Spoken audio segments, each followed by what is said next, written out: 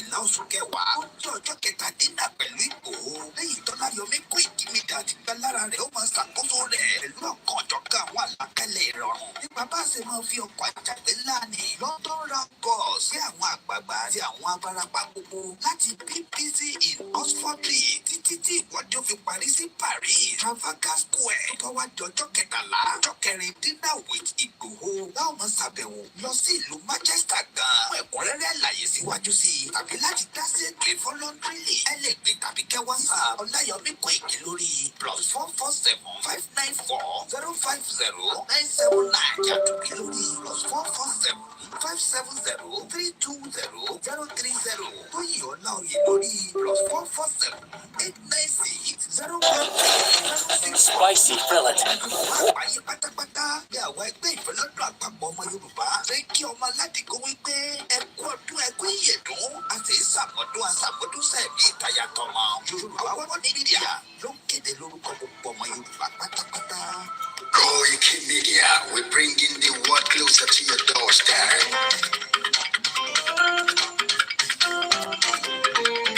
Koikimedia,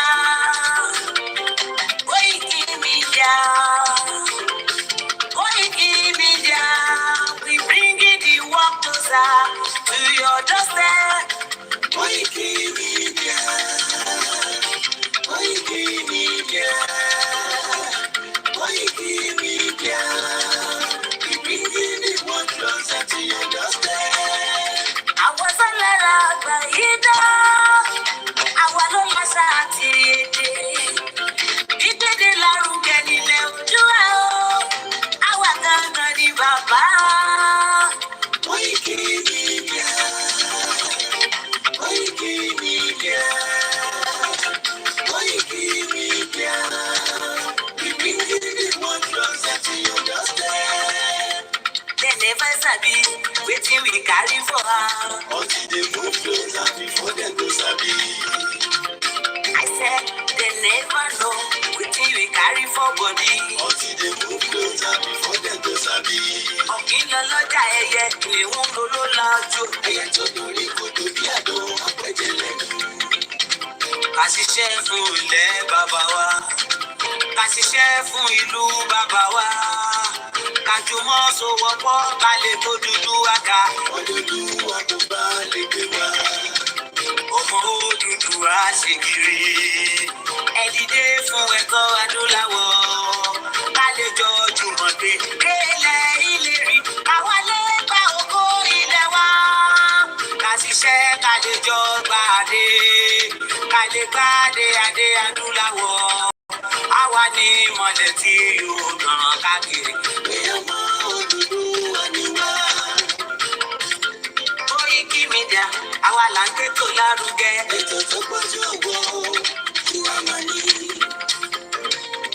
Kásá, ẹ ti polówó ọjà wa kájé kúgbà ayé jẹ. Ètò tó pọ̀jù ọ̀wọ́ tí wá máa ní. À ń gbétò lárugẹ, à ń kásá lárugẹ. Ètò tó pọ̀jù ọ̀wọ́ tí wá máa ní. News and sports, ẹ máa rí gbọ́. Ètò tó pọ̀jù ọ̀wọ́ tí wá máa ní. Ọmọ Ìjẹ̀bú alárẹ̀dẹ ló ní kí n máa ké tantan. Koikimedia, ọ̀rọ̀ lágbàdì mọ̀ mi. Máa bá ṣẹ̀rẹ̀ lọ. Ọmọ Yorùbá nìyẹn, ọmọ Yorùbá tàtà o. À ń gbádùn rẹ̀, ọmọ Ìjẹ̀bú alárẹ̀dẹ. Ṣé ìlú ọmọ fìdí bọ̀ tẹ̀ mọ́lẹ̀ o? Ẹ̀yin lọ́mọ onígbò máa ń dé máa dé. Ẹ̀yin lọ́mọ onígbò máa wọ̀ o. Igbó máa wọ̀ kájòjì ò gbọ́dọ̀ wọ. Àjòjì tó bá wọ bẹ̀ á tẹ̀lé ní bọ́ra. Ẹ̀yin lọ́mọ náwó kóyìnbó tó dé. Ìgbà tó yìnbó dé o, owó náà dẹ́kun pọ̀ sí o. Koikimedia, ṣàwa ni bàbá. Koikimedia, àwọn ni bàbá. Koikimedia, àwọn ni bàbá. Àdáńtọ́, àtúnpèrè gidi. Koikimedia, àwọn ni bàbá. Àwa là ń gbétò lárugẹ jẹ́ ká jọgbọ́ o. Koikimedia, àwọn ni bàbá. Àtúnjà fẹ́tọ̀ ilẹ̀ wa, fẹ́tọ̀ ilẹ̀ Yorùbá. Koikimedia.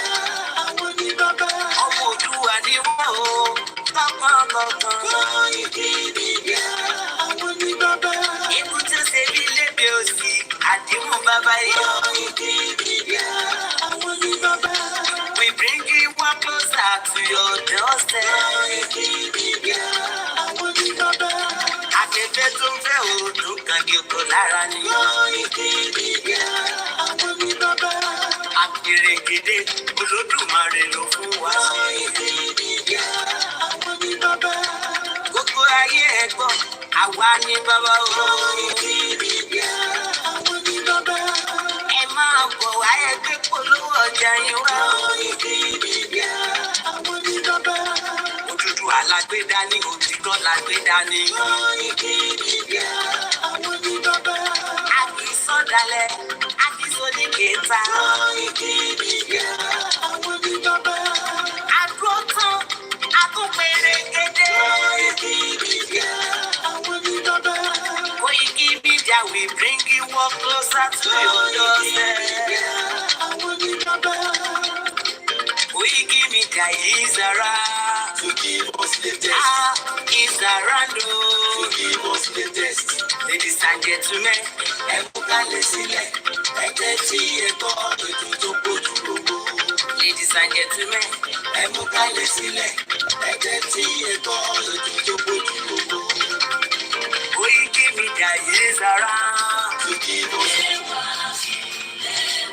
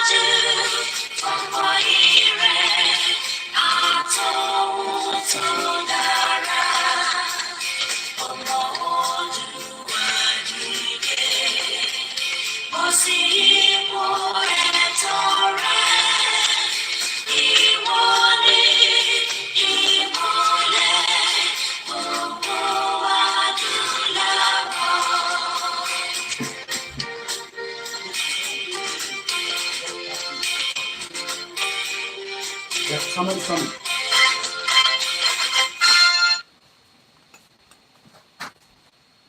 Let me tell you, dirty, dingy, dusty, racist prick Sutton, yeah?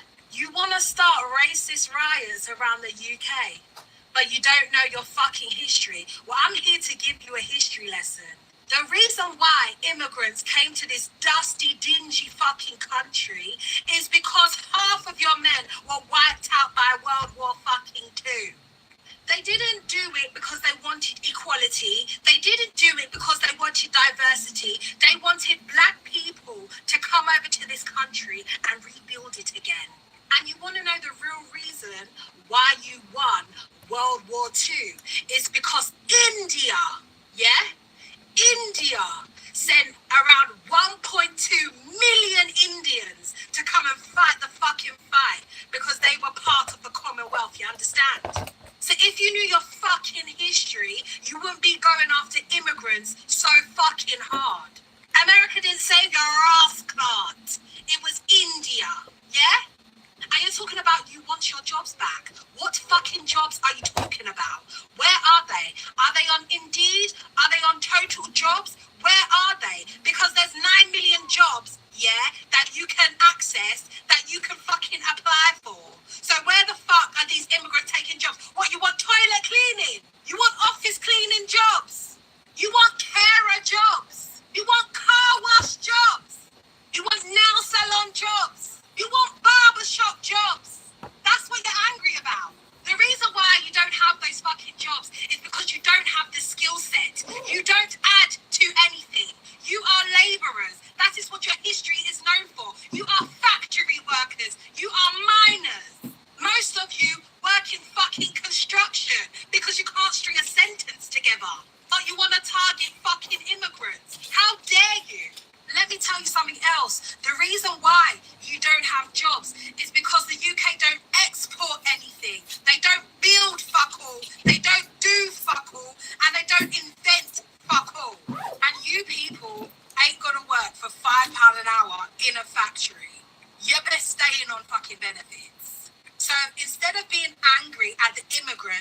trying to make an honest fucking living, I suggest you look towards the Houses of Parliament, because those are the people who put you in poverty.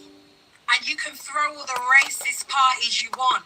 We ain't fucking going anywhere. So get fucking used to it. And if it weren't for the immigrants that came over here and made your country great again, you'd be living with animals, piss and shit. Do you understand? Oh. And the homeless and the toothless can't tell me shit about this country. This is my country now. Do something. And I'm not talking about all white people. I'm talking about racist white people. And if you feel offended by this video, then it's you and me at talk.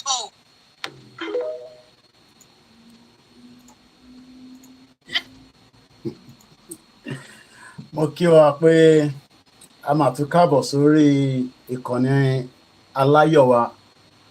Mo kí gbogbo lé ṣàlàáfíà ni mo bá wa. That's the first thing. I hope when Nigeria has not happened to us. I can tell you that we are on a full broadcast. That means that I'm using my software. And if you're lucky, you can also be watching me on a single channel on the backup, where we decided that more people tend to be comfortable just on the phone, but into Ambenipé, they will always have the privilege to see what is happening as well. So right inside this beautiful studio that I created for myself, I just sent the picture of my studio to CSI. So I'm going to bring that picture up as well, so that some of you see what happens in this mini studio. Tiatin operates Yoruba Nation campaign. Back in the days, àwọn bàbá wa Awólọ́wọ̀ wọ́n ní this kind of push. So they struggled to get their message to their people. But what is playing out today is that we give glory to the technology. So ó jẹ́ kó easy fáwa láti push message wa. So I'm going to upload that picture of this background. I sent that to CSI, and I just want you all to see it as well. So it's already on the Facebook. So Maki Bubua, I am not in a rush. And also, you know, my children, they've gone out of the house. I've pushed them away. Let me put it that way. They've done their weekend. You know, I won't tell you what they're doing. It's a private, and I must always keep that private as well. But Emile Sobitiba wa fi kò sí nǹkan tẹ́lẹ̀ fi wá ṣe. Àbò Ọlọ́run fi ìṣọ́ ẹ̀ṣọ́ wa. Bó ń wùn yín kẹ́ fogun sóúnjẹ fún mi. Ìjọ tọ́lọ́run bá ní máa kú ni máa kú. Sí mi. Ìjọ tọ́lọ́run bá ní ó máa ràn mí ló máa ràn mí. I don't give a toss. Àwa ti dúró ti òpó Jésù Kristi. Òun dẹ̀ ní àbò wa. Màá dẹ̀ bá yín ta tán délẹ̀. Mo ní mi ní last man standing lórí ìrìn àjò yìí. Mo kí gbogbo wa. So ẹ jẹ́ ká kọ́kọ́ máa mú ní létòlétò. Nítorí ètò ní gbogbo nǹkan. So bí ṣiṣẹ́ ń kí ẹ̀yin olólùfẹ́ wa tẹ́ ń darapọ̀. Ìtẹ́yìn lè ṣe ni pé wọ́n ọmọ ẹ̀yin lè lọ Nàìjíríà. Bọ̀ nígbà tásìkò bá tó èmi àtolóyè Ìgbòho àti bàbá Kítóyè a máa wọ Nàìjíríà, kò sẹ́ni tó máa dá wa dúró. Kò sẹ́ni tó máa dá wa dúró, nítorí pé a ní bàbá kan, bàbá ara tó mọyì ọmọ, kò fi wá ṣeré. Bàbá yẹn là ń pè ní Elédùmarè. Bàbá yẹn náà la lè pè ní Jésù Kristi. Kódà bàbá yẹn náà la lè pè ní Ànábì Muhammad sallallahu alayhi wa sallam. Àwa la nílé wa. Kódà Bangladesh Prime Minister tí mo rò pé ó ti jápa. Olówó claim asylum o. Òun padà bọ̀ ní Bangladesh. So ẹ má máa sọ fún wa pé come back home. Èyí kọ́ lẹ máa sọ pé ká come back home. Àwa la máa sọ gbàtà máa wálé. Ilé ò kí ń dẹ́rù bọ mọ́. So àwa mẹ́tẹ̀ẹ̀ta yìí àwa mẹ́tẹ̀ẹ̀ta tẹ̀rí inú picture yìí. Èmi, bàbá, Ìgbòho, à ń bọ̀ ń lé. Koiki ẹ má lọlé o, ẹ má lọlé. A máa lọlé nígbà tásìkò bá tó. Ẹ̀yin kọ́ lẹ máa sọ gbàtà máa lọ. Ẹ̀yin kọ́ lẹ máa sọ. Kí ló fẹ́ máa dẹ́rù bá pa ń lọlé? So àwa wà lẹ́yìn odi. Àwọn tó ń dà lúrú, tó ń ṣe jàǹbá fún wa, àwọn á máa gbélé ayé kan nínú Nàìjíríà. Kò rí lọ́lẹ̀ pa. Àwa la nílé wa. When the time comes, we will return back, not to Nigeria, because Nigeria ni not. Nigeria ní South East, Nigeria ní Middle Belt, but ilẹ̀ Yorùbá làwa ń sọ yìí. It does not belong to anybody. It belongs to us, àwa. So ẹ má máa jẹ́ kẹ́rù bá wa. So ẹ bá wa pín ètò. Nobody sees you. Ẹ bá lo fake name fẹ́yìn kò sẹ́ni tó máa mọ̀ yín. They are not tracking you. So don't waste your time. Bẹ́ẹ̀ni, bàrúdà mi Yẹmí Fátókí, ilé bàbá ọmọ kì í gba ọmọ lẹ́rù. Ẹ ṣe bẹ̀rẹ̀ sọ pé ká má wálé. Tí òkè mi wà lẹ́yìn odi, àbí kí bàbá Akíntóyè wà lẹ́yìn odi, kí Ìgbòho wà lẹ́yìn odi. Àwa náà ń ṣe Yorùbá nation. Nígbà tásìkò bá tó, we will return back. But for now, a ṣì ń báṣẹ́ lọ.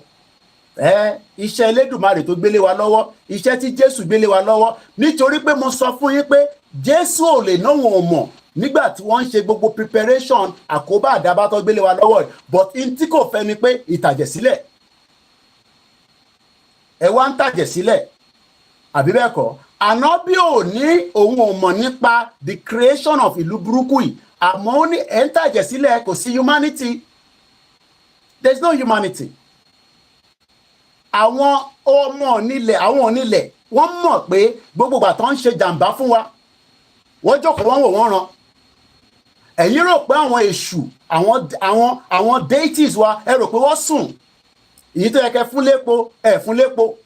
Èyí tó yẹ kẹ́ máa pa àgbò fún ní ọdọọdún, kódà àwọn àdúgbò kan wọ́n ṣe mọ́. Mo rí tí Lagos State ní kó lọ yọ ilé òòṣà kan kúrò lójú títì. Ẹ máa ní ọ̀pọ̀lọpọ̀ accident ládùúgbò yẹn.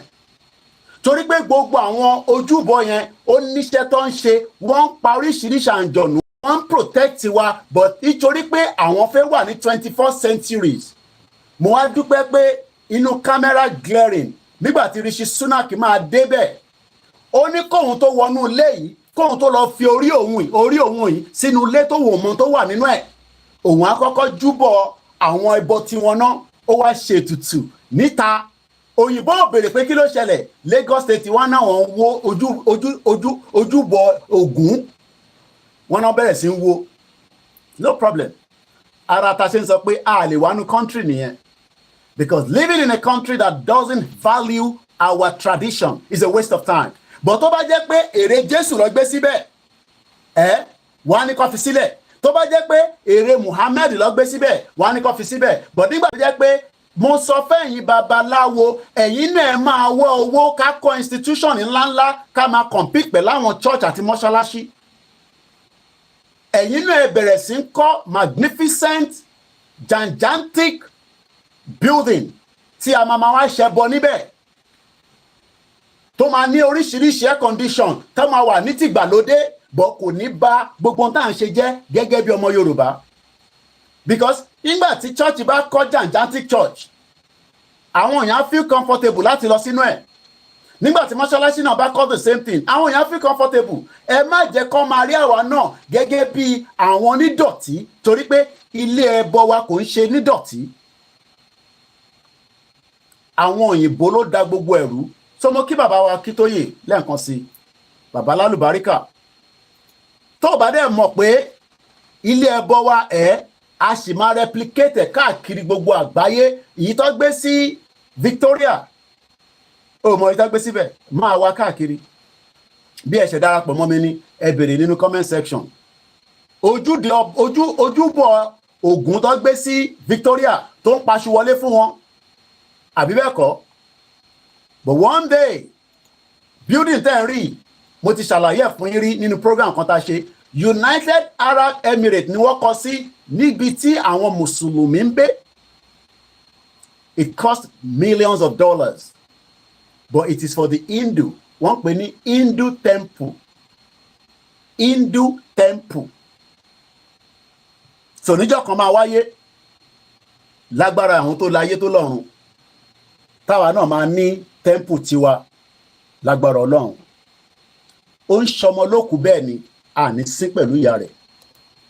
Ó sì kù díẹ̀ ni, a ní ó kù díẹ̀ nìbọn ró. We will get there. Àwa náà máa ní temple tiwa, nítorí pé temple yẹn òun náà fi ń deceive ọ̀pọ̀lọpọ̀ wa. Because you want to go to a beautiful temple, kò sẹ́ni tó fẹ́ lọ síbi tó ti ń bọ̀gún tí gbogbo ẹ̀ máa rí ṣàkàṣàkà no àwa náà máa improve ẹ̀ so that a lè jẹ́ tìgbàlódé and that is exactly what is going to happen in the near future but for now a kọ́kọ́ gbọ́dọ̀ reclaim ilẹ̀ yẹn padà a kọ́kọ́ gbọ́dọ̀ gba ilẹ̀ wa padà lọ́wọ́ àwọn jẹgúrújẹrá àwọn olè àwọn 419 grandma mi mo ṣe wá rántí pé ìyá yẹn á ní tó bá ní 419 á ní kí n multiply it by 2 kò yé mi nígbà yẹn ẹ mọ̀ pé àwọn máa ń pè ní single digit ní 419 grandma mi á wá ní multiply it by 2 òun làwọn olórí burúkú politician yẹn they are all criminals àwọn gbàdúrà ká nílé ẹbọ tó bàbá yìí bọ̀ wọ́n lè kówó lọ sí church kọ́ invest sínú church wọ́n lè invest sí mọ́ṣáláṣí but ẹni kọ́ wá invest ọ̀dọ̀ àwọn babaláwo wọn ní invest sí wọn and that is why gbogbo àwọn babaláwo yẹn struggle lẹ́nìí gbogbo babaláwo ò lè rí oúnjẹ gidi jẹ whereas pastor àti ìmáàmù ń rí oúnjẹ gidi jẹ but níbi tí Tinubu dé báyìí everybody is struggling we will be going different places on this broadcast mo bẹ̀ yín má wá da ètò yìí rú mo máa fún ẹ lépè mo máa ń ṣépè gan níbí báyìí tí platform yóò bá ṣe platform tó ń wá torí pé o rí nǹkan tó lè wò nínú gbogbo tó gbẹ láyé nísìn wo 62 lẹ̀mí tó bọ́lẹ̀ ní Sao Paulo lánàá ní Brazil ẹni tọ́lọ́run máa yọ ọlọ́run elédùmarè ọlọ́run ti Jésù Kristi ọlọ́run ànábì Muhammad sallallahu alayhi wa sallam ó máa yọ wá bíyàn bá gbà fún ọlọ́run ní ọlọ́run tó ń sìn wàá mọ̀ pé ibi tí ọ̀rọ̀ Nàìjíríà dé nísìn ọlọ́run ti yọ wá tó kù díẹ̀ wọ́n máa kọ́kọ́ nọra wọn pa wá para wọn bí ṣégè ìyẹn àwọn olóṣèlú ìyẹn olóṣèlú tilẹ̀ Yorùbá àti ti ilẹ̀ Haúsá wá para wọn dáadáa àdúrà tèmi gbà nìyẹn èmi ń gbàdúrà fún crisis àti anarchy ní Nàìjíríà èmi ò ní kó má sí anarchy but àwọn ọlọ́mọ akọ́kọ́ dálẹ̀ mo kí gbogbo alẹ́ nǹkan sí mo kí ibẹ̀ ṣe ń wọlé ẹ ṣe ẹ má bẹ̀rù kò sí kankan tó lè fẹ́ anybody ṣe mo ní British ò lè fi wá ṣe nothing wọ́n ní tó bá ń gúnyán nínú kinní kan ẹni mayo ẹ wo arákùnrin tó escape plane crash ní Sao Paulo ní Brazil lánàá tó bá dífá fún pé ikú máa yẹ̀ lórí ẹ̀ á nírọ́ ni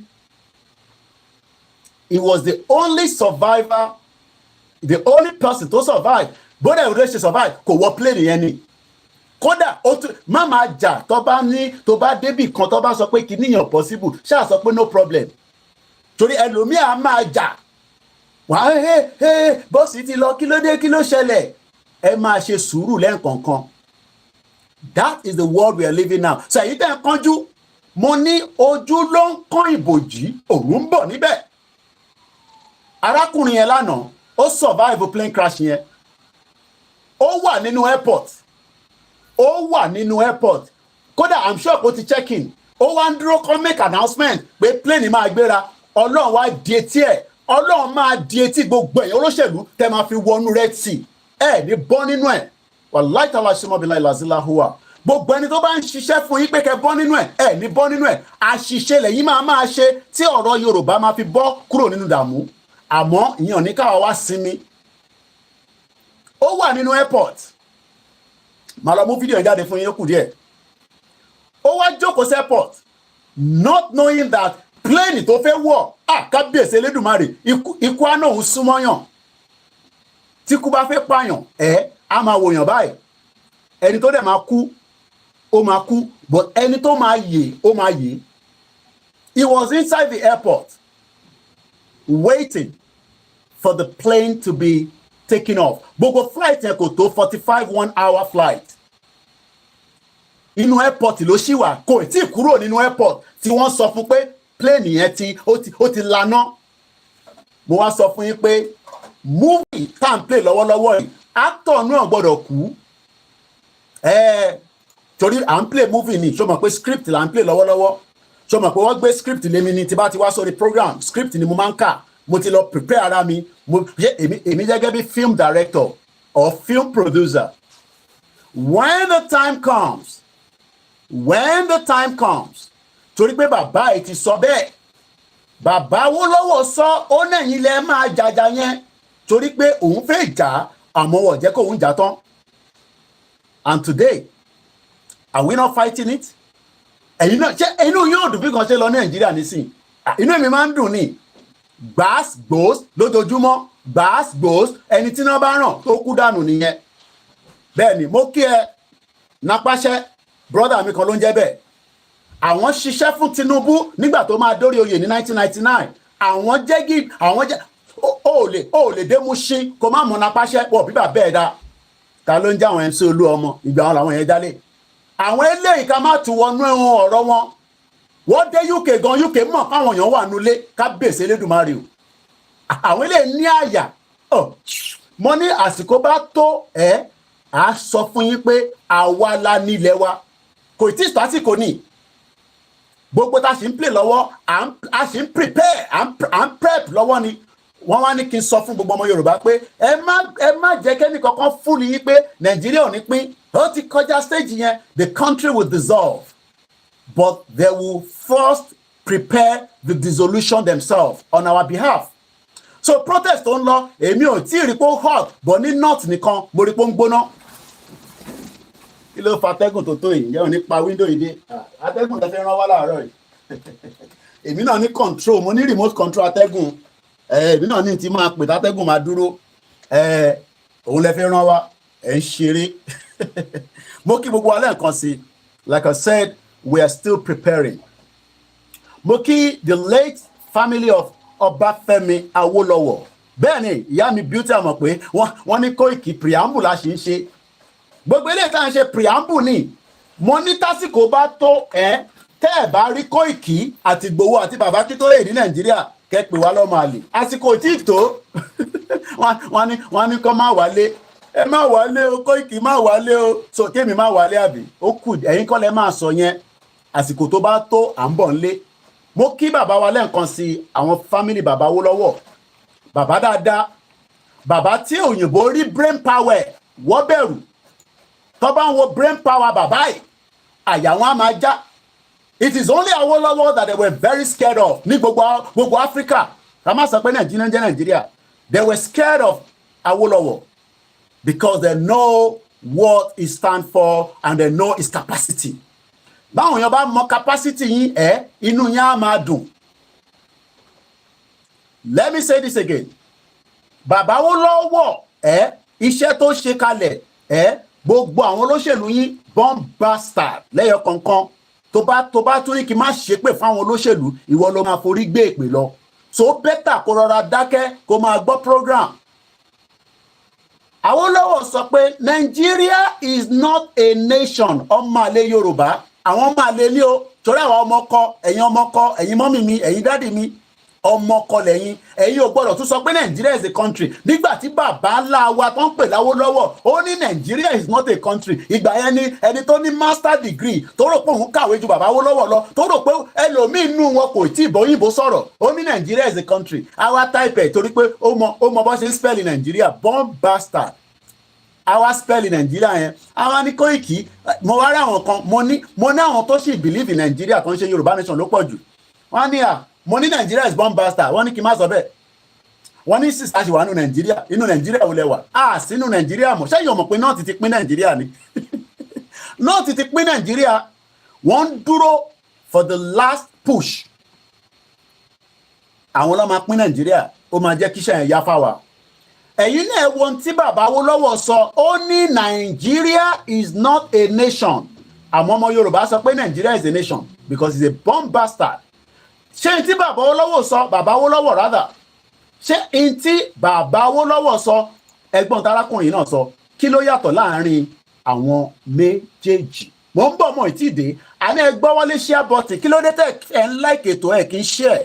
Mo ní wọ ọmọ ẹ̀yin Koiki àti Ìgbòho nìkan ló ń wá ní Nàìjíríà wọ ọmọ ẹ̀yin ẹ lè lọ sí Nàìjíríà anytime èmi ni mo kàn lè pa gìrì lọ Nàìjíríà ní pa gìrì lọ bọ́njọ́ ta bá máa pa gìrì wá ẹni ta bá pàdé lọ́nà ìzọ̀bùzọ̀bù èyí ibà èyí ló máa rí ìzọ̀bùzọ̀bù èyí ibà èyí ìzọ̀bù èyí ibà ẹ máa wọ́n rí yẹn níjọ́ tí olóyè bá fẹ́ wọlé gangan gbogbo ìta sì ń ṣe àní ìyá mi àmọ̀ pé ní preamble ni ẹ jẹ́ kólóyè máa bọ̀ kọ́ wá níyàn kan máa dá dúró lọ́nà àmọ́ a máa fọgbọ́n àtọpọlọ ṣe ẹ jẹ́ káwọn kọ́kọ́ bára wọn jà débì kan àyìn tẹ̀ kanjú Koiki ìrìn àjò yìí ti ń pẹ́ jù òkú máa sun mo ní 1 million Yoruba people will die ká tó débi tá à ń lọ kò sí nǹkan tá a máa ṣe sí yẹn. 1 million Yoruba people will die. Kò ń ṣe pé ń wù mí. It is because the evil forces around the world knows that Nigeria is not a nation. It is a mere geographical expression. They are no Nigerians, born bastard. Olórí burúkú, ó náà yà mí Nigeria. Your Nigerian bloodless passport. Tèmi wà lókè.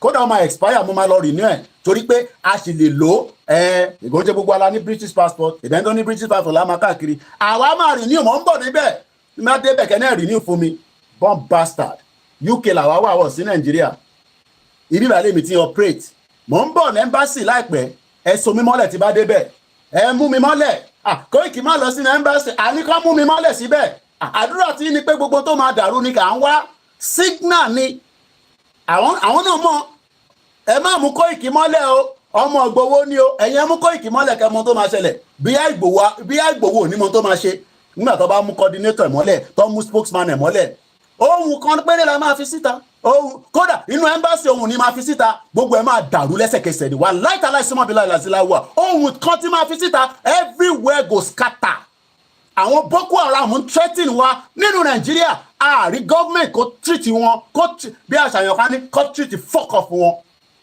Wọ́n gbé AK-47 and bastard Yoruba people will say Ìgbòho ní right láti ṣe tó ṣe ní sóríire bomb bastard bàbá ẹ̀.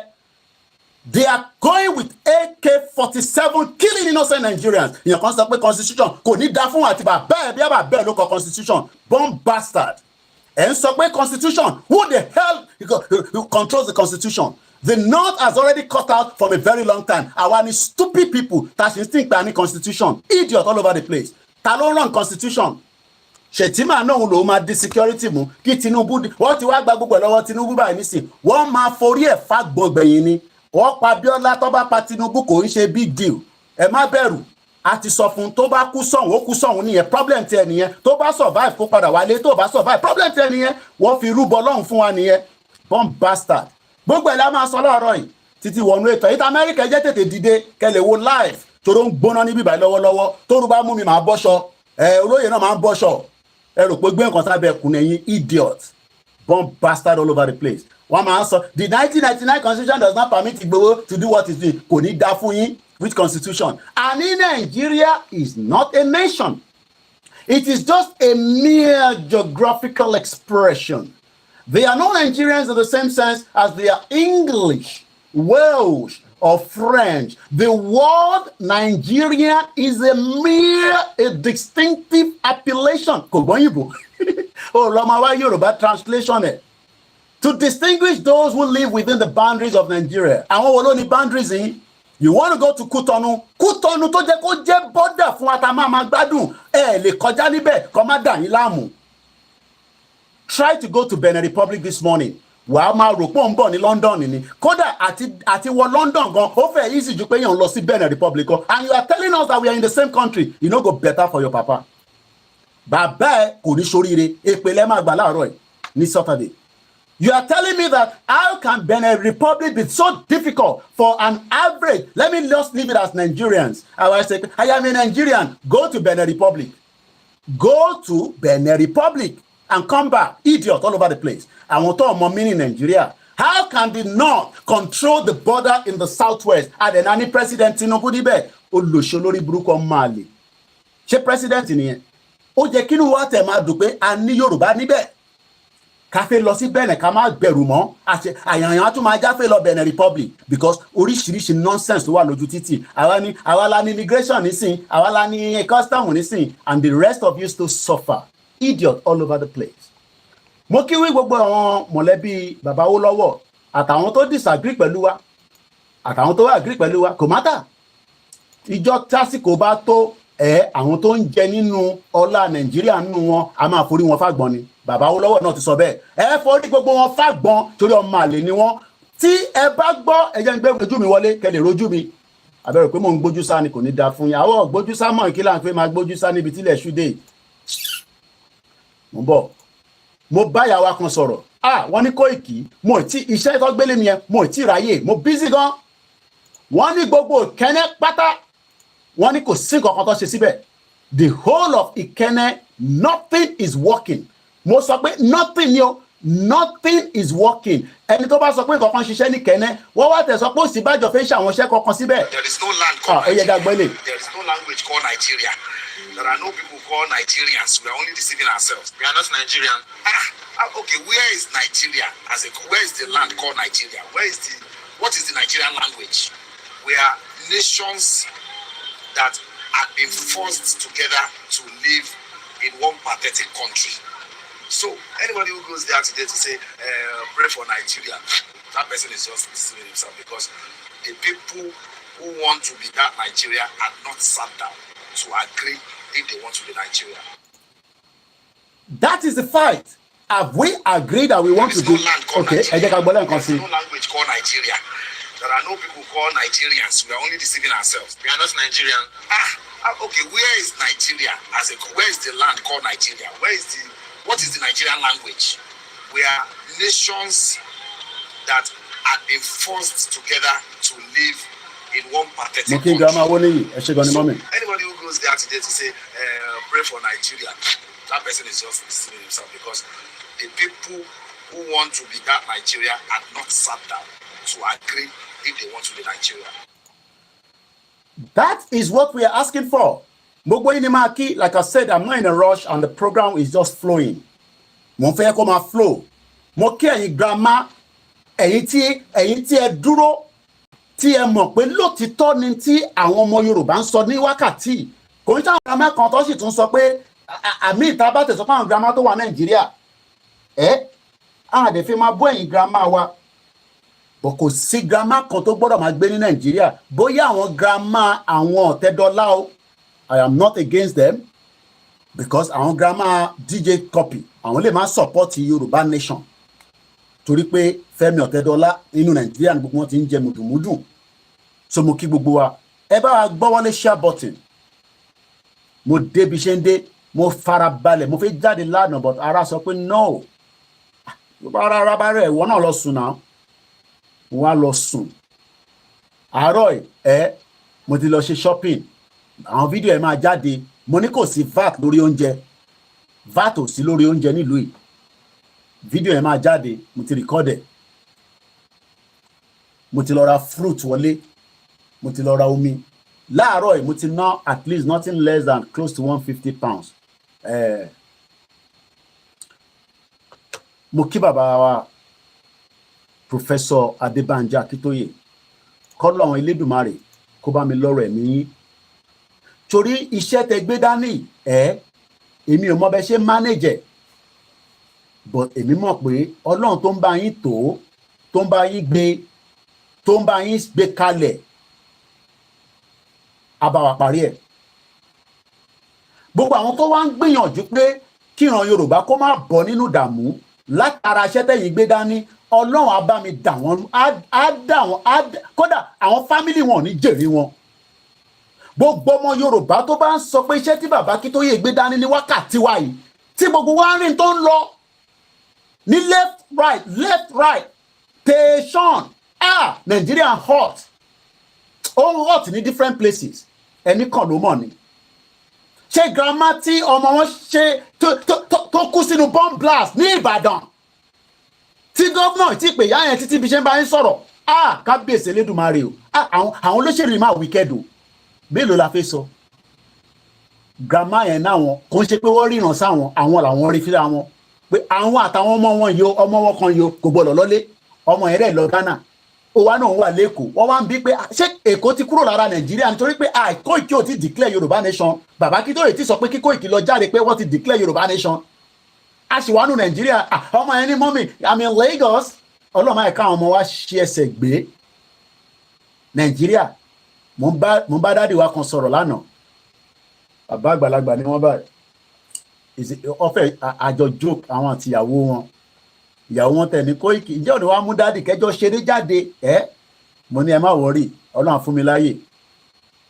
Àwa sọ̀rọ̀, wọ́n sọ̀rọ̀ nípa rally. The rally is getting closer. Ó ṣì d'October lóòótọ́.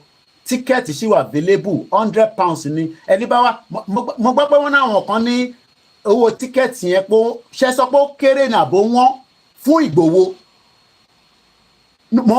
mo ń béèrè ni o ṣe sọ pé owó tíkẹ́ẹ̀tì yẹn ṣó kéré ni àbí ó pọ̀ tíkẹ́ẹ̀tì fún yàn kan kò ń ṣèyàn méjì o kò ń ṣe buy one get one free tó ṣe ń ṣe Lasda àti Lidl mo ń bọ̀ mo ti dé. Let me say this ọlọ́run má jẹ́ káwọn ọmọ wa kí a sọ fún kọ́ máa gbọ́ òun ni ọmọ grandma Kẹ́hìndé Tolúwaláṣẹ ikú tó bá máa mú èèyàn lọ á mú excuse dání. It was not meant to be in Nigeria.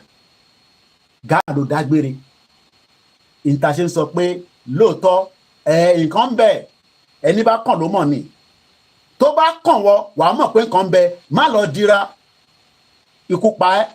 Èmi ò mọ̀ pé ọba Solomon tuntun tún ń ṣe dateline show ní bá pàdé lánàá lórí show kan ló ní gbogbo àwọn ọmọ ẹ lòún fẹ́ dànù àmọ́ ní ọba Solomon ní lóòótọ́ ikú pa ẹ́. Má lọ di òpó Jésù mú dáadáa wá fi ẹkún sínú ilé fún yàn àwọn bomb bastard ilé ayé tá à ń gbé nísìn but in tán ṣe fúnlẹ̀ Yorùbá ni pé wọ́n fẹ́ destroy wa nígbà fún wọn kó destroy ilẹ̀ Yorùbá agenda tó ní nìyẹn àwọn globalist àwọn fẹ́ filẹ̀ Yorùbá wọ́n fẹ́ máa fi play kalokalo. Money when the time comes we shall do what we need to do. Mom sí tèmi náà má máa fi tó bá wo program tó máa pè mí ni àní má máa fi gbogbo ebi ẹ̀yin lẹ́mọ tẹ́yìn fẹ́ ṣe ẹ̀yin máa wòran ti yín ojú ló ń kán ìbòjì òòrùn ń bọ̀ níbẹ̀ ẹ̀yin fẹ́ sọlẹ̀ Yorùbá ẹ fẹ́ máa fi play kalokalo ẹ̀yin fẹ́ máa play kalokalo pẹ̀lú ilẹ̀ Yorùbá kọ́mọ Yorùbá ń bẹ nínú ilẹ̀ Yorùbá kó má rí jẹ kó má rí mu kó má rí lò how come kọ́mọ Yorùbá ń bẹ nílẹ̀ Yorùbá kó má rí jẹ kó má rí mu kó má rí lò kó má lè wà bí ẹgbẹ́ tó ń bẹ ní Europe mẹ́rin kí ló wà ní Europe kí ni wọ́n ní ní Europe tó bá jẹ́ pé the system ń ṣiṣẹ́ bó ṣe jẹ́ kó ṣiṣẹ́. Ticket is just £100 £150 mo ti béèrè pé mélòó ni seat tó kù gbogbo ta máa ta £150 ni àfi tó bá máa wá increase ẹ̀ later o bí a ti nọ́mbà yẹn àfi tí bá pe àwọn kan mi ó yẹ kí n apply ó yẹ kí n join meeting lánàá but I couldn't I was tired a lot of things I was doing yesterday gbogbo iná lẹ́rìí ibi ṣe move káàkiri lánàá. àní ọ̀rọ̀ ìkẹ́nẹ́ yẹn ẹ sunkún àwọn ìyá yẹn wọ́n pè mí wọ́n fún mi ní nọ́mbà dáàdì kankan pé kí n pè wọ́n mo tẹ̀ tí pè wọ́n wọ́n ní gbogbo nǹkan tí wo agbọ́dọ̀ kúrò nílé Nàìjíríà wọ́n ní ìjọ tèmi mọ̀ pé kẹ́nẹ́yàn ò gbádùn òun níjọ́ tí a gbé rálì kan lọ sọ́nà tẹ́ bá rántí tá à ń ṣe rálì táwọn ọmọ yẹn bẹ̀rẹ̀ sí drive tí mo wò pé kò jẹ́jẹ́ lé bàbá wo lọ́wọ́ àdúgbò wọn lélẹ̀ gbogbo títì rí jàgbá àwárí gọ́fúnà ẹ̀yin gọ́fúnà yìí kà ní àárí gọ́fúnà tó lè lọ bá wa tẹ́ gbogbo títì at least bó tẹ̀ jẹ́ gbogbo àgbègbè yẹn nìkan kọ́tẹ̀ fi tó kù sílẹ̀ pé kọ́ mẹ́tẹ̀ ń bọ̀ lọ́dọ̀ bàbá wo lọ́wọ́ àwọn olóṣèlú no ìkànnì ẹ̀yin ọmọ ìkẹ́nẹ́ tí bá parọ́ kẹ́kẹ́ já mi wọ́n ní the whole place tó ń pè níbi tí bàbá Awólọ́wọ̀ gbé tó fi kú o wọ́n ní Kóìkì ọmọbìnrin òṣìṣẹ́ o wọ́n ní 0 ló wà wọ́n ní 0 ló wà nothing is working in ìkẹ́nẹ́ níbi tí bàbá ta lè sọ pé bàbá wa bàbá àwọn èèyàn bàbá àwọn òyìnbó rí Awólọ́wọ̀ ẹ̀rù ń bà wọ́n òyìnbó gbóhun tí Awólọ́wọ̀ ń sọ nígbà tó bá ń sọ̀rọ̀ tó ń deliberate tó ń discuss ṣóyìn mi kí làwọn sọ nísìn bèbè mi kàn jágbe bí ajágbe mọ́ kínní ni àwọn bàbá Awólọ́wọ̀ articulated á sọ̀rọ̀ á gbé kalẹ̀ àwọn èèyàn mọ̀ pé Awólọ́wọ̀ ló sọ̀rọ̀ tán yẹn ó wá dẹni tí àdúgbò bàbá Awólọ́wọ̀ ní ìkẹ́nẹ́ tó yẹ pé ó yẹ kó máa show lórí satellite láti ibikíbi tí wọ́n bá wà lágbàáyé because bàbá ìgangan ó wà ní ibi position àwọn kan tó máa bú wọn ní ó sì ṣe wọn ní kò gbégbèsè dáadáa bomb bastard ìgbà tó gbégbèsè nísìn eléyìí táwa ń gbé nísìn kí ló dé bẹ́ẹ̀ darapọ̀ mọ́ àní èpè lẹ máa gbà èpè èmi ò mọ̀ pé àlùmọ̀rúfù náà ìgbọ́n mi náà máa ń ṣépè bẹ́ẹ̀ wọ́n ní èpè lọ́mọ máa fún wọn mo wá ń wo ẹgbọ́n mo ní ìmúlò pé Kóìkì nìkan ló máa ń ṣépè ni mo kí gbogbo èèyàn ẹ báyé jẹ́ ẹ bọ̀rún jẹ́ ẹ bá gbogbo ẹ̀ jẹ́ mo kí àwọn ọmọ Biafra ẹ káàbọ̀ sórí ìkànnì wa, welcome, we love you here. Mo mọ̀ pé àwọn ṣe wòtòwòtò lọ́hùn, àwa náà máa ṣe wòtòwòtò, but don't ask us, hey, why are you not doing this thing like this now? No, you can't tell us how to run our own self-determination. We are not telling you how to run yours. Ẹ má máa upset. Sometimes I read their comments and I just laugh, because at the end of the day, mo kí Ọlọ́rọ̀ TV Plus, àwọn mọ̀ nípa ìkẹ́nẹ́ bí alẹ́ làwọn wà. Mo kí gbogbo àwọn media tó wà lábẹ́ ètò. Mo ti rí sister mi lẹ́ǹkan, ìwọ ti bá mi yọ, ti sáré pín lówó sínú ẹ̀, Ọlámilékan Àṣàkẹ́ TV program wọn náà ni mo ṣe wò tán. Mo kí gbogbo alẹ́ nǹkan síbẹ̀ ṣe ń wọlé. Mo fi pè kalẹ̀ ní kí n má lọ díjà lẹ́ láàárọ̀ ẹ̀, torí èmi like àwọn Christian. Pàtẹ́wọ́ rẹ ò kọ́rọ́ rẹ lè dayọ̀. Ó ti pẹ́ tí mo ti lọ sí ṣọ́ọ̀ṣì ìyá àdúrà. Mo like àwọn white garment church. Mo máa ń like church tó ti ń ríran. Ó dẹ̀ wà nínú lineage tiwa náà.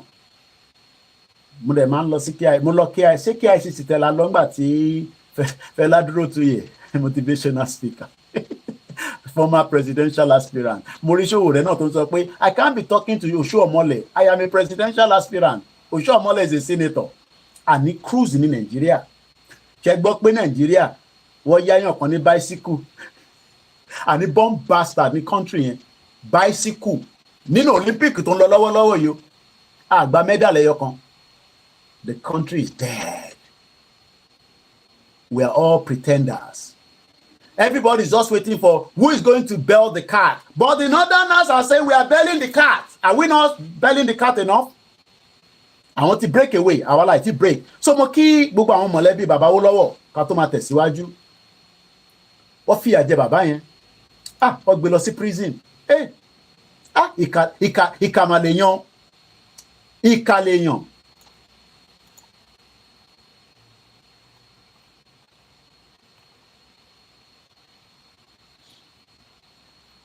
This was when Awolowo was coming out of the prison. Àwọn òyìnbó lórí burúkú, bomb bastard. Ṣé àwọn òyìnbó? Ṣé rí pé wọ́n ti bà ayé wa jẹ́? Ṣé àwọn òyìnbó? Ẹ jẹ́ n play padà. Can you see the English? Ṣé rí go one? Ṣé rí go one? Ṣé rí bàbá Awolowo, má ṣe o. Bàbá dáadáa. Ẹ máa rí òyìnbó yẹn nísìn. The English have always been behind all our problems. Manipulator ni wọ́n, conspiracy ni wọ́n, gbogbo ẹ̀ ló ṣe wọ́n. Mo fẹ́ kó show ibi tí ṣẹ́rí mọ́tò wọn náà nìyẹn. Àwọn òyìnbó ẹ máa rí nísìn. Òyìnbó pẹ́ẹ́pẹ́ àṣàṣì máa bá wọn gbé. Wọ́n wá mọ̀ páwà gan ti wá di jìntà sí wọn lọ́rùn báyìí. Wọ́n rí ibi tí wá sí. Kí ló dé tí mo rí ibi tí English man yẹn tó ń bá bàbá Awólọ́wọ̀ rìn mọ́ nísìn. Ó ti lọ ọ̀dà. I'm sure we went to anyway. Yoruba Nation lè fẹ́ TV mo kí sà. Mo kí gbogbo ẹgbọ́n kan tó sọ báyìí. Help us Chief Awolowo, we want Lagos State. Ẹ wò bá yẹn. He was sent to prison by the British Fulani and the Igbos. Okay. Awolowo. Bàbá àgbàlagbà. Àṣà àtẹ̀mọ́ value ẹ̀. Wọ́n ní gbogbo ìkẹ́nẹ́ pátá. Gbogbo ìkẹ́nẹ́. Ẹ wá ní kí Ọbásanjọ́ fẹ́ràn Awólọ́wọ̀. Ẹ ní káwọn Fúlàní fẹ́ràn Awólọ́wọ̀. Ẹ ní káwọn Ìgbò fẹ́ràn Awólọ́wọ̀. Gbogbo wọn ò ní fẹ́ràn Awólọ́wọ̀. Ọmọ Yorùbá gan náà wọn ò fẹ́ràn Awólọ́wọ̀. Bọ́ẹ̀bẹ̀ kọ́ la fẹ́ lò lénìí. Mo kàn fi jẹ́ kó yé wa pé there is a lot of work to do ahead. Mo ń bọ̀ mo ì tí ì dé.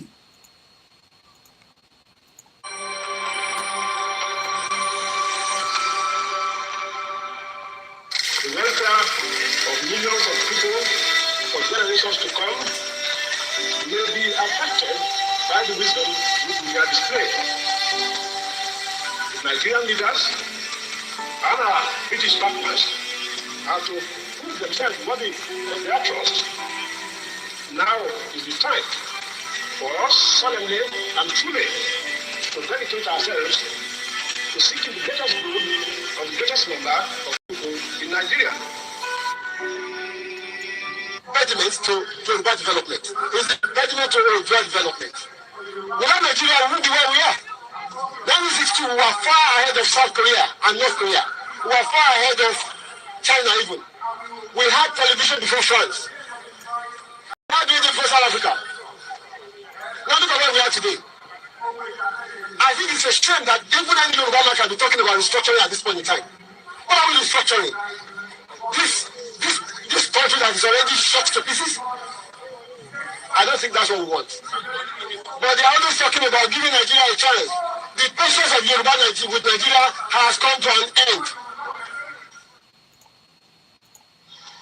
Yoruba nation now, no going back. Yoruba nation now, no going back. Assalamu alaikum warahmatullahi wabarakatuh. Ẹ jẹ́ gbádùn ọ̀nà alájà ajá ẹlẹ́ha ìmúbọ̀mọ̀tìdé. Ọlọ́run bá ajẹ́kọ̀dá fún wa. Inshallah rahman. Ọmọ Adéyẹmọ Ìgbòho Òòṣà. Ọmọ Adéyẹmọ Ìgbòho Òòṣà. owó bàbá Dáadáa Àdàmú. ni o. Mẹ́sáyà Táyà mẹ́kún. tẹ̀kùn ìbéèrè. Jésù Tí wá sí ìgbàgbọ́ ti wá nìyẹn. Ànábì Ìrọ̀bí Muhammad mọ́mọ́ àsìkò àsìkò ti wá nìyẹn àwọn àsìkò tó gbọ́ àti ìwọ tó fẹ́ o. owó bàbá Dáadáa ni Àdàmú. o. Ìránṣẹ́ Ìfẹ́ Olúwa Olúwa ni ni. àkàndé Àkàndá èèyàn ni. ẹkùn tágìrì gbéra ẹni jà ní. Kábíyèsí Elédùmarè. Àdébọ̀ lẹ́yìn jagunlabi lára wájú. Hmm. Gbogbo ara wájú tún pẹ̀lú kílẹ̀ yìí Yóò ó. ọmọ Adé mi. Ó nífẹ̀ẹ́ mẹ̀kúnnù wo Wọ́n balẹ̀ ẹ jẹ́. Ó nífẹ̀ẹ́ mẹ̀kúnnù wo wọ́n daṣẹ́. Wọ́n daṣẹ́ rú. Ó nífẹ̀ẹ́ Wọ́n daṣẹ́ rú.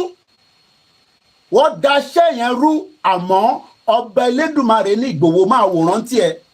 Sit down dey look. Má tún sọ̀rọ̀ mọ́. Ìyẹn làwọn tó ń ríran ṣe sọ pé Ìgbòho ìwọ má tún sọ̀rọ̀ for now. Ìwọ ṣáà jókòó máa wòran. Ibi tí wọ́n fẹ́ gbé lọ yẹn Ọlọ́run tó fẹ́ bẹ́ẹ̀ gbé lọ ibòmíì. Àmọ́ kó wá wà ní dúró dáadáa má túrálẹ̀. Tọ́ba ní kọkùnrin má túrálẹ̀ mo kí gbogbo àwọn ìyàwó ẹ̀. Without the wives olóyè ò lè ṣe tó ń ṣe. Obìnrin wá sọ àwọn nǹkan míì wá máa wò pé ṣo fẹ́ sọ mí do pọ̀ ọ̀sán ni. Irú àwa tí bàbá wa tètè kú la mọ tán pè ní pé kí bàbá má wà láyé kí ìyá nìkan wà kó máa raise ọmọ.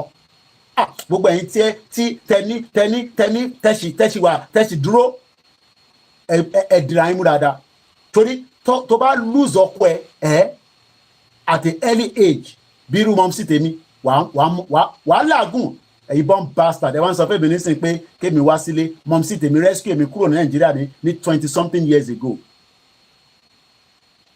Ó dopó at a very young age ni bàbá tó bẹ́ẹ̀ mi kú kò ní dá fún yín èmi wá ń pariwo pé kájọ fight nísìn èmi tó wá ní èmi máa sacrifice èmi náà máa wálé ẹ wá ní kí n wálé nísìn kí lẹ́yìn tí ì ṣe ẹ jáde náà kẹ́ lọ protest ẹ ti gbowó lọ́wọ́ Tinubu ó nífẹ̀ẹ́ mẹ̀kúnnù wo wọ́n balẹ̀ ẹ jẹ́ ó nífẹ̀ẹ́ mẹ̀kúnnù wo ìfẹ́ yẹn la wá fẹ́ fi wọ́n ní October àwọn kan tó wá ní ká gbé lọ sí ìbò ni ká gbé wọn lọ ká gbé Ìgbòho lọ sí back end so Ìgbòho ń ṣẹ́ńtà lè gbé lọ sí Central London kò wọ́tẹ̀ àwa ní ticket ebe ìyàwó mi wá ní ṣèbí owó ticket yẹn ṣe ọ máa jẹun mo níbẹ̀ ni ṣé ẹni tó máa jẹun yẹn ó máa gbóúnjẹ fẹ́ lómi àwa ní kẹwàá support kájọ gbé lárugẹ just 150 but tó bá wá di Saturday gbogbogbò everybody is welcome àtọmọdé ẹ kó àwọn ọmọ kéékèèké jáde gbogbo àwọn grandchildren yìí ẹ kó wọn jáde ẹ jẹ́ kó pọ̀ because a fẹ́ ìtàjẹ̀sílẹ̀ kó lè wà very very minimized but nígbà tá a bá ṣe yẹn kò ń ṣe pé UK máa fún wa ní country but I need that sympathy and humanity of the British citizen tí bá dẹ̀ ní British citizen àti gbogbo ẹni tó ń gbé nínú England tó ń gbé ní Wales tó ń gbé ní Scotland kò ń ṣe bí wèrè tó wà lọ́hùn yẹn born bastard ọmọ àlè yẹn tó wá láti Òdògbólú tó yẹ pé àmọ́ kò gbé picture bàbá ẹ̀ jáde níbo ló ti fẹ́ rí picture bàbá ẹ̀ èmi gbé picture bàbá mi jáde black and white ẹ̀rí bàbá olóyè Kóìkì ọmọ Mọ̀jídì tó bẹ jẹ́wọ́ ẹ̀ owó tó bẹ jẹ lára popsi mi kò ń ṣe kékeré àwa bàbá láfẹ́ ni bàbá tèmi a máa béèrè lọ́rùn ìyàwó ẹ̀ pé bẹ́ẹ̀ ni ìyàwó tó pọ̀ lónìí ó bímọ rẹpẹtẹ tó look after gbogbo wọn ẹ̀yin bí méjì ẹ̀ lè look after ó náà wá láti òdògbólú òfò bomb bastard. a ní kẹ́ wá sí rally pẹ̀lú àwọn ọmọ kéékèèké torí pé àwọn lọ́jọ́ ọ̀la wa ọ̀la yẹn dẹ̀ lè ní ẹ má rí pọ́ọ̀lá tí mò ń sọ in 20 years á ti wà ní ọ̀la yẹn already. We have suffered enough, and that suffering is the reason why the campaign for Yoruba Nation is coming back again to London. Wọ́n fẹ́ fi mẹ́kọ̀ọ́ owó ni bẹ́ẹ̀ ni wọ́n máa wọ́n la máa fi mẹ́kọ̀ọ́ owó ṣe ọ̀dẹ̀ ni wọ́n ni ṣé wọ́n mọ̀ yẹn tẹ́lẹ̀ ni bomb bastard. ṣé wọ́n mọ̀ pé gbogbo nǹkan la máa fi mẹ́kọ̀ọ́ owó ni. Agúnmu lolóyè Ìgbòho a gbọ́dọ̀ máa fi mẹ́kọ̀ọ́ owó tó bá bí ẹ̀dá lọ́lọ́lọ́ ẹjẹ́ ń bẹ ọmọ mi. Is it possible for me to use Nike logo? I can use it and be using it to sell for sales. The Nike and Adidas logo. And is it possible I can use their name? Are they not trade? So I can use it? You can't use it. I have to pay them. A day. So owó mà pé trademark lórúkọ Ìgbòho nísìnyí ibi tá a bá gbé lọ a fi ń pawó ni ìwọ náà tètè lò ó má kàn lò nílòkulò ìwọ tó bá ti lò nílòkulò bí ọ̀dàlẹ̀ ó máa bá lọ ni. ajá ẹlẹ́hà wa ní Koiki òun dẹ̀ pé ẹ́ òun náà nídìí mọ́tò kékeré tóun náà máa fi move around bẹ́ẹ̀ ni gbogbo ẹ̀yin tẹ́ bá mọ alájà ẹlẹ́hà ẹ bá wa náwó sí wọn. Ṣe rí ìrìn àjò yìí ó ní ìdówó tó pọ̀ bẹ́ẹ̀ ìkan ṣe ló ń ṣiṣẹ́ imagine this woman she's in Nigeria inú Nigeria lẹ́yìn alájà ẹlẹ́hà wà tó ń tákù àyà mi máa ń já fún ìyá yìí gbà mí pé ewu ìyá tó ń tákù wọn nínú ilé ìyá yàn kúrò ní Nigeria wàláì kò kúrò ní Nigeria ó ń tákù anybody gbogbo mùsùlùmí ó tákù wọn àwọn àfà ó tákù wọn babaláwo ó ń tákù wọn. So let us please ẹ̀yin tẹ́ bá reach out sí wọn ẹni tó bá wá need number wọn ẹ pè mí màá fún yín ní number wọn no matter how small it is wọn náà fẹ́ wá mọ́tò kékeré kan tó máa fi campaign move around tó mú bẹ̀ wá àwọn kan ti jẹ́ káàmọ̀ nígbà yẹn gbogbo time tí mo lọ́lé jíjẹ oríṣiríṣi ọkàn jẹ lára ìgbà alájẹ ẹlẹ́yà ló ọ̀mọ̀ wọn gbà yẹn àti ní kó gbé mọ́tò kan fún wọn gbà yẹn. Adúpẹ́ fọ́lọ́run àwa wọ́n fowó tọ́ àwa ni so kò jẹ́ jọ́ àwa lójú but àwọn tó fowó tọ́ mo wá rí pa àwọn kan sọ pé Koiki ọmọ náà poverty ni mo ní gbogbo kí ní ògùn ẹ kó rí bẹ́ẹ̀ and that's the reason why tí Ìgbòho ṣe sọ pé ẹ ṣí ọgbà òun ilé Ìgbòho ó dàbí Mecca ni ó dàbí Jerusalem ni ó tún wá ní àwọn other problem tó máa ń gbé wá fún Ìgbòho community problem wọ́n gbalẹ̀ lọ́wọ́ èèyàn kan níbí wọ́n ṣe kínní many problem tó kan Ìgbòho wá gbé wá síwájú lẹ̀ báwo bí mi pé báwo ló ṣe mọ̀ Koiki báwo ni wọ́n ṣe mọ̀ púpọ̀ náà ìgbà míì èmi ni coordinator ẹ kọ́kọ́ lọ gbọ́n pọ̀tọ́ fi sọ náà màá wá jókòó báyìí èmi àtẹ̀rù pọ̀rọ̀ Yorùbá Nation lọ bá wá nígbà tó bá kẹjọ́ kalẹ̀ babaláta ti nà nípa wàá máa wọ́ndà pé mo á bi chief mo níṣẹ́ mọ̀ pé iṣẹ́ tẹ̀ ń ṣe tẹ́tún ṣe yìí òun làwọn máa ń pè ní citizen advice iṣẹ́ ikọ́ leléyìí local government ló yẹ kó dì pẹ̀lú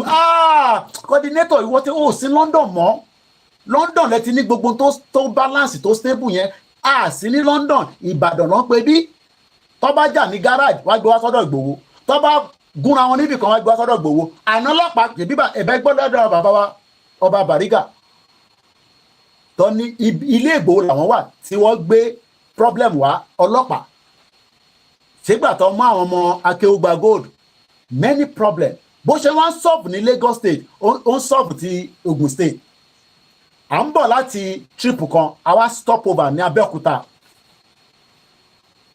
many things tí mo gbọ́ nígbà tá a débẹ̀ yẹn lọ́dọ̀ ọlọ́pàá yẹn mo tún wo lóye pé but ìbájọ́ ń gbélé ni nígbà wo lẹ tún yanjú àwọn ilé ó ní coordinator oríṣiríṣi ni many problems many cases. What we need is a government. We need a stable government.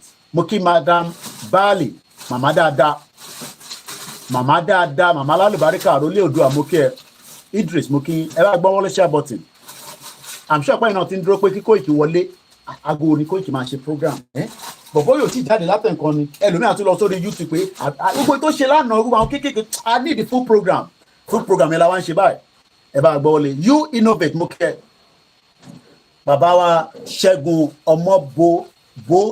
Ọmọbóyèdé mo kí gbogbo ẹ tẹ́ wà ní gbogbo Ìbàràpá axis ẹ jẹ́ agbọ́nrin alájà orin lọ́ṣẹ́ nígbà tí olóyè sì wà nínú àhámọ́ ká pé bẹ́ẹ̀ ẹni bá wà nínú àhámọ́ mọ̀ pé tó bá họ́fẹ̀ ní $1 million wàá gbà àhámọ́ ń ṣe tó dáa Julian Assange wọ́n ti mọ́lé for a very long time kó tó di pé wọ́n wá ṣe àwọn báàgì kékeré kan tó fi gba freedom tó fi padà sí Australia supported but America fẹ́ gbé lọ sí America wọ́n ní àìtí ìnáwó àwọn kan máa ń ti náwó fún Yorùbá àní $500,000 kò ń ṣe $1 million o $500,000 ni wọ́n fi charter private jet tó gbé Julian Assange láti London níjọ́ tó sọ pé ó ti gba freedom ó dẹ̀ gbé lọ sí kinní kan island tó jẹ́ ti America ibẹ̀ ló ti sign àwọn kankan láti ibẹ̀ ó dẹ̀ para ó lọ sí Australia ǹjẹ́ ti bá ní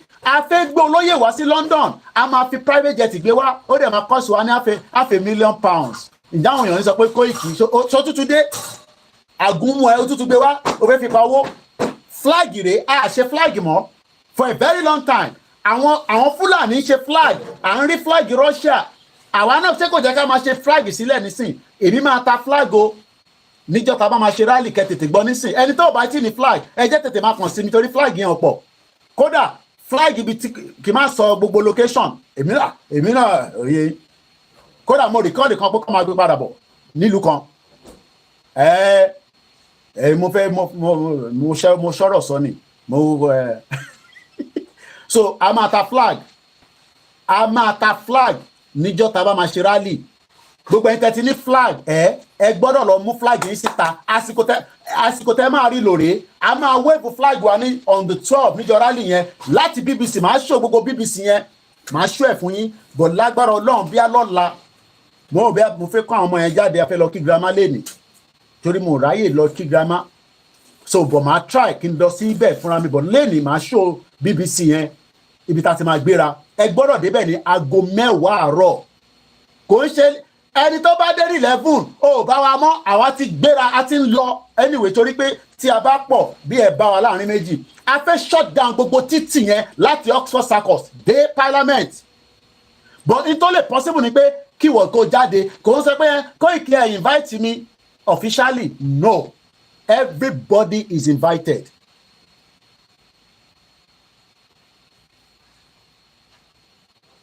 Jebon Yakom, Mr. Bamidele Ali, one Mr. Koiki, all what you are saying is right. CSI solved many problems in his house. Sọ fẹ́ mi, mo sọ fún CSI, mo ní tí citizen advice bureau máa ń ṣe lélẹ́yìn. Ní tí lóka, wọ́n ní kò sí gbogbo yẹn ní Ọ̀yọ́, kò sí gbogbo yẹn ní Nàìjíríà. Wọ́n náà dọ̀ yín yẹn lẹ́tí ní system tó ń ṣiṣẹ́. Ìgbà míì, minor problem. Dispute, yes, dispute máa wà, tabadélẹ̀ ní Yorùbá. But when there is a dispute, there must be other areas how you can take that dispute. Mi wa ẹ máa kọ́kọ́ resolve ẹ kó tó lọ sí court. Tẹ́ bá ti lọ sọ́dọ̀ àwọn tó máa bá yín sọ̀rọ̀. Tẹ́ ẹ bá wá gbọ́ ẹ kóra yín lọ sí court bí a ṣe gbé Gani Adams lọ sí court torí kò ní gbọ́. Èmi ò hate Gani Adams, mo ti mọ ibà kí n tó mọ Olóyè Ìgbòho. Ẹ béèrè lọ́wọ́ wọn. Kí n tó mọ Olóyè Ìgbòho ni mo ti rí ibà Gani Adams ní London. Mo tẹ̀lé wọn lọ sí Ondo State.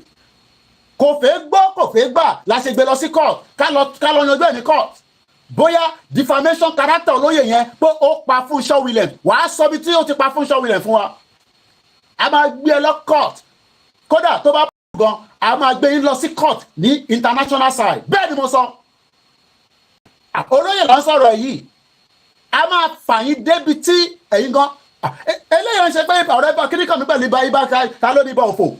Ọ̀rọ̀ ibà kọ́ lélẹ́yìí we are talking about somebody that in the near future tí wọ́n lè lo against àwọn ọmọ Olóyè Ìgbòho a máa fà yín dé anywhere owó tó sì ló rọwọ́ wa ni pẹ̀lú jẹ́ ọmọ ẹgbẹ́ ìfẹ́lẹ́dùn ẹ lọ kówó jáde ká sí ìbá sí London kó má lè wọ London mọ́ kọ́kọ́kọ́ revoke visa wẹ̀ bẹ́ẹ̀ ni mo sọ ká kọ́kọ́ revoke visa wẹ̀ anytime tó bá wọ London ká fún ní house arrest ní Dubai a máa bẹ́ẹ̀ fa tó tán lẹ̀ olóyè là ń sọ̀rọ̀ ẹ̀ kí ni kàn mí à ń gbé prime minister gan lọ sí court nílùú yìí mo ní àwọn kan gbé queen lọ sí court who the hell is Ìbà Gani Adams à ń sọ̀rọ̀ defamation of character ẹ̀yin ọmọ Yorùbá ẹ̀ gbowó síta ní tó máa ń dùn mí nìyẹn ó yẹ kémi máa rá àkáǹtì mi kí n máa rówó ni ní tí mo fẹ́ fowó ṣe pọ̀ kò ń ṣe pa máa ra weapon ní tí mo máa fowó ṣe màá kọ́kọ́ lọ ṣe 1 million flag màá ní kọ́ distribute tí ọ̀rọ̀ ìbá ti fún mi ní ọ̀dà yẹn pé ẹ ju flag síta Russia flag tẹ́rin yẹn ó máa kéré nígbà tá a ní flag ńlẹ̀ nísìn kí la máa ṣe tábàtẹ̀ ní pé ó da ká lọ rí flag káàkiri gbogbo ilẹ̀ Yorùbá nísìn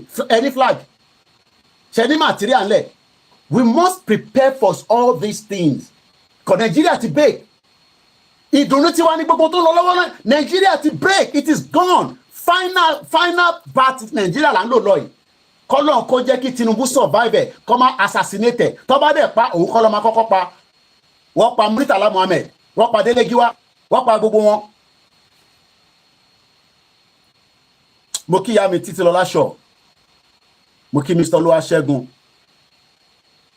ó nífẹ̀ẹ́ mẹ̀kúnnù wọ́n balẹ̀ ẹ̀jẹ̀ wọ́n ó kù díẹ̀ ẹ̀ ó máa kù díẹ̀ náà ni ẹ̀rù kan máa rí pa sínú ilé evil people alájà ìgbóhùnsókè lẹ́ẹ̀kan sí. kúnnù ó wọn bá gbogbo nǹkan ẹ jẹ́ Yorùbá nation now no going back Yorùbá nation now no going back. Assalamu alaikum warahmatullahi wabarakatuh àti gbogbo wa akúgbìyànjú àkókò lè dá Ọlọ́run bá ajẹ́kọ̀dá fún wa inshallah rahman olóyè Sunday Igboho Ọlọ́run bá yọwọ́ níwọ̀n ọ̀làlùkọ́ àdìkẹ́rẹ́ ọmọ Adéyẹmọ Ìgbòho ṣá o owó bàbá àdánù ló mẹsàyà mẹ̀kúnnù bí Jésù àsìkò tiwa nìyẹn ànábì mọ́mọ́ àsìkò tiwa nìyí o àtiwọ́ tó fẹ́ o owó bàbá àdánù ló ìránṣẹ́ Olúwa ní àkàndé èèyàn ní ẹkùn tágìrì gbéra ẹni jà ní à ń lé bọ́ lẹ́yìn jagunlabi lára wájú gbogbo ara wájú tún pẹ̀rú kílẹ̀ yìí o bàbá dámì ni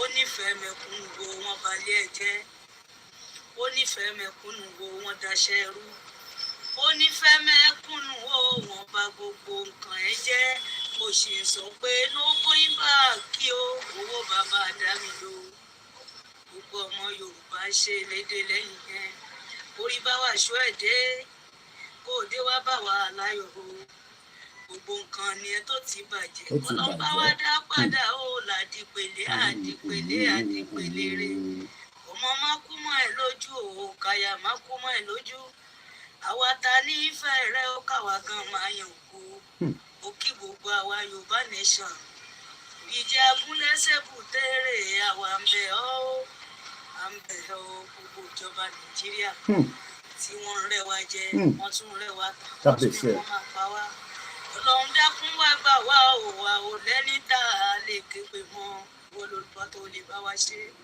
Ọlọ́run wá ṣe ìfún wa o ká lè kún ọpẹ́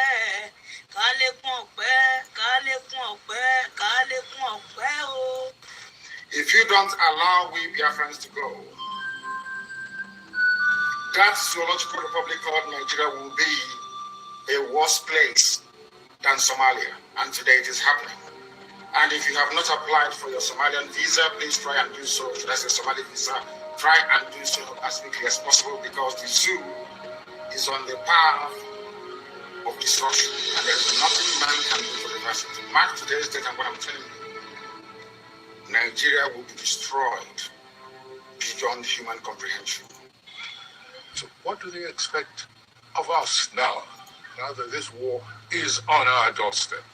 Of course, there has got to be civil mobilization. And if we keep waiting for this to be centrally handled, we're all going to become, if we're not already, slaves in our own land. That for me is personally intolerable. It's not an acceptable condition. And whatever it takes, I stand ready to contribute in any way. Every one of us must rise up. The armed forces are not neutral. They collude. They collude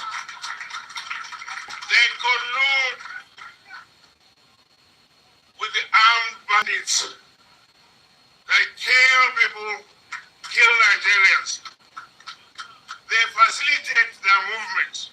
They cover them. If you are depending on the armed forces to stop the killings, you will all die one by one. Well, we don't want you to die. Moki, our Grace Olushoto, you're right. Tinubu must now unfreeze Igbowo's account with interest. Sherry, I want to money the Tinubu at Igbowo BRB or Rekoniwon. I wonder where they get those kind of fact from. Iti Ibadan so we wọ́n gbowó kan fún Igbowo. Igbowo wá pé Tinubu pé owó ìmá ti dín. Ẹ tẹ́ rò pé wọ́n bí àní Igbowo when it comes to money. We wọ́n gbé gbowó kan fún Igbowo. Ó wá dín 5 million. Do you know how many lives Igbowo have saved? Injale quantify in naira. Tabanika lo gbogbo inti olóyè Igbowo ti ṣe so far. Bí value kí la máa gbé sí. Kò ń ṣe naira mọ́, kò ń ṣe dollar mọ́. A máa kọ́kọ́ gbé sórí gold. A máa gbé sórí gold. Ajijangbara Media TV mo kí yín. Mama kí yín bí ṣe ń rí location yín tó ń jáde. Mr. Oluwasegun ni the British brought the location including the people in 1899. Wọ́n ra gbogbo location Nigeria. And now I fẹ́ gbara wa padà. Mo kí olóyè lẹ́ǹkan sí ọmọ Adéyẹmọ. Bàbá mi Bámidélé Àlùní, anytime we wake up, we should keep saying God bless Yoruba nation. That's all. Kí lẹ fẹ́ máa ní God bless Nigeria fún torí òṣìṣẹ́. Yes, Nigeria is still a country, but it's not going to be blessed because it is going to be hot. Ẹ gbọ́ mi yé. Aago méjìlá ṣẹ̀fẹ̀ lù ní èmi yàtọ̀ sí pé mo lọ kí grandma. Time dẹ̀ wà dáadáa. Na dẹ̀ gbé Uber lọ ni torí mo bá wọn ṣe àwọn shopping kékèké kan. Mo nílé wọ bus. Easy mo ti rí ẹ. Òun ló máa ń send the last almost message kí mi di tó lọ sùn. Àmọ́ kí mo ti fẹ́ lọ sùn á send ẹ̀ wọlé. Mo kí ẹ Peter Sunday. Ìyáwá Títí Lọ́yà sure mo kí yín mà. If I won't mention your name, I will. Ẹ bá mi pé Ṣèyí Tinubu wọlé. Show ní time. Nàìjíríà máa dàrú lórí bàbá ẹ. Àdúrà táwa ń gbà nìyẹn pé kí Nàìjíríà kó dàrú lórí fádà ẹ. Ṣé ẹni ẹ̀gbọ́nràn? Mrs. Lovely mo kí yín mà. Busari Kazeem, Jimmy Koya, brother mi ẹ̀gbọ́n mi dáadáa. Mo kí gbogbo ẹ̀yin bàbá tẹ̀ ń bẹ lórí ètò. Àwọn bàbá kan wà àwọn ti ń gbọ́ Koiki báyìí. Egungun wọn máa ń le ni pé ṣẹ́ náà ní gbọ́ tẹ́lẹ̀ ni. Àwọn ilé máa pọ́n ilé gungun. Dáadáa ò lè jà. Mo kí àwọn Bukola Sekina. Mo wá kí gbogbo ẹ̀yin beautiful sisters. Ẹ̀yin tí ẹ pé tíyàn máa wò yín báyìí inú yàn á máa dùn. Wàláì. Ó wá di pé àwọn sisters wa ń struggle. Abroad adé tún bá nǹkan jẹ́ rẹpẹtẹ. Ọkọ àti ìyàwó tó bá dé sí abroad báyìí ìjà rẹpẹtẹ ni. Wọ́n ń gbé láìláfíà nílẹ̀ Yorùbá tẹ́lẹ̀ o. Wọ́n kàn ní káwọn jápa. Experience mo sọ fún àwọn kan tó ṣẹ̀ ń ṣẹlẹ̀ ni mo sọ fún yín o. But we go there later. There's a lot to work to cover. I am trying to figure out níbo ni kí n ti kọ́kọ́ bẹ̀rẹ̀. So mo fẹ́ show background mi. So let's show my background. Ṣé rántí fídíò yìí? Mo kàn fi prep sílẹ̀ ni mo ń bọ̀ padà. Okay, ìyẹn ti kúrò lórí software mi. So fídíò tó bá sí ń bẹ̀ mo gbọ́dọ̀ yọ kúrò. Mo kí gbogbo lélẹ̀ nǹkan sí. We will get to that location, but it will be a lot of work. Nobody's going to give us our freedom just like that. We have to push, fight. I am not saying fight with guns. I still need the money scene. But when the time comes, we might need guns for protection of lives and properties. Since 1914, Tafawa Balewa, fake union. Uno sọ̀rọ̀. Only British government has been trying to make Nigeria into one country. Ǹjẹ́ àwọn èèyàn understand what I mean by that? that British government have been trying to make Nigeria into one country. And then one country because Nigeria was never a one country. Nigeria is multiple country. Lo wà nínú ẹ̀. Ìbùkún ni fún Orileede Yoruba nation. Peter Sunday Sam. Ramon King Ọláṣebìkan mo kí yín sà. Mo kẹ́yìn tèmi tẹ́ wà lórí Mixlr. Ẹ dúró dáadáa ẹ má wọrí owó ló máa jẹ kò ní jàgbàdo. Happy weekend láti ìlú Ìbàdàn. Mo lẹ́yìn tó fún mi ní 2,000 naira inú mi máa ń dùn tí bá gba owó yẹn. Mo send 5,000 sí yàn kan MTN. How can people be buying MTN 100 naira? Kò ń ṣe gbogbo ẹ̀ lálẹ́ fún ẹ má get me right o. But what 5,000 naira ni mo top up MTN fún yàn kan lánàá. How can family mi gan ma náà àwọn ra 100 naira MTN inú máa ń bí mi ni.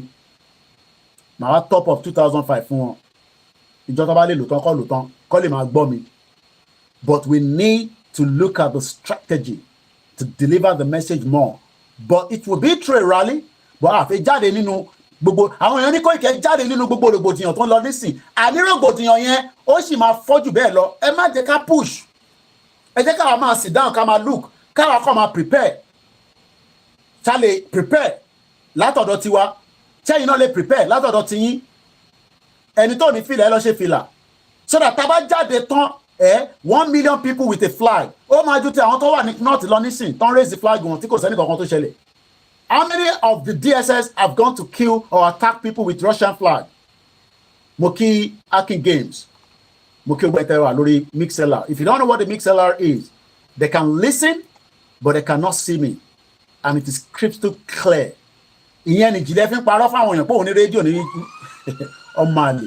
Ó náà ní rédíò ìjìnlẹ̀.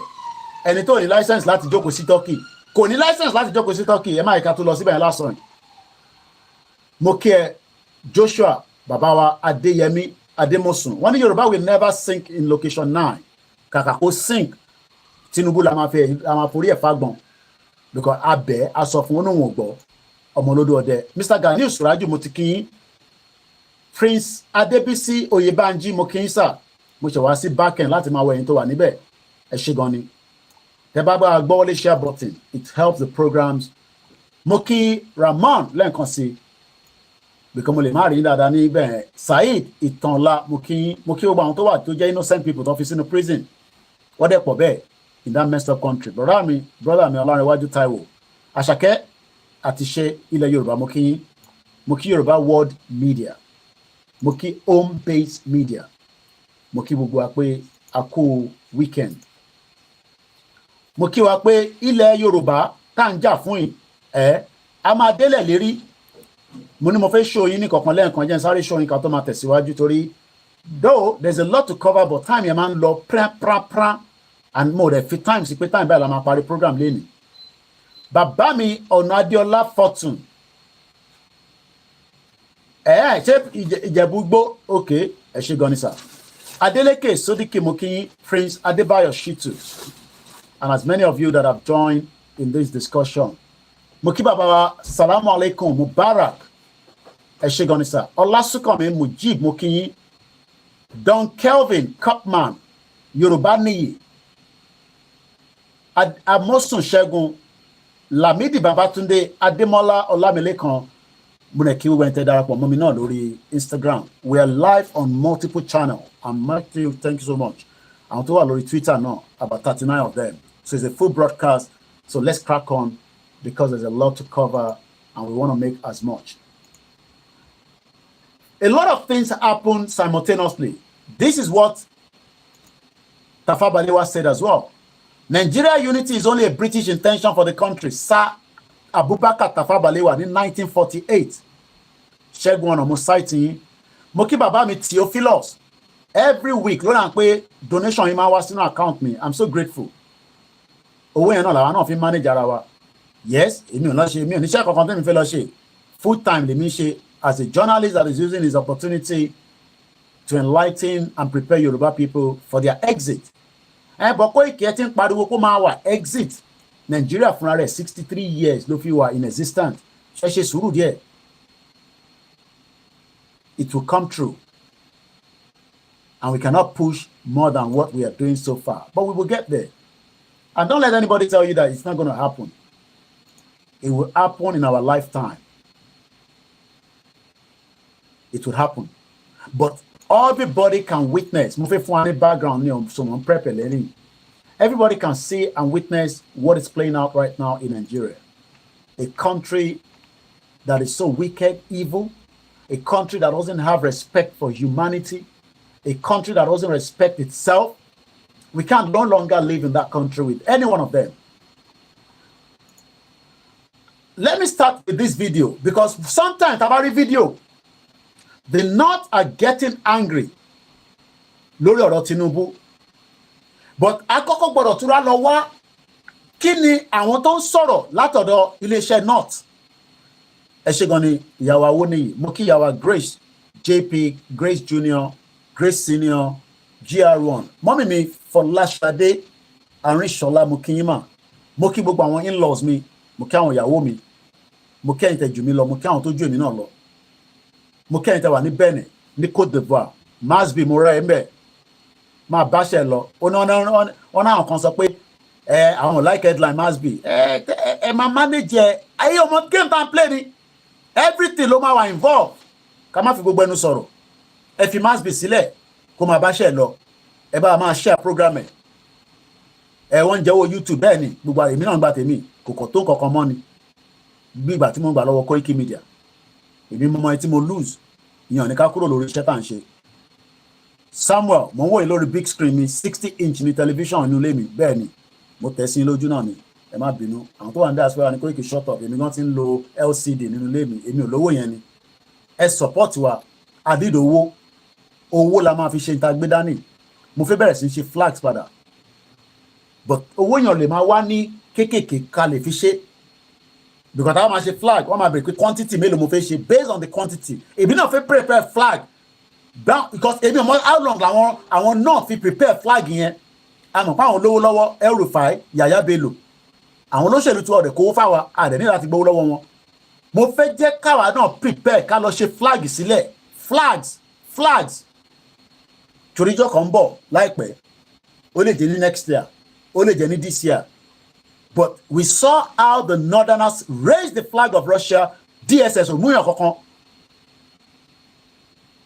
so àti ń débi tí gbogbo ẹ̀ máa dàrú bọ̀ kó tó dàrú ẹja àkọ́kọ́ gbọ́ àwọn kankan arákùnrin tí ẹ fẹ́ gbọ́ fídíò ẹ̀ nígbà tẹ́mi náà gbọ́ ara mi bù máa sọ pé ó lè ní Tinubu yes a lè pe Tinubu ló lè ìjà àwọn northerners náà kì í ṣe olè they are criminals I'm sure some of you have seen this video because I posted it mo wá lọ ṣe research pé ta ni wọ́n ń pè ní Dr. Garus Gololo fúnra rẹ̀ tó ń sọ̀rọ̀ yìí ẹ gbọ́ lórí program lẹ́nu mo ní ètò tá a máa fún yín níbí báyìí á prepare ẹ̀mí wa kúrò lára Nàìjíríà tẹ́mi ẹ̀ bá sì sọ pé torí bàbá mo mention bàbá Adébóyè torí mo nífẹ̀ẹ́ bàbá yẹn ni kò ń ṣe pé mo ní anything against him tí bá ń dárúkọ bàbá Adébóyè mo lè máa dárúkọ àwọn tó kù bọ̀ mo ń dárúkọ bàbá yẹn láti pè wọ́n sáà kíyèsí ni èmi ò ríran mo dẹ̀ ń ṣe wòlíì yín mo ń ṣàfà mo dẹ̀ ń ṣe babaláwo bọ̀ ọmọ babaláwo ni mí ọmọ àfà ni mí mo láwọn àfà lọ́wọ́ tó pọ̀ dáadáa mo láwọn àfà tó pọ̀ bẹ́ẹ̀ gbogbo èlé mi bá ń ṣe torí ìrìn àjò tá gbé dání o gbọ́dọ̀ máa júbà gbogbo wọn ni o júbà wọn ayé ta ni wọ́n ń pè lórí burúkú Dr. Garus Gololo yìí ta ló ti gbọ́rúkọ ẹ̀rí ta ló mọ̀ rí ó release fídíò kan èmi ò mọ́jọ́ tó release fídíò yìí but fídíò yìí ti ń trend lórí social media ẹ̀gbọ́n kan tó sọ sínú fídíò yẹn màá kà síta àwa gbọ́ ohun tiẹ̀ màá wá lọ fún yín ní background olórí burúkú ìfúnra rẹ̀ àní criminal ní gbogbo wọn ta ló rántí ìgbà tí mo ṣe program Miyetti Allah bó ṣe dá sílẹ̀ Babangida àti olórí burúkú Buhari àwọn ló parí iṣẹ́ Miyetti Allah tó fi di pé ó di association lẹ́yìn ní Nàìjíríà iná yẹn ń tàn máa lọ nǹkan mi sí mo fẹ́ kí ó máa reflect mi láti lówó ra ṣáà mi ṣáà kan tí mo ti ń lò láti 4 years ẹni tó bá wo program mi dáadáa the same chair iná ni that means pé dining table mi mo change ẹ ẹlòmíì máa forí gbé pè ẹ̀yin tẹ́ sínú àkáǹtì mi tẹ́ ń sọ pé owó kan èpèlè máa gbà máa wà careful table tá a ṣe ń lò láti 4 years ẹni tó bá follow program ẹ lọ wo àwọn fídíò mi mo change dining set inú ilé mi tí bá jẹ́ owó dáadáa kò yẹ kí n change ẹ̀ ṣé wọ́n ní kémi náà máa change ẹ̀ ni but nígbà táwa mọ̀ tá à ń ṣe àní mo fẹ́ lówó ilẹ̀ Yorùbá ni mò ń fà ni mò ń wá bẹ́ẹ̀ níbi tí yàrá ti ń ṣe ló ti ń jẹ ìwọ náà gborí síta kọ́ máa ṣépè fún ẹ kọ́ máa fọ orúkọ ẹ lójoojúmọ́ kọ́ máa fà bọ́ yẹn ń fa pọ̀ mọ́ mo kí gbogbo alẹ́ nǹkan sí too cool only Yorùbá nation will be the best country in the world. That is why they are doing everything not to allow us to, especially àwọn òyìnbó, the Westerners. Àwọn gbọ́ngbọ́n ní igi tó ń da gbogbo ẹ̀rú. Tó bá gbọ́ Yorùbá, I can't help you, but we try to speak in English. But the whole reason we're sitting here is known as self-determination. Mo kẹ́yìn mọ́mì mi, ṣe ti dáná fún dádì, kí dádì máa ní Koiki lẹ tún gbọ́ nísìnyí dáná fún mi bí ń pa mí o. Custard àtẹyin méjì ni mo jẹ, ẹyin mẹ́ta làgbàlagbà máa ń jẹ, ìkẹta wà nínú kitchen. Tó bá ní kí lọ mú àmà lọ mú wá. Fídíò tí mo ṣe nínú store láàárọ̀ ẹ̀ máa sọ fún yín later a máa post yẹn kò ń ṣe lénìí or bia later not now mo dẹ̀ máa play fídíò brother mi Napáṣẹ́ tí mo ṣe àwọn yẹn dúró dáadáa nígbà tí Tinubu fi jẹ governor nígbà tó gbogbo wa traveller lọ́wọ́ rí pé ṣé wọ́n gbà wọ́n ní nímúgùn àwọn á máa jówó ńláńlá wọ́n máa fún àwọn ọmọ ọ̀tá lówó kéékèèké mo wonder ní tẹ̀ ń para yín mo wo fídíò kan náà láàárọ̀ ẹ̀ tẹ̀ bá rí gbogbo orí ẹ̀ wọ́n ti ṣàkàṣàkà ṣókòṣókò ẹ̀ sunkún fọ́mọ Yorùbá wọ́n ti sọ gbogbo wọn di tí kò yẹ kó dì ẹ jẹ́ kí n lọ sí back end mi mò ń bọ̀ báwo ṣe lè fún yín ní fídíò yẹn hàn ọkì máa kọ́kọ́ lọ mú link ẹ̀ wá ni you will cry for this young man wọ́n destroy gbogbo orí ẹ̀ pátápátá látara ibi tó ti ń ṣe tọ́ọ̀g káàkiri ní gbogbo ilẹ̀ tó ń pè ní Yorùbá land mò ń bọ̀ mo fẹ́ lọ mú fídíò ẹ̀ wá àárọ̀ yìí náà ni mo ṣẹ̀ wò ṣé bíbá mo ti wà bọ́dọ̀ mi mo ti wò mo kí gbogbo alẹ́ nǹkan sí òkè ó dà ń pórí Koikimedia mo ti wò ẹ jẹ́ lọ sórí history mi tẹ́ bá ṣe ń gbọ́ ìjìnlẹ̀ ń waste time ara yín don bastard irọ́ ti pọ̀ jù mo like prophet ìlú máa ń gbọ́ dáadáa ṣẹ́rí irọ́ kún ìlú Ìbàdàn Òkè Adélé káàbọ̀ part 305 ṣẹ́rí pórí ìjìnlẹ̀ orí ẹ̀ ti gbálẹ̀ ọmọ àlè bó mo ti wo fídíò yẹn náà I watch a lot of things on YouTube as well mo kàn fẹ́ ká gbọ́ snip view bó ṣe bọ̀bọ̀ yẹn òkè rà ń pórí Koikimedia Odùduwà ni mo ti orí backup ẹ rántí pé YouTube mẹ́ta ni mo ní ìkan wà tí mo sọ pé a create fáwọn òyìnbó tó bá dé stage máa mọ tí máa fi ṣe ibẹ̀ mo ti wo fídíò yẹn máa mú jáde nísìn ẹ sunkún fún bọ̀bọ̀ yẹn mo ti rí fídíò náà ẹ sunkún fún ọmọ Yorùbá wọ́n pọ̀ bẹ́ẹ̀ káàkiri tó mọ̀ deliberately throw them into the dungeon mo kàn á show yín ní snip view ni màá share link ẹni tó bá fẹ́ lọ gbọ́ ẹ lọ gbọ́ later màá mute mic mi mọ́lẹ̀.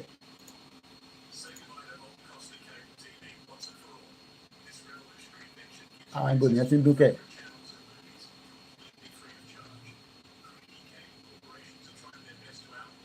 kí ló ń.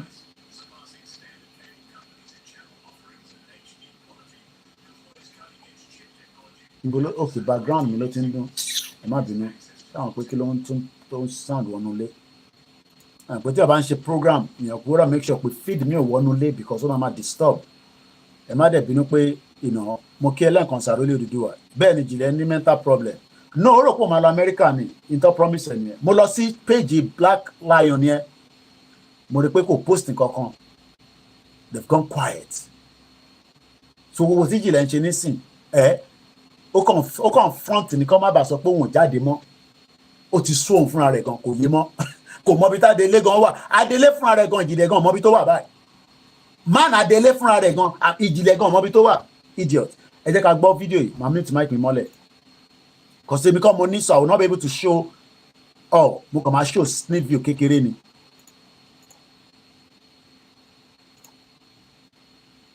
My name is Akin Abolade and you remember this guy here.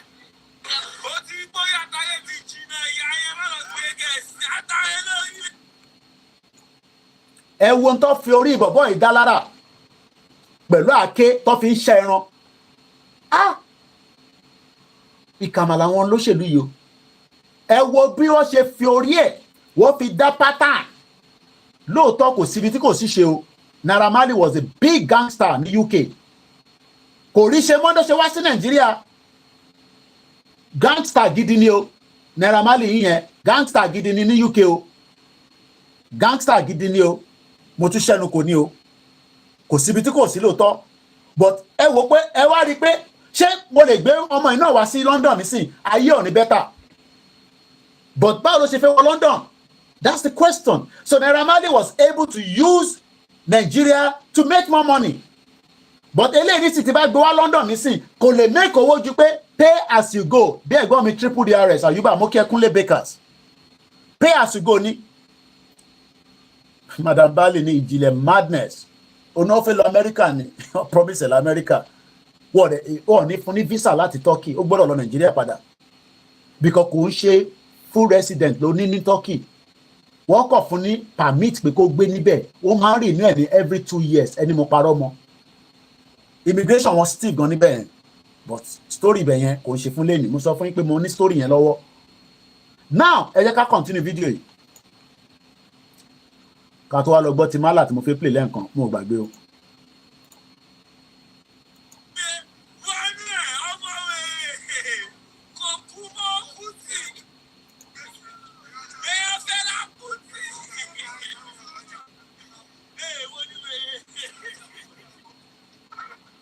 How you doing?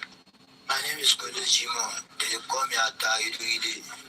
I said, how are you doing? Fine. Though ó gbọ́ English díẹ̀. That is the problem. Kò jẹ́ ká máa sọ English ní orílẹ̀-èdè wa. Irú bàbá tó wá interview yìí nísìn, òun ló gbọ́dọ̀ lọ wá translator. Arákùnrin ò tẹ̀ gbọ́dọ̀ máa communicate in English pẹ̀lú ẹ̀. I am not here to condemn the young man. I am just saying that is what Nigeria has done to the history of the Yoruba people. Èmi ò wá condemn ẹ̀. No. Mo ní gangster pọ̀ ní UK dáadáa, ọ̀pọ̀ l'America, ọ̀pọ̀ all over the world. But we can save their lives. And I hope pé eléyìí ò ṣe content láti fi pawó kó máa look after bọ̀bọ̀ ìmọ̀. Because that is exactly what most people do in Nigeria. Ìtẹ́fẹ́kẹ́ mi náà máa ṣe nìyẹn ká lọ máa gbé àwọn èèyàn wá. Ẹni tá bá rí tó bá jáde nínú wọn tó rí ṣe díẹ̀ ká kọ́lé fún ká ra mọ́tò fún kémi náà dẹ̀ pa díẹ̀ sápò. Àwọn ò fẹ́ ru system yẹn. I want a system where the government looks after everybody. Bọ̀bọ̀ yìí ní sọ ẹ̀kọ́ gbé lọ sí rehab. He's a good guy. Kò sẹ́ni tó good but evil wà lára gbogbo wa. Ó wá kò bó ṣe fẹ́ control. Gbogbo wa pátá la ní evil. Inú meeting ta ṣe lánàá. Orí system bó ṣe ń sọ gbogbo àlá máa ń ṣe. Èèyàn ni wá. That is who we are. But o gbọ́dọ̀ lè wá control. Ìwọ tó bá ti wá lè control dáadáa tọ́ba irú àwa nísìn gbogbo àtẹ̀yìn sọ̀rọ̀ mo dá yín lóhùn torí pé mo rí pé ntẹ́mi gbé dání ẹ máa contradict ẹ̀ mọ́ mi lọ́wọ́ nígbà tẹ́ pé ok èèyàn mélòó mo fẹ́ máa dá lóhùn ò ní kúre wèrè bá gbogbo tí mo gbé dání máa lose focus. That is the reason why lórí platform wa à ń sọ̀rọ̀ lórí èèyàn kan lọ títí àti tí kúrò mẹ́ẹ̀ ẹ̀ tó bá kódà ẹ̀ bá máa comment àfi tí bá fẹ́ kà tí bá fẹ́ respond sí ẹ̀ lè gbé jáde lẹ́nu mi because there is a lot happening in that messed up country. What about faculty medulla oblongata àwọn èèyàn jẹ́ ní Nàìjíríà nílẹ̀ Yorùbá? How do we save the lives of the millions of Yoruba people? Irú ẹni nísìn government ló need kò ní ẹni tó ń ṣe content ẹni tó ń ṣe content fi pawó ni. Mo lọ wo fídíò bàbá yẹn nísìn over 13,000 ló ti wò ó ti di 14 under 3 days. Òun pawó ni lóòótọ́. It's good to interview people like that but ó jẹ́ kó ti kọ́kọ́ lọ síbi tí tẹ́ bá wo bọ̀bọ́ yìí nísìn ó sì wà ní condition tó wà tẹ́lẹ̀ ó ní òun ta gbó ó ń ta polo ó ń ta corodado ó ń ta gbogbo ẹ̀ wọ́n ń ta gbó náà nílùú yìí wọ́n ń ta cocaine nílùú yìí Ọlọ́run má jà rìn síbi tó ti ń ta ni Ọlọ́run má yẹ káwọn ọmọ wa lọ mú cocaine Ọlọ́run má yẹ káwọn ọmọ wa ń rìn ọmọbìnrin wa Ọlọ́run má yẹ kó lọ gbégun eléegun ẹran tí òyìnbó tí bọ̀bọ́ yẹn pa ọmọ ó pa mẹ́ta ó pa ìyá ó pa ọmọ méjì wọ́n sì ń tọ́jú òun lọ hospital báyìí nísìn so mo ní play too much of it but mo kàn fẹ́ kẹ́ mọ̀ pé many of our people are suffering from so much mental disorder in that messed up country so yẹ ká fìyàn sílẹ̀ bẹ́ẹ̀ yẹn now ẹ ká wá sọ́dọ̀ ní sùúrù Dr. Garulus Gololo ibi tí mo ti fẹ́ bẹ̀rẹ̀ program nìyẹn when I saw the video myself ọ̀dọ̀ bàbá yìí mo ti rí Chudi. Only Tinubu have 17 oil well ní Niger Delta. Ṣé lẹ́yìn ìgbà tí Tinubu débẹ̀ ló ní 17 àbí kó tó débẹ̀ ẹ kọ́kọ́ bá mi mú yẹn dání. We are just making analysis now. ó possible pé nígbà tí Tinubu débẹ̀ kóun náà máa sáré fẹ́ jalè tiẹ̀ náà quick ẹ mọ̀ pé gbogbo wọn bí olè ẹ ṣáà gbé mọ́ra ó yá ẹ kó mọ́ra. But the question is, nígbà wo ni Tinubu ní 17 oil well? Is it within 1 year?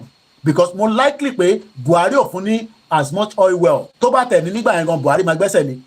Because they had a lot of issues between themselves. But let us just agree that Tinubu has oil wealth. How long totally we don't know, but he has oil well. Oil well yẹn nísìn ó wá ti di problem fáwọn north. Have you heard about the rally coming up? Abẹ́ ẹ̀ ti gbọ́. Ní October, màá show BBC studio yẹn fún yín properly tẹ́ máa rí ibi tá ti máa bẹ̀rẹ̀. Àwọn kan ní Koiki nọ́mbà tẹ́ ń sọ pé ká pè yìí nọ́mbà yẹn ó ti ń sáré jù. Now ó wà lórí screen yìí ẹ̀yin ò ṣe sáré kọ sílẹ̀ kí tó tún gbé kúrò lórí screen. Màá pè síta tẹ́ ẹ̀ bá get èmi ẹ̀ get àwọn mẹ́rin tó kù torí èmi busy. Mo busy gan busy kò ń ṣe tí Yorùbá nation nìkan. I have some project that I'm doing myself. Mo busy. Nígbà tí mo busy lẹ fi ń rí mi láàárọ̀ lọ́sàn-án lójú but ẹ ṣe ń rí mi náà àbí. So nọ́mbà mi òun ni ó wà lákọ̀ọ́kọ́. Ìyá wa Kentos òun ni nọ́mbà kejì. Ìyá wa Tóyìn Ọláoyè ẹ fẹ́ ra tíkẹ́ẹ̀tì ní ẹ ní láti reach out sí mi ẹ kàn sọ pé látọ̀dọ̀ Koiki kọ́kọ́ lè fi appreciate kò ṣe pé mo máa gba discount lórí. Alájà Queen àwọn ni nọ́mbà kẹrin. Ìyá wa Akínpẹ̀lú àwọn ni nọ́mbà karùn-ún. Ẹ kọ nọ́mbà yìí síta ẹ ní dáàdì yìí tẹ́ fẹ́ kó wá fún rally ni grandma ni tí wọ́n gbọ́dọ̀ ní nọ́mbà wọn àti orúkọ wọn láti fi book seat wọn fún rally yẹn. So bí yẹn ṣe jẹ́ nìyẹn a tún máa show yín as we go into the program. Mo mọ̀ pé ti kọ́ tó máa gbé kúrò nísìnyàn ẹ̀ka ṣe ń bá program lọ program ò tí tàn àdẹ̀kanjú tó bá ní data má bínú kò sí nǹkan tá a lè ṣe sí. Lẹ́ẹ̀kan sí Koikimedia ló ń pè mí báyìí. Mo dẹ̀ dúpẹ́ fún gbogbo ẹ̀yin tí ẹ̀ ń support wa lọ́tún lọ́sì tẹ́ ẹ̀ jẹ́ kí ojú ti platform yìí owó la fi ń ṣe media tẹ́ bá ṣe ń send owó sáwọn èèyàn nílé pé yà ń jẹ wọ́n ìyà ò jẹ media mi o but I need the support yín that's all I can say. Bàbá rẹ̀ tó ní laptop tó fi fún mi mobile phone ẹ fi fún wa we need to keep up èmi ní mẹ́ta tí mo lónú lé mi but mo ṣe nídìí sí. So now ìtí mo fẹ́ fàyọ̀ ń bẹ̀ ni pé arákùnrin fídíò yìí tó ṣe ó sọ̀rọ̀ ó ti ṣe lọ́rọ̀ fídíò náà mo ti lọ wo background ẹ̀ gan ẹ rí i pé mo ti prepare sílẹ̀ fún yín ní bíbá òun náà lélẹ̀ but màá sọ nípa ẹ̀ fún yín controversy person ni olórí burúkú ọmọ Miyetti Allah Fúlàní ni ẹ̀rọ ìjọba ṣe rí mo ti lọ wo gbogbo àwọn videos ó ti ṣe fídíò gan Haúsá ló máa ń sọ so àwọn tí tó máa gé orí Tinubu lélẹ̀ àní ẹ bá ń pe Ṣèyí Tinubu wá ẹ share link yìí sínú ẹ̀ I'm sure one of you have his number àbí kẹ́ sẹ́ndẹ̀ sí ọ̀rẹ́ rẹ̀ Eniola Badmus pé wọ́n máa gbé orí Tinubu padà wá sílẹ̀ Yorùbá ni wọ́n pa Bíọ́lá Sòkò ń ṣe Newton arákùnrin yẹn náà lélẹ̀ so a máa sọ̀rọ̀ nípa ẹ̀ Dr. Garus Galolo is an APC chieftain àwọn tó ń di Nàìjíríà mú quietly tọ́dẹ̀ wá fẹ́ dàrú torí pé ara ni wọ́n nísìn ó sọ àwọn ọ̀rọ̀ kan ó ní Tinubu ní 17 oil well ní Niger Delta kó bá àwọn Tinubu kó ní 300 tó bá yá Biafra máa mọ tó máa ṣe sọ̀rọ̀ Niger Delta gbogbo bẹ̀yẹn máa dàrú ó máa dàrú gidi ìjà ń bọ̀ ṣe mọ̀ kémi máa ń láì kí n fi ẹ̀rí kéékèèké sí má wàá sọ pé ẹ̀rí tèmi yẹn kò mú yẹ́sì wá bí sísítà mi ṣe yẹ kó rí bẹ́ẹ̀ ẹ kúṣẹ́ ìyá wa ṣe yẹ kó rí bẹ́ẹ̀ èèyàn lè ṣàṣìṣe kó dẹ̀ padà ó dẹ̀ ti dúró dáadáa so bíjìlẹ̀ náà bá padà tó dúró dáadáa kò sí nǹkan kan tó rọrùn níbẹ̀ mo fẹ́ mú kankan jáde ní o ẹ jẹ́ ká sáré gbọ́ fídíò yìí mo fẹ́ fi nọ́ọ̀sẹ̀ ní o ẹ máa pe Koiki ẹ máì tí nọ́ọ̀sẹ̀ jáde ìwà ń ṣe program lọ́wọ́ kí n wá jókòó pa sórí ìjókòó kan after 1 hour ẹ mọ̀ pé ẹ̀yìn ló máa jẹ́ ni jíjẹ́ máa fẹ́ ṣe jigijigi olóyún ẹ̀ lè ṣe jigijigi dáadáa ẹ fẹ́ kí ìyàwó mi máa complain kí n má lè kanlẹ̀ ní sùúrù kí ló tún lọ báyìí nísìn mo fẹ́ kẹgbọ́n tí arákùnrin sọ máa mute mic tèmi mo kí gbogbo ọmọ Yorùbá nílé lóko and welcome if you're new to this platform we love you we appreciate you bẹ́ẹ̀ bá follow kò pọ̀ jù a máa fi pọ̀ sí lórí platform náà ni.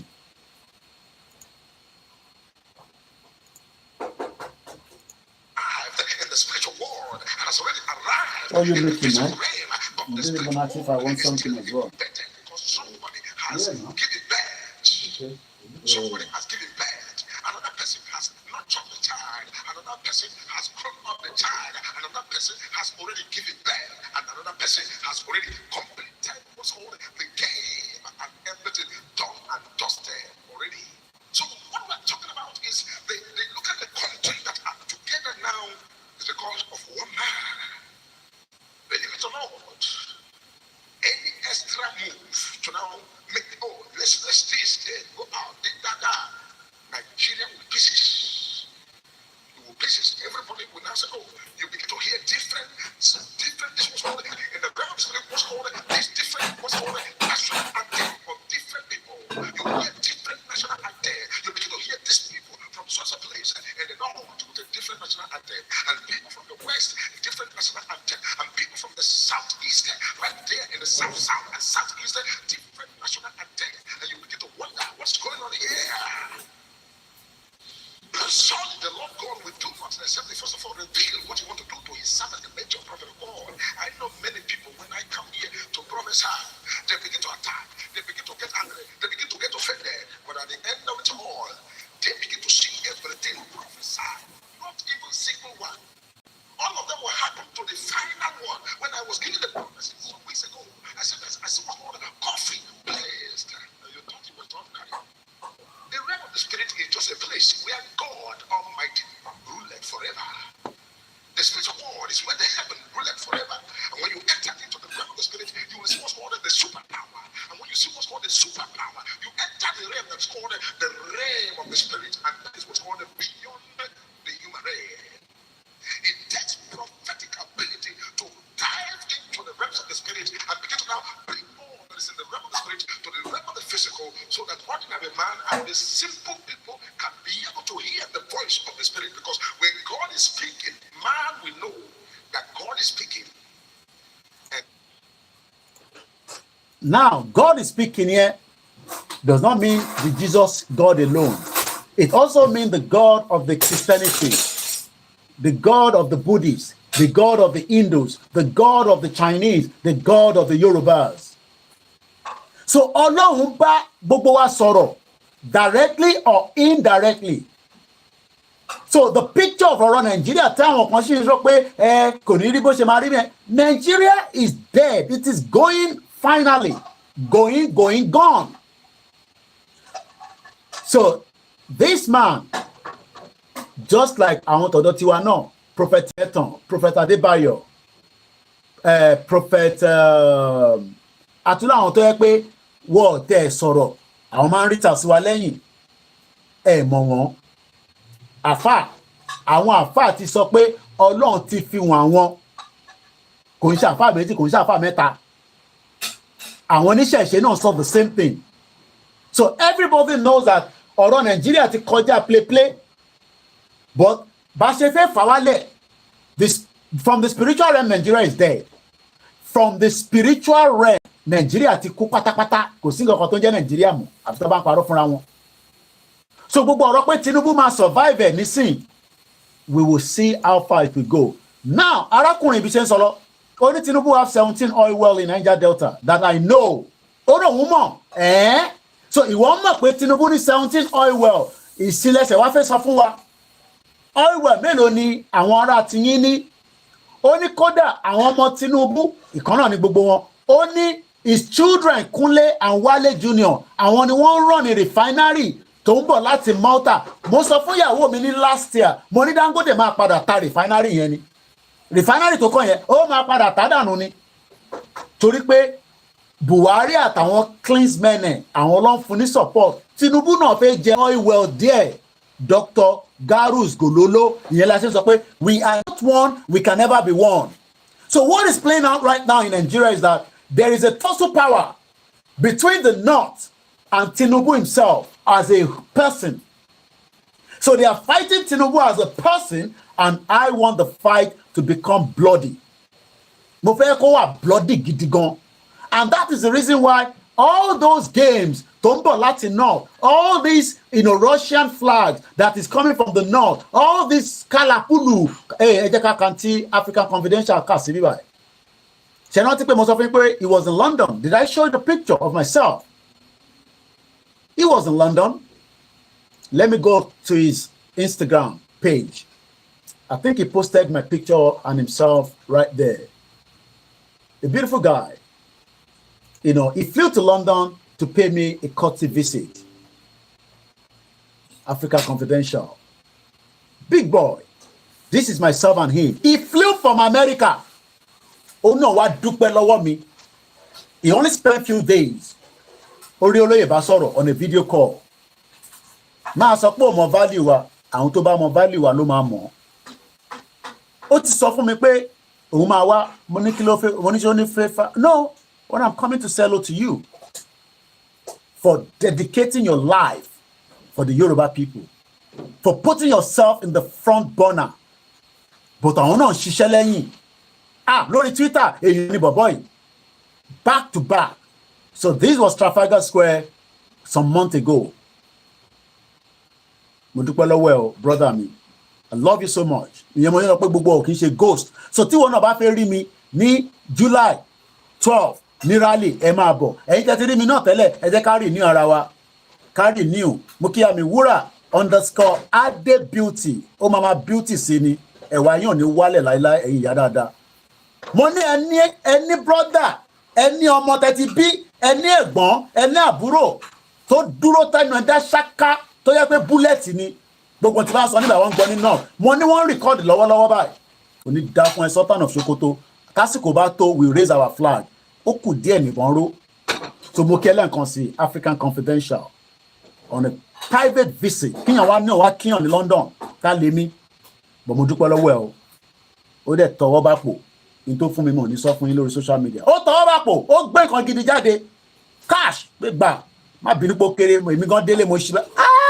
Ẹrù ló gbélé mi lọ́wọ́ ẹ̀. Ó náà tó bẹ̀ jù bẹ́ẹ̀ lọ. Ìwọ fi rẹ̀ sílẹ̀.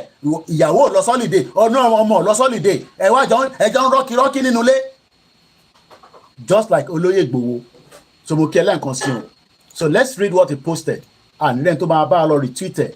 I am of the opinion that the EndSARS massacre broke the will of Nigerian people forever. And which is the truth. Tinubu ṣe dáadáa. Sanwó-Olú ṣe dáadáa. Kò wá ń ṣe Nàìjíríà, kò ń ṣe Lagos State nìkan ló ti ṣẹlẹ̀. Ó bí ìbò àbí kinní kan lọ́nà Ìbò yẹn. Wọ́n pa wọ́n dànù. Kinní kan, if a Biafran, help me put the name of that place where they killing our people. Ó bí ìbò àbí kinní kan. We talk about EndSARS in Lagos State in Lekki, but massacre was going on in Wike area. Obibo or something like that. Triple DRS, Mutiki Elenkan, brother mi dada. Bẹ́ẹ̀ni, Bámidélé Aliyu, the North are crying now because the power has shifted. Ìyẹn lèmi ṣe ń sọ pé gbogbo ẹ̀ kó dàrú.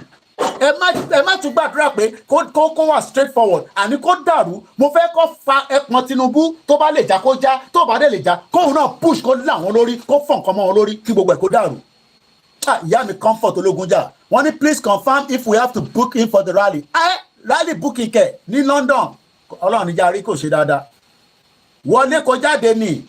Tá máa lọ kódà àwọn ọmọ Yorùbá akíyàn kálejò.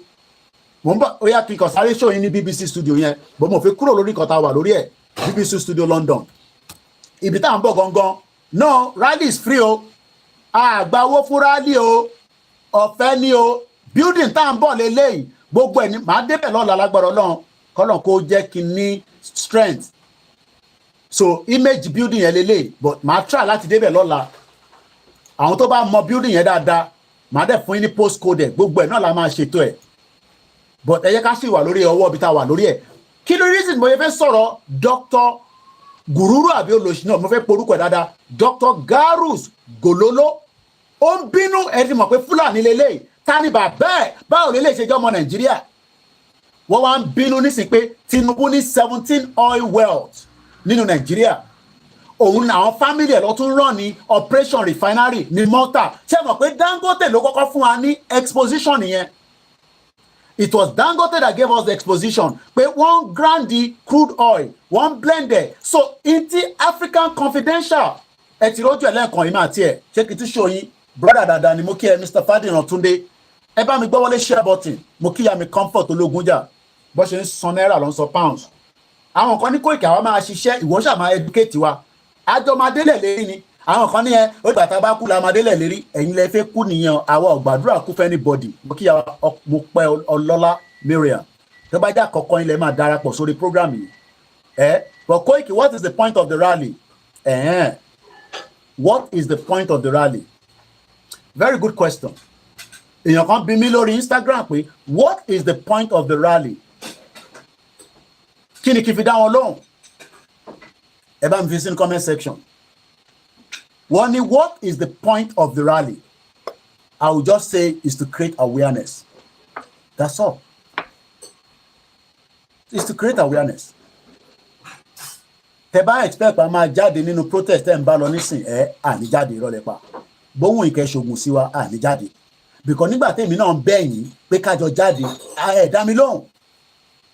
Ṣé ẹ ṣẹ̀ darapọ̀ mọ́ mi rí ni torí mo rorúkọ yìí rí Mr. Bass ìyá mi wùn mí òkè obìnrin ló wà ń bẹ̀ ó dẹ̀ lè jọkùnrin. So when somebody is saying what is the point of the rally, it is to create awareness. That's all. Okay, Mr. Sadiq Ayinde àwọn ní first timer ẹ ṣe gan ni. Ẹ wá wà very careful. Ẹ má ní love fún Nàìjíríà kẹfẹ́ ní love fún Yorùbá níbí báyìí o àwọn ń gbà yẹn níbí báyìí. Ẹ lè lọ síbi tó ti ní love fún ní love fún Nàìjíríà níbí báyìí a dẹ̀ máa ń bú Tinubu gan. Awareness nothing more. Yes. Simple rhyme náà ti bá mi dáhùn lóhùn. From Idaho. Benin Republic on the answer. Idaho. I think that's Benin. Mo kí o wẹ́n tẹ́ wà ní Benin Republic. Just recently to promote and create awareness for the Yoruba self-determination. Now, ẹni tó ń béèrè yẹn, no, ẹ jẹ́ kó béèrè. Ẹ jẹ́ mọ̀ pé mi náà journalist ni mí. Now, ẹ jẹ́ kí n lọ sí ọ̀dọ̀ àwọn Scotland. Ẹ wá rí pé nínú ọdún yìí, rally tó ti ṣe Scotland referendum tí yàn bá ń follow page wọn yìí ready for Scotland ṣé òun lè lè ṣá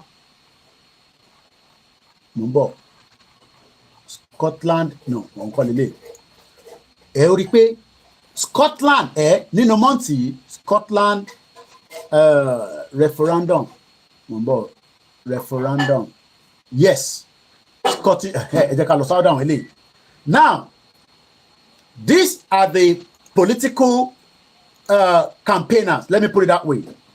Political yẹn pé àwọn wà represented nínú government Scottish and mo bá ń sọ̀rọ̀ nísìnyí o ẹ má sá lọ ìyá wa àbọ̀kùnrin tó wà ń bẹ̀ even though pẹ̀fẹ́ divert wa but it's good when I see comment kò tí pọ̀ jù kí n dá yín lóhùn ẹ̀dẹ̀ tí bùnmi àbúra wa. So Scotland Independent Referendum Party now àwọn wá ń pè fún pé àwọn fẹ́ kúrò lára Scotland they keep pushing and pushing and pushing pẹ̀lú Wales mo ń bọ̀ mo fẹ́ lọ wo ó ní a particular ṣẹ́rí SNP hoist the white flag on independence níjọ́ June 7 this was all before now Alba Party ni mo ní yes mo ti rí Alba Party gangan ló ń push Alba Party yìí ló ń represent àwọn Scottish people the former Scottish first minister tá à ń pè ní mò ń bọ̀ orúkọ ìsápá mi lórí ni former Scottish minister kí ni orúkọ bàbá yẹn náà kódà òun wà lára àwọn tó ń lead ọ̀rọ̀ Scotland referendum nísìn tó bá jẹ́ pé àwọn olóṣèlú tiwa náà ń gbọ́ nǹkan tá à ń sọ ni àwọn tó ti ṣe irú Fáyọ̀ṣe nísìn àwọn olóyè kọ́ máa bá wa lead ẹ̀ mo ń bọ̀ wá bàbá yẹn ni òlélẹ̀ this guy ten rí he is the one doing the push the SNP MP Scottish government should have power to call for a second referendum so coming to London for a rally is more or less pushing for an awareness to the country that created Nigeria àgbàgbà pé country ló create Nigeria America kọ́ ló create Nigeria UK created Nigeria in 1914 amalgamation and we must continue to give them every right and reason why we want to exit the contraction known as Nigeria. Ẹ jẹ́ kí n yọ flyer ìkúrò kò mọ̀ kí n kọ́ disturb. So when we are talking about the rally which is coming up in October first and foremost this is gonna be the first rally tó lóye fi wá ṣe ní Europe ẹ kọ́kọ́ mú yẹn dání ná the first rally tó fẹ́ wá ṣe ní Europe ní Europe yẹn wọ́n mi pè ní UK because UK ló amalgamate Nigeria. Olóyè ti ṣe rally so much time ní Nigeria. Kí ni topic gbogbo tí mo sọ látàn kan ẹ sì tún wá topic ẹ má yọ mí lẹ́nu o àní time yẹn o àní time yẹn níbí báyìí ẹ máa follow program topic tẹ̀ ń wá yẹn ẹ lọ sí ibi topic wà lórí program. So nígbà táwọn ilé bá ń pè fún àwọn fẹ́ dá dúró as an independent country nínú England tó wà no nínú UK tó wà mélòó wá ní àwọn atamasọ́pá lè dá dúró mélòó ní Scotland gbogbo population Scotland is 5.5 million and they are pushing and pushing. Bàbá tẹ̀ ń wò tó wà níwájú mi tó ń pè ní first minister Alex Salmond ó ti ṣe minister rí but nígbà tó ń ṣe minister kò rántí pé ó yẹ káwọn exit just like bí Tinubu náà ṣe ń ṣe nísìn bí Tinubu bá ṣèjọba tán nísìn àwa máa sọ fún wa pé just like Jonathan pé òun fẹ́ jẹ́ ká gba Yorùbá country Tinubu rẹ̀ ti sọ the same thing rí ọmọ olódù ọdẹ ó fi ìyẹn nígbà tó ń ṣe campaign QMI campaign irọ́ campaign olè nígbà tó jẹ́ tó náà ń ṣe governor I will eat it just put it there ọmọ mi ti ṣe oúnjẹ fún mi mo dẹ̀ gbọ́dọ̀ jẹ torí ó máa lọ tútù ni.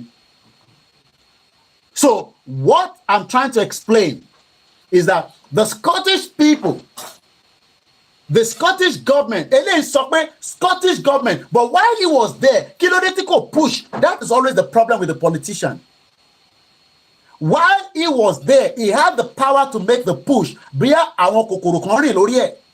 Ó wá náà ń pè because England tó ń pè ní Westminster parliament yìí tó bá mọ̀ àwọn ni wọ́n create the first constitution building tó ń rí ó ti pẹ́ ó ti dògbó àwọn bàbá tó wà ń bẹ̀ tó ti kú tipẹ́ wọ́n wà lára àwọn tí wọ́n ní kó lọ amalgamate Nigeria. So when you look at this building tá à ń wò níwájú yìí this building olóyè máa wà níwájú ẹ̀ tó máa sọ̀rọ̀ níwájú ẹ̀ is an iconic building, is a message.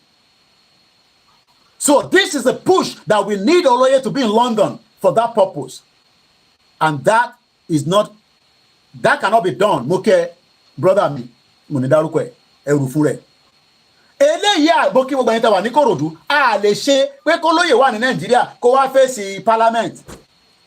Kódà nígbà tí Ọọ̀ni of Ifẹ̀ wá, kò ń ṣe inú building ni no astagfirullah wọ́n gbé Ọọ̀ni náà wọnú building but nígbà tó ní máa address wa some years back kò ń ṣe lórí Yorùbá Nation no adjacent building náà ni mo wà lára àwọn media tó lọ cover Ọọ̀ni of Ifẹ̀ nígbà tí ìyá àdúrà tó gbé Ọọ̀ni wá sí UK so àmọ́ tá à ń ṣe níbí báyìí o ìlú ẹ̀ yóò ń ṣe NTA channel 10 yìí o platform tí ẹ̀gbọ́n journalist ẹ̀ pé mo mọ tí mo sọ so tí Scotland tó ju 5.5 million tó yẹ pé àlímọ̀ṣọ́ fẹ́ gbé wọn lọ wọ́n ń pè fún second referendum àwọn olóma fún wọn ní referendum yẹn Westminster yẹn ni building tó ń sọ yìí tó bá ní Westminster ibi tí building yẹn tó ń pè lélẹ̀ and this means that we must push àwọn olóṣèlú tiwa tó ti ṣèjọba rí àwọn ó dùn mí pé Akérédolú ò lè sọ délẹ̀ tán pé Yorùbá nation la fẹ́ iyì tó bá gbà lọ́wọ́ ọmọ Yorùbá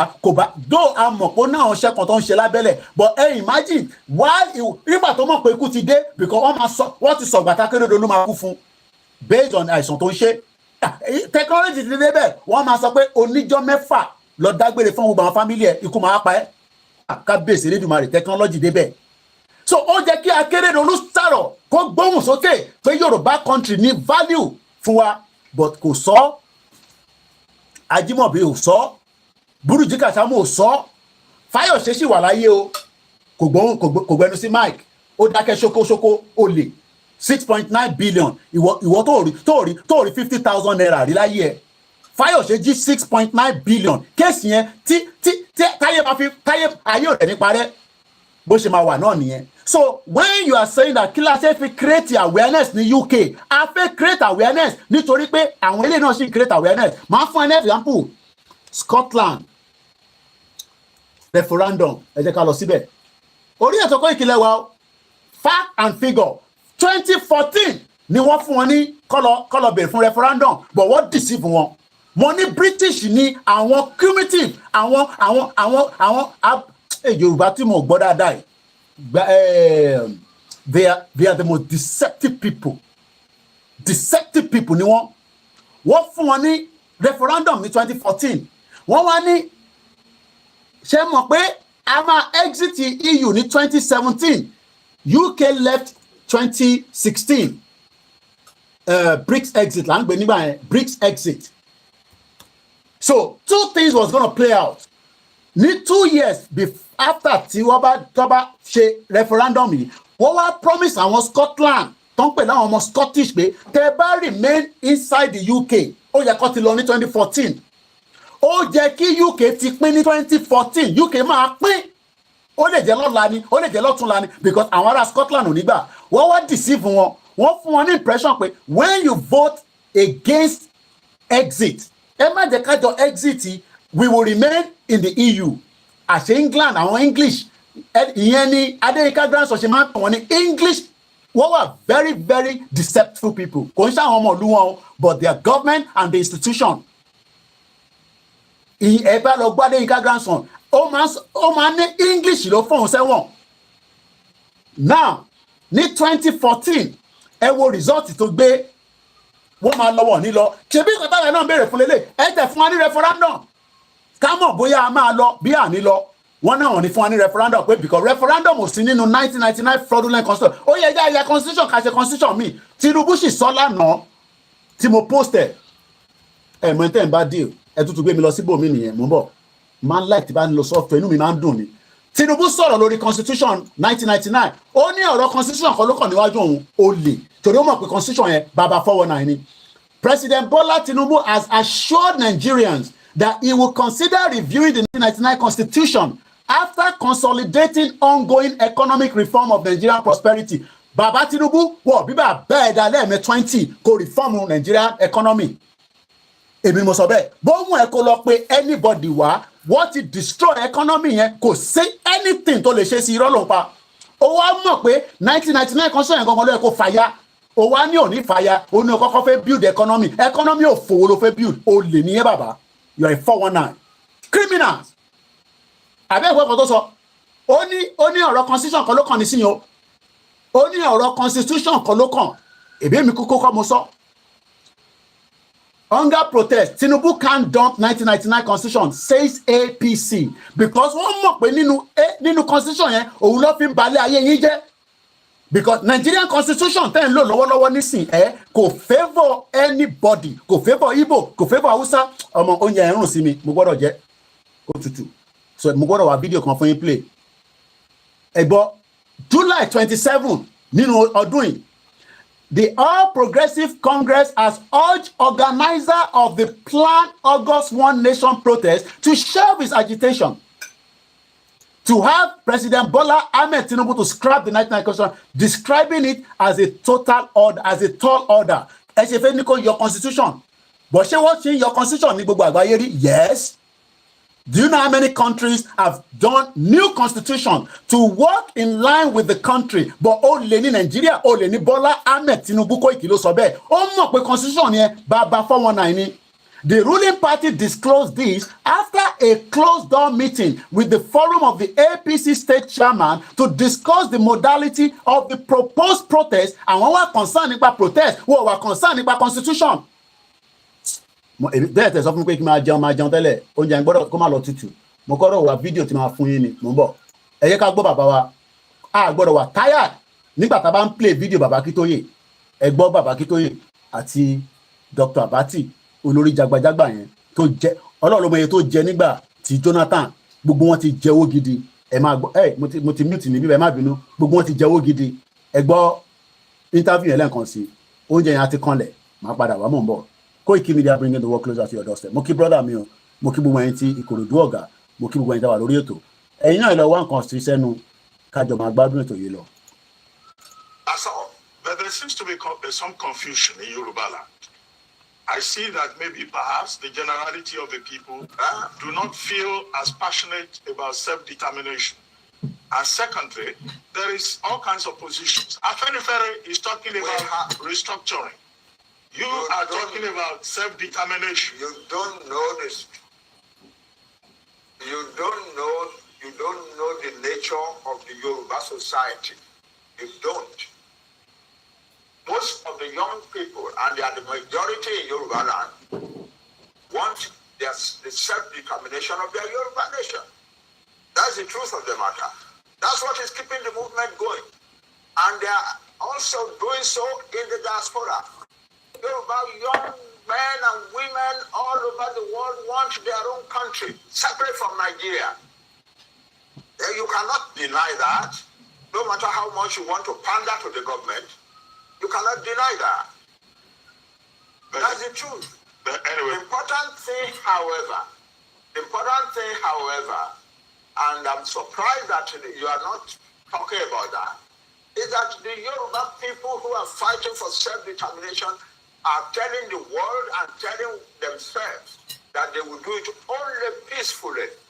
We are Yoruba. We know our status in the world. We know our status in the black world. We do not want to destroy the peace of Nigeria. And we do not want to bring difficulty into the lives of any other group in Nigeria. But we want to get out of Nigeria. That's it. Well, Prof, you were a strong member. And you're not talking about that. You are asking me questions.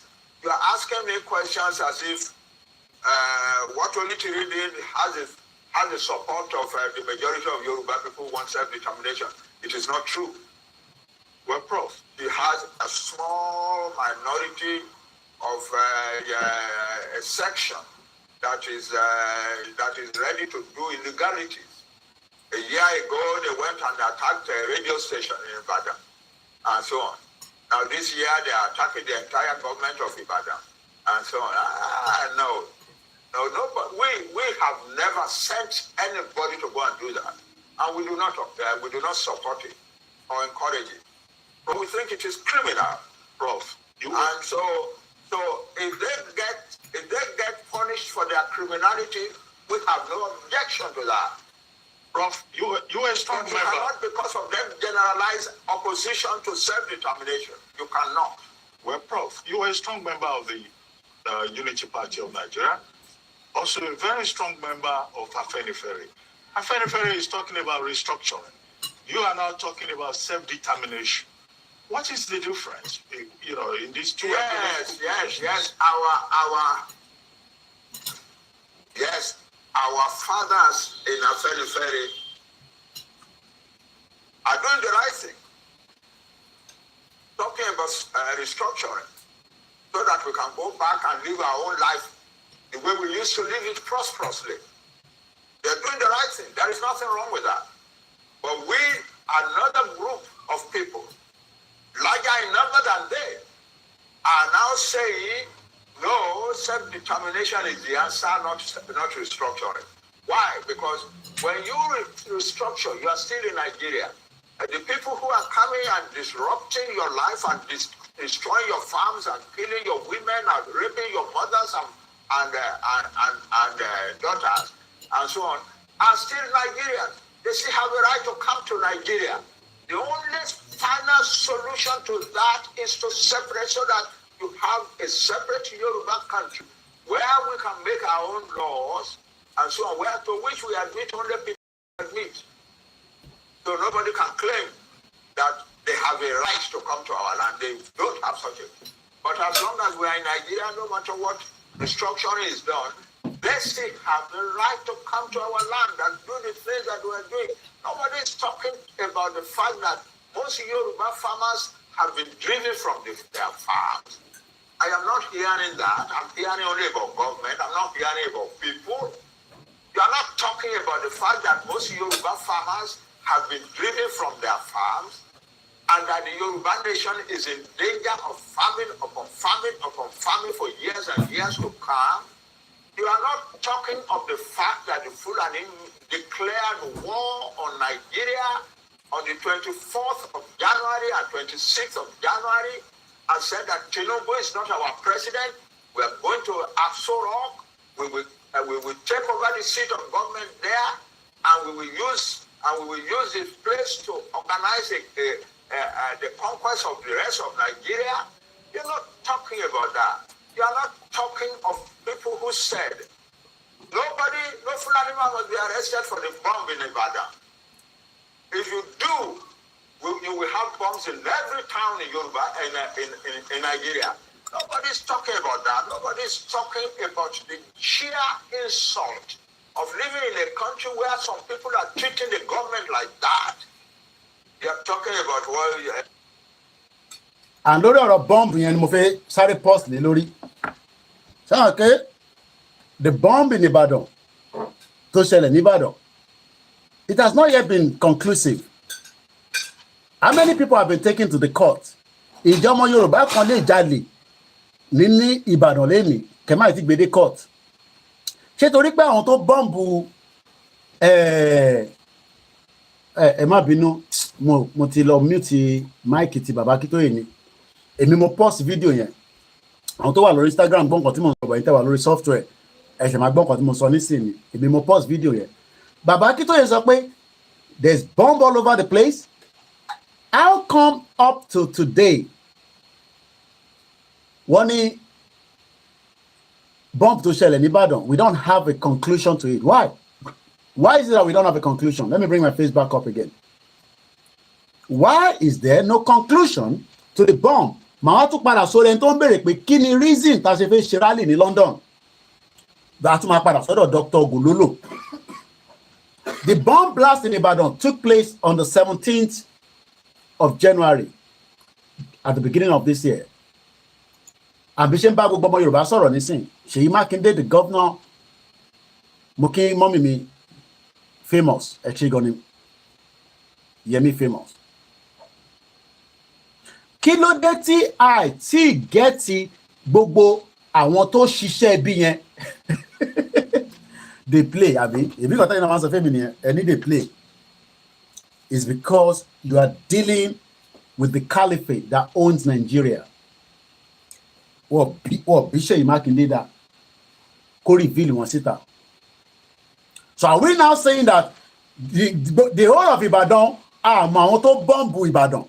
Are we àti wá stupid bẹ́yìn àbí? I thought we say Yoruba people are well read, educated, blah blah blah blah blah blah òyìnbó ti pọ̀ jù. So kí ló ṣẹlẹ̀ tí àìtí gba answer sí àwọn tó bọ́ǹbù ìlú Ìbàdàn? Àwọn tí nǹkan wọn bàjẹ́, àwọn tí family wọn kú, mo kíyà mi sister mi Tèmiládé Oríadé ẹ̀ṣẹ̀gànnì kábọ̀ sórí ìkànnì wa. And many Yoruba people will tell you, Koiki ẹ jẹ́ ká gbàgbé yẹn, another problem tó wà nílẹ̀. These are the images that many of you will never forget.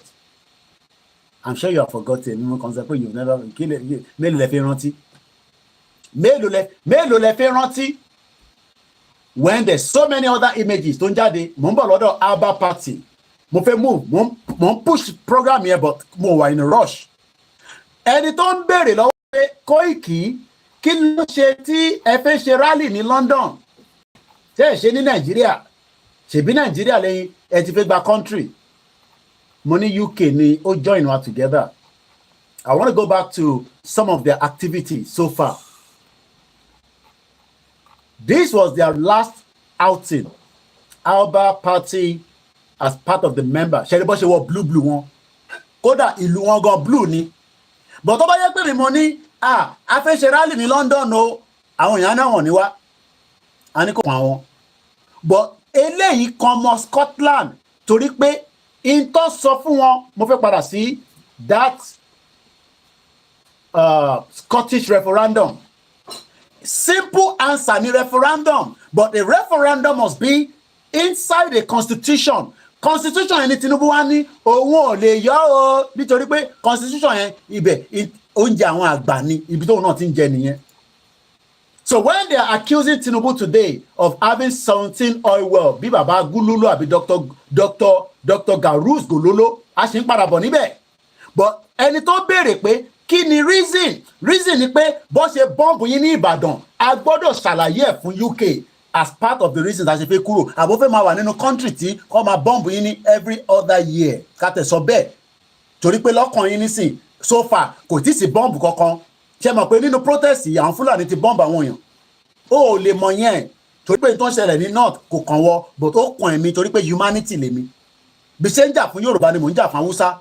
Torí pé tá bá gba country wa tán, a ní right bí America. Ta ló fún America ní right Ṣáwọn ni police officer gbogbo àgbáyé tó ń káàkiri bí ẹṣọ oníwòlímọ̀ báwa náà ṣe máa lọ support north against àwọn invaders tó ń pè ní Fulani. So ìwọ tó ń béèrè pé Koiki, why must the rally be held in London? Èmi náà béèrè pé why tí wọ́n pa wá ní Ìbàdàn, tí ṣé Ìbàdàn gẹ́gẹ́ bí Kánò àbí gbogbo yóò gbọ́ ẹ ti gbàgbé. So a gbọ́dọ̀ jẹ́ káwọn tó wà ní UK mọ̀ pé ṣé mọ̀ pé à ń pariwo nísìn àìtí ìgbébọn àgbé àdá àgbé kùmọ̀, à ń béèrè fún right wa lábẹ́ òfin àgbáyé tó ń pè ní United Nations. O lè sọ pé kò wà available àbí Koiki ni mí mo ní lọ́wọ́ mò ń bọ̀. But one thing is the Scottish people sọ pé àwọn máa gbára wọn lẹ̀ without a blood. Àwa náà sọ pé a máa gbára wa lẹ̀ without a blood. And that is the reason why we must create awareness in UK. Because UK ni wọ́n ti dá ìdààmú tó ń ṣe gbogbo wa. Kò ń ṣe ìyá àjẹ́ kan ló ń ṣe ní Nàìjíríà tó fi lówó lọ́wọ́. Tó bá yẹ kó ti ṣiṣẹ́ ní wíìkì tó kọjá ó yẹ kó ti sanwó fún ẹ lánàá. Gbogbo àwọn tó ṣiṣẹ́ ẹni tó bá gbowó lánàá tó ń ṣiṣẹ́ ní UK ẹ kàn bá mi sọ pé yes. Tó bá yẹ pé weekly lẹ́yìn máa ń gbà àwọn kan monthly.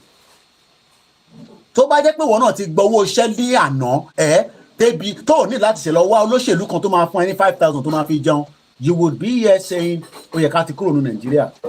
But fẹ́ ká kúrò ní Nàìjíríà because inú tọ̀ìtọ̀ì Nàìjíríà òṣì àti ìdààmú ẹ fẹ́ kí gbogbo àjọ wà níbẹ̀. Ìyá mi ní kí ni Koiki wọ́n sanwó fèmí lánàá èmi ọmọ ẹni tó wà Nàìjíríà mo fẹ́ èmi náà máa fi mẹ́tí máa béèrè owó lọ́wọ́ ẹ̀ nísìn. Brother mi kan náà ní Koiki wọ́n sanwó fún mi lánàá. Èèyàn gbọ́dọ̀ wá ṣiṣẹ́ kó má sanwó fún. Why do we want to be in a society that does not value and respect us as humans? And this is how the Scottish are asking for their right. Other countries were refused at first, but we have to remember, and this is a really important point, that self-determination is an inalienable international right and a law as well. And other countries will recognise Scotland's democratic choice expressed at the ballot box.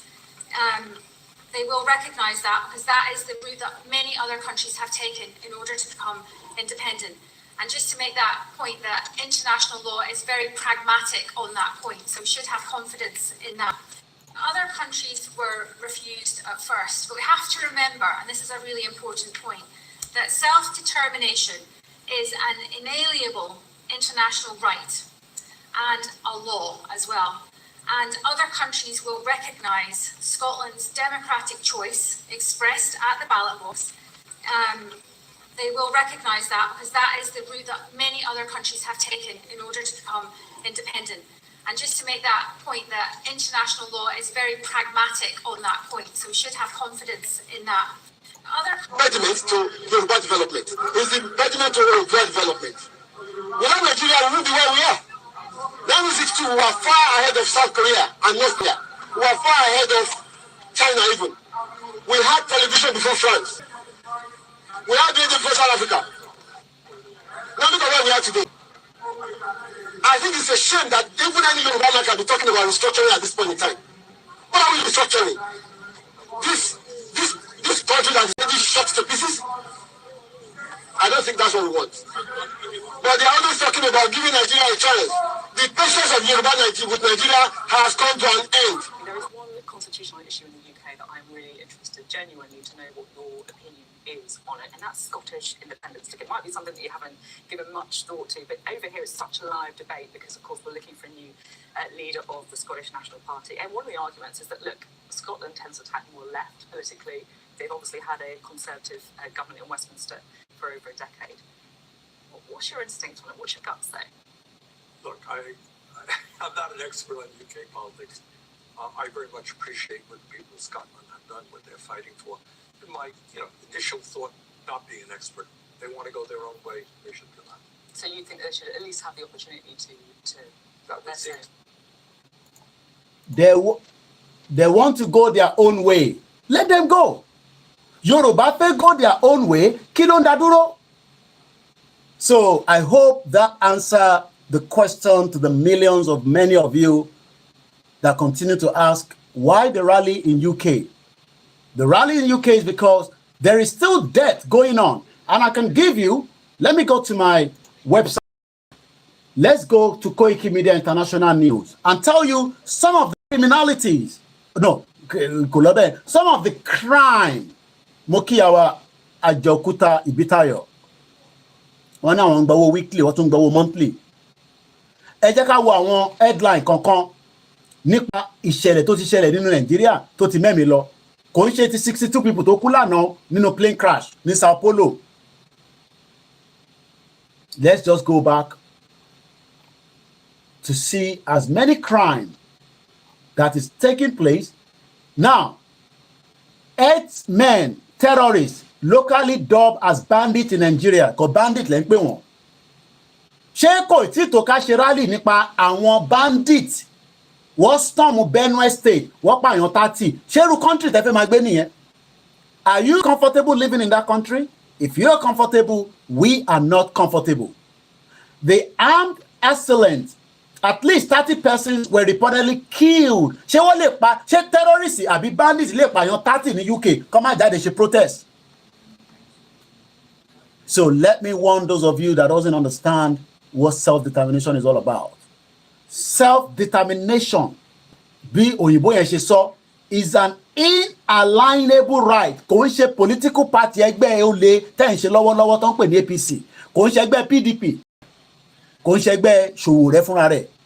Ẹgbẹ́ àwọn ọmọ ìjàngbara tó fẹ́ dá dúró, tó fẹ́ gbé ayé tó dáa, bí brother mi ṣe sọ ní bíbá kó ń jẹ́ ẹ fi digest díẹ̀ ní o. Ẹ jẹ́ ká sáré wo fídíò yìí. Èyí tí Napasẹ̀ ṣe ní Dustin lánàá. Ká kọ́kọ́ fi wo fídíò eléyìí náà. Mo lè show fídíò yẹn fún yín tó rà pé mo rí pé kò ní any issue kankan. Ṣẹ́rí studio mi lélẹ̀. Mini studio Koikimedia lélẹ̀. Laptop kẹta ẹ̀rí dáadáa ó wà lọ́wọ́ ìsàlẹ̀. Èyí tẹ́ wà lórí software lè rí because mo ti block ẹ̀ lẹ́yìn. This is the operation if I manage ní corner piece inú ilé mi. But láti inú ẹ̀ mo sọ fún yín pé a máa wà lára àwọn tó máa gbára wa sílẹ̀ àtèmi àti ìwọ. Ìwọ tó wá sọ pé ẹ máa waste time ara yín. Nàìjíríà ò ní pé kò ní da fún bàbá ẹ̀ ni mo sọ bàbá ẹ̀ ò ní ṣoríire. Àfi tó bá yẹ pé yà ọjà àwọn èèyàn mi nínú ilé. Idiot all over the place. Ẹ̀yin olórí burúkú. Ẹ̀yin ọmọ àlè. Àtọkùnrin ni àtàgbàlagbà ni ẹ̀ ní kúure ni mo sọ fún yín. Now, tó bá jẹ́ pé brother ni ó jóná báyìí ṣoríran mo bọ̀ mo fẹ́ pọ́sẹ̀ ni o. Tó bá jẹ́ pé brother tiẹ̀ ni nọ́ọ̀rà báyìí tó ń sáré kiri ní Lagos State olóṣì olórí burúkú tẹ̀ pé Lagos State tí Tinubu gba $100 million lọ́wọ́ Dangote táwọn ọmọ tó kó sí ẹni olóṣì eléyìí ṣe sọ pé Tinubu ò lè wo ẹ jẹ́ mo fẹ́ play bíbá ìdílé tán because àlàyé yẹn ti distract mi kúrò níbẹ̀. Wọ́n ní Tinubu ní 17 oil wells ọmọ ẹ̀ Kúnlé àti Wálé Junior olè ni wọ́n àwọn ló ń refine epo ní Malta. Mo ní gbogbo Malta is $500,000 bomb bastard ẹlòmíì ò tẹ̀ mọ statistics kò mọ nọ́mbà. Ìyá mi Fatusi Elizabeth grandma Mokima wọ́n ní kó ètò Koikimi náà ní ẹ̀ mà. Wọ́n ní nísìnyí Ohando àti Ajib belongs to him ó tọ̀ lọ́wọ́ àwọn family Tinubu. Wọ́n wá ní ó yọ subsidy he removed subsidy so fuel price will never be down. He also gave himself 15 trillion contract kò ní dá fún ẹ Dr. Garus Gololo. Owó tàbátà jí owó tí Buhari jí níbo lẹ kó sí. Tinubu jalè dáadáa but wọ́n máa forí ẹ bẹ́ ògùn sọ́hun ni tó bá tètè padà wá sílé sórí sọpọ́ ọmọ olódò ọdẹ nìyẹn. Àwọn tó ń bá tayò àwọn mìíyàtì àlà tí wọ́n gba backing láti ta ṣé Russia flag lọ sí race wọ́n máa yọ àdá àti ìbọn jáde within the next couple of weeks ẹni mo ẹ kọ́ sílẹ̀.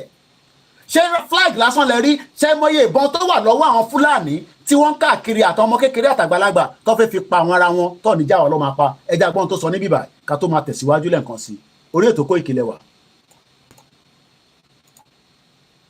Andi procurement law ne don akwai procurement law wanda yake ministry za a yi procurement law a yi publishing a jarida kamfanin duka su apply kamfanin da ya wuri kuma za a sake a buga shi a jarida sannan kuma a national assembly an aika musu ba ya aka suka yi passing wannan contract din mu ba mu sani ba 15 trillion fa an dauka an bar saboda interest na sannan mutanen da suke so a saukar da mai ba zai sauka ba saboda shi shugaban kasa shi ne dama mai wando kuma ya saya aji ajin kuma suna da rijiya 17 na mai a Niger Delta wanda ni na sani an saye su kuma yana da refinery wanda Wale Tunumbu yake da sannan kuma akwai Kule Tunumbu Jino su ne suke running wannan refinery a mota ba ma a Najeriya ba mota refinery da ma sun an ba da shi a yanzu man sun saya nasu ne to sun dauka crude oil daga nan za su je su tace ci a sha su dawo kuma su sake kuma su bamu musu sayar muna kuma a nan kudin mu to kaga automatically saukan wannan mai in babu saboda haka matasa ina ba su shawara kada su èmi máa sọ gbogbo tó sọ lédè Haúsá bóde jẹ́ fúdèdè ló fi sọ̀rọ̀. This is the reason why ta ṣe ń sọ fẹ́yàn máa lè pé kì í ṣe kan náà ṣe rí pé èdè ìlú ẹ̀ ló fi sọ̀rọ̀. wàá wá sí bíbá òrò ọmọ Nàìjíríà tàtà and I'm a proud Nigeria born bastard. Ta ló ń jẹ́ proud Nigeria? Nàìjíríà tó ra bicycle fẹ́ tó fẹ́ lọ ṣe Olympics. Ó gbọ́ ṣọmọ ọmọ Yorùbá tó compete nínú Olympic tó ń pè lọ́wọ́lọ́wọ́ ẹ̀ tó jẹ́ kó máa represent ìlú òfò tó ń pè Nàìjíríà. Now in tó sọ látẹ̀ nǹkan yẹn tẹ́ ẹ̀ gbọ́ olórí burúkú tó pè ẹ̀ ní Dr. Ga mú gbàtẹ́ mi wo fídíò yìí mo wá lọ́wọ́ ta ló ń pè ní Dr. Garus Gololo but in tó sọ níbẹ̀ ni pé Tinubu olè oní 17 oil well ní Niger Delta ṣé àwa gan la ní Niger Delta ni àwọn Niger Delta gan ò gbádùn ara wọn gbogbo àwa ń fi epo lépo wọ́n fi ń ṣayé ẹ wá ní kí Simon Ekpa ó ní òun máa blow gbogbo ẹ̀dànù ni kò sẹ́ni tó máa gbádùn ẹ̀ mọ́. One bastard. Go to Niger Delta, you will cry for the people there. Ẹ̀yin wá ń pin mọ́ra yín lọ́wọ́ àti Yorùbá àti Haúsá àti Igbo. Àwọn tó ní ibẹ̀ gangan, the people are suffering. Bẹ́ẹ̀ ni mọ́mí mi, Comfort Ológunjà. Go to Niger Delta, you will cry for the people there. Ẹ lọ sí gbogbo axis yẹn, ẹ bá wọn sunkún. Ẹ tẹ̀ ní mọ̀ pé wọ́n lépo níbẹ̀ yẹn. Ẹ ní mọ̀ pé epo rọ̀bì tí Nàìjíríà ń tà lénìí. The Niger Delta is the delta of the Niger River, sitting directly on the Gulf of Guinea, on the Atlantic Ocean. Ọlọ́run ti pín gbogbo ẹ̀ dáadáa bó ṣe yẹ kó pín. It is located with the 9 coastal southern Nigerian states, which include all the 6 states from the south-south. Àwọn kan ní kò sí nǹkan kan tó ń jẹ́ south-south. It doesn't matter. But what we are saying is that àwa lépo lóńdó. Torí àwa fẹ́ súnmọ́ area yẹn náà díẹ̀, Ọlọ́run bù wá lépo.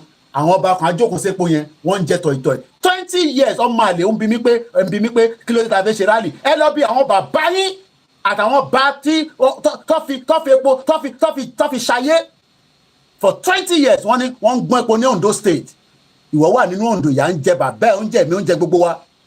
Akérédolú ó kú nísìn kò lè ikú ẹ̀ báyìí a ṣe máa sọ ni mo dẹ̀ fi sọ̀rọ̀ sí ikú ẹ̀ torí pé kí mélòó ló ṣe sọ́ndó state kò ṣe gbogbo hospital pẹ̀lú gbogbo epo tó wà lóńdó state ṣé wọ́n mọ iye epo tó wà lóńdó state ẹ máa wá síbi ẹ máa sọ jágbajàgba gbàtẹ́pẹ́ ní làákàyè kẹ́dẹ̀ tó wá sórí platform tó ti ń educate yín tó ti ń sọ̀rọ̀ tí bá ń jágbe bí mi ṣe lè sọ tó máa yé yín nìyẹn tẹ bá ń wá àwọn tó máa sọ̀rọ̀ kwẹ́kwẹ́ ẹ lọ wo ṣe wọn kí n bá lóye politics today kò lè sí nǹkan kan tó máa jáde nídìí ẹ̀.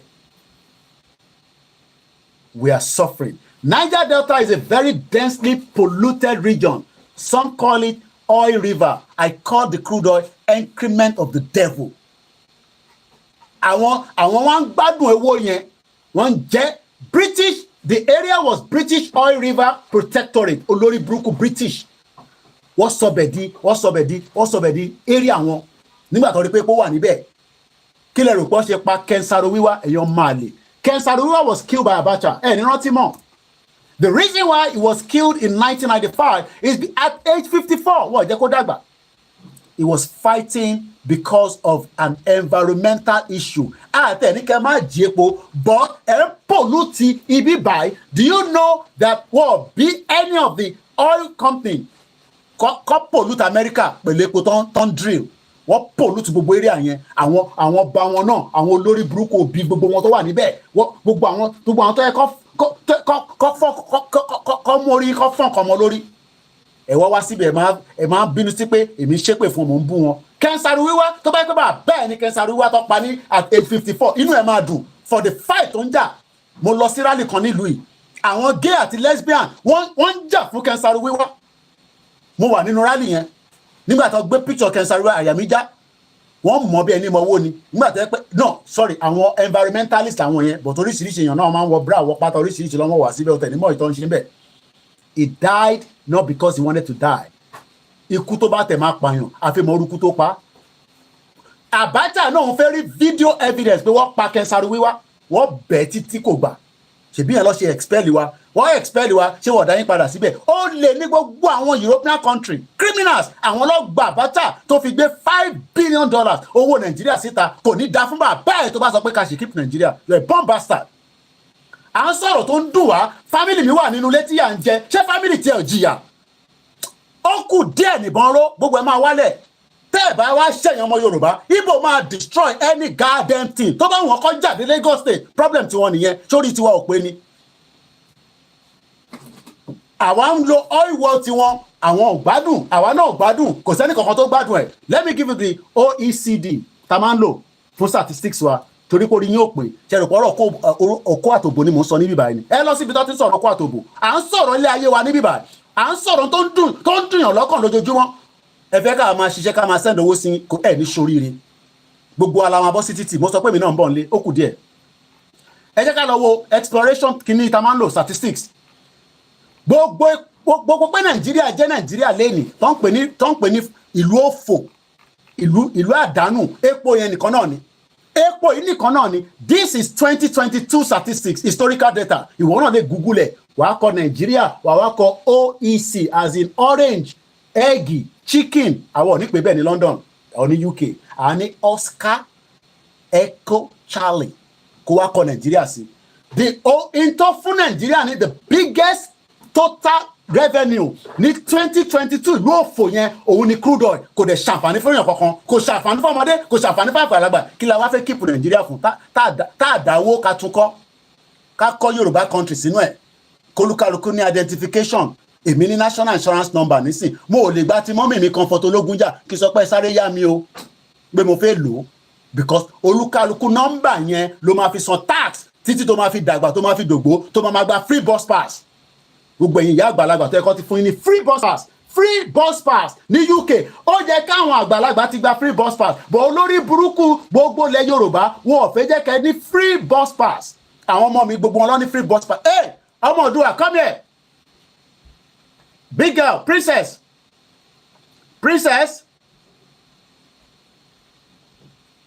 ẹ tẹ́ bá touch mi láàárọ̀ màá fún yín lépè princess. Do you have bus pass? Sọ̀rọ̀ sókè. Oh mo gbọ́. Do you have free bus pass? How long have you had it for?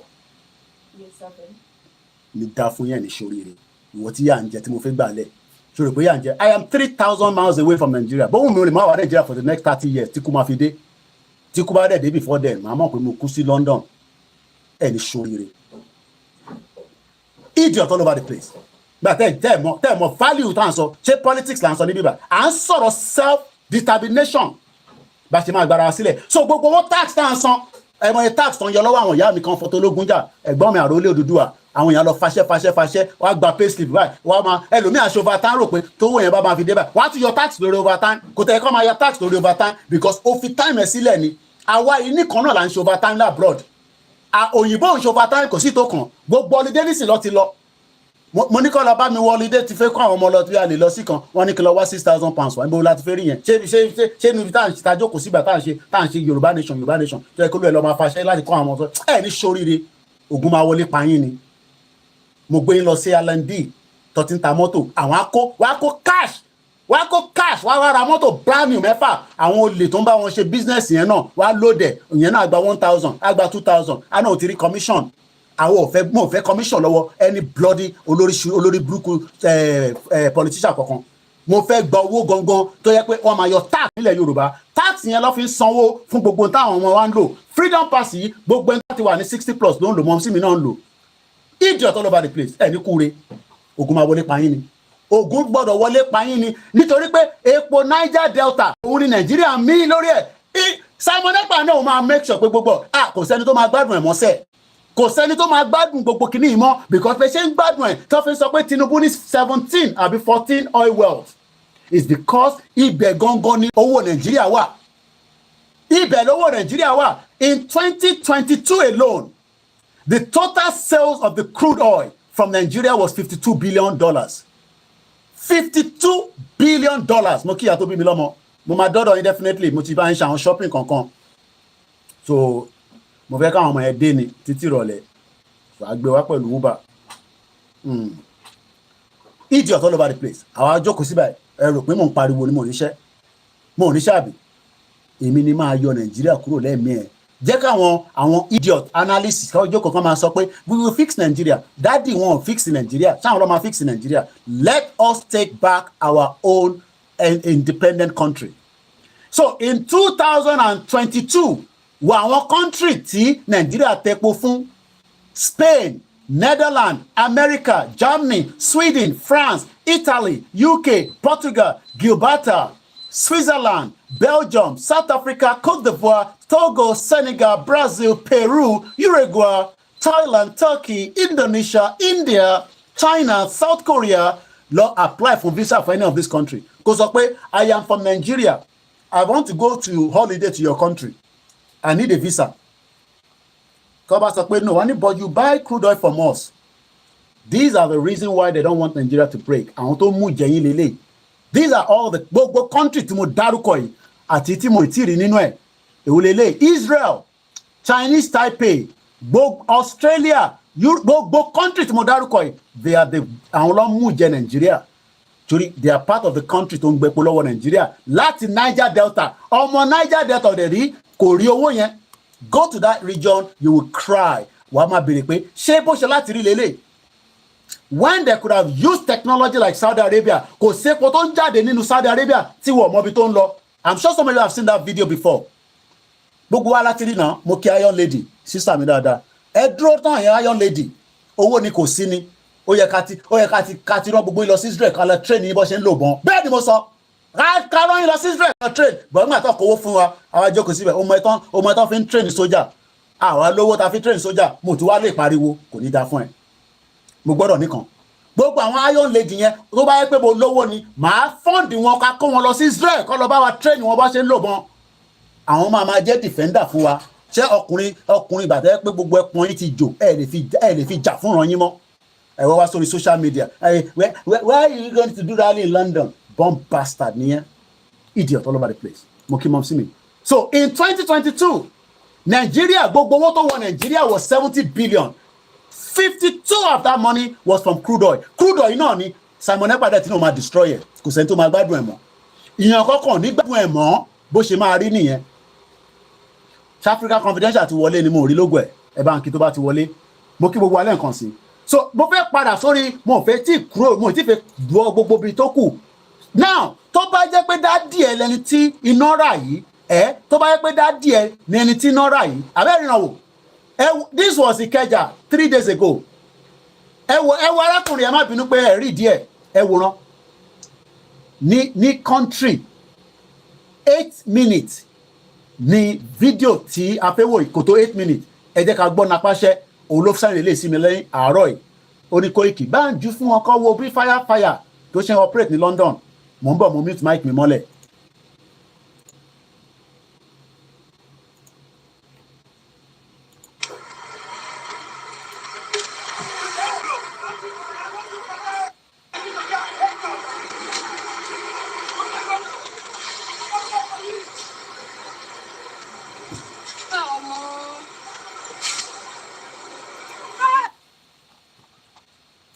sọ fẹ́yìn ọmọ Nàìjíríà pé olórí burúkú làwọn ìjọba tó ń rúlu Nàìjíríà gbogbo gọ́ọ̀mẹ̀ntì ta ní Nàìjíríà olórí burúkú ni wọ́n Ọlọ́run máa bá wọn jẹ́ tọmọtọmọ níṣẹ́ rí ẹ wo fire service ẹ wo iye mọ́tò ẹ máa ka o 1 2 3 ẹ máa ka o ìkẹta rèé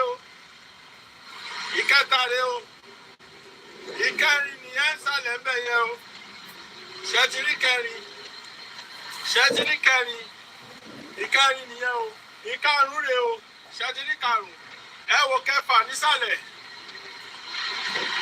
ẹ wo ìkẹfà nìyẹn ń sàlẹ̀ ṣẹ́tìrí ṣẹ́tìrì fire service ìkẹfà ṣẹ́tìrì tábà ń sọ wípé àwọn olórí burúkú lídà lórúlu Nàìjíríà kó ní kálukú jórúkọ fàdà ẹ̀ ká pín Nàìjíríà ṣẹ́tìrì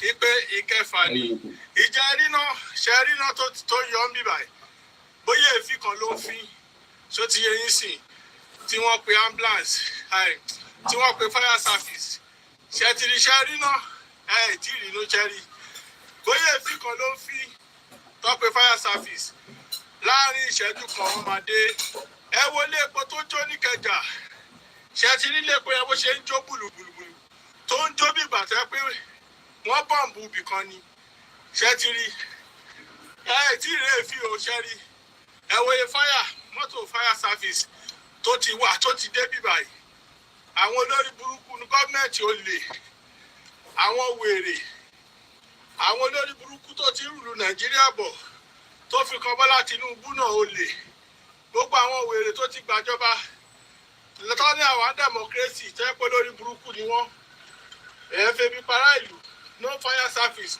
no hospital no road àwọn olòṣì ọlọ́mọ àbá tí wọ́n jẹ́ tọmọtọmọ ni kóníkálukú jọkọ̀ fàdà ẹ̀ Yorùbá nation gbogbo eléyìí la máa ní nílẹ̀ Yorùbá òní sí pé ilé ń jó òun ni ṣẹ́tìrì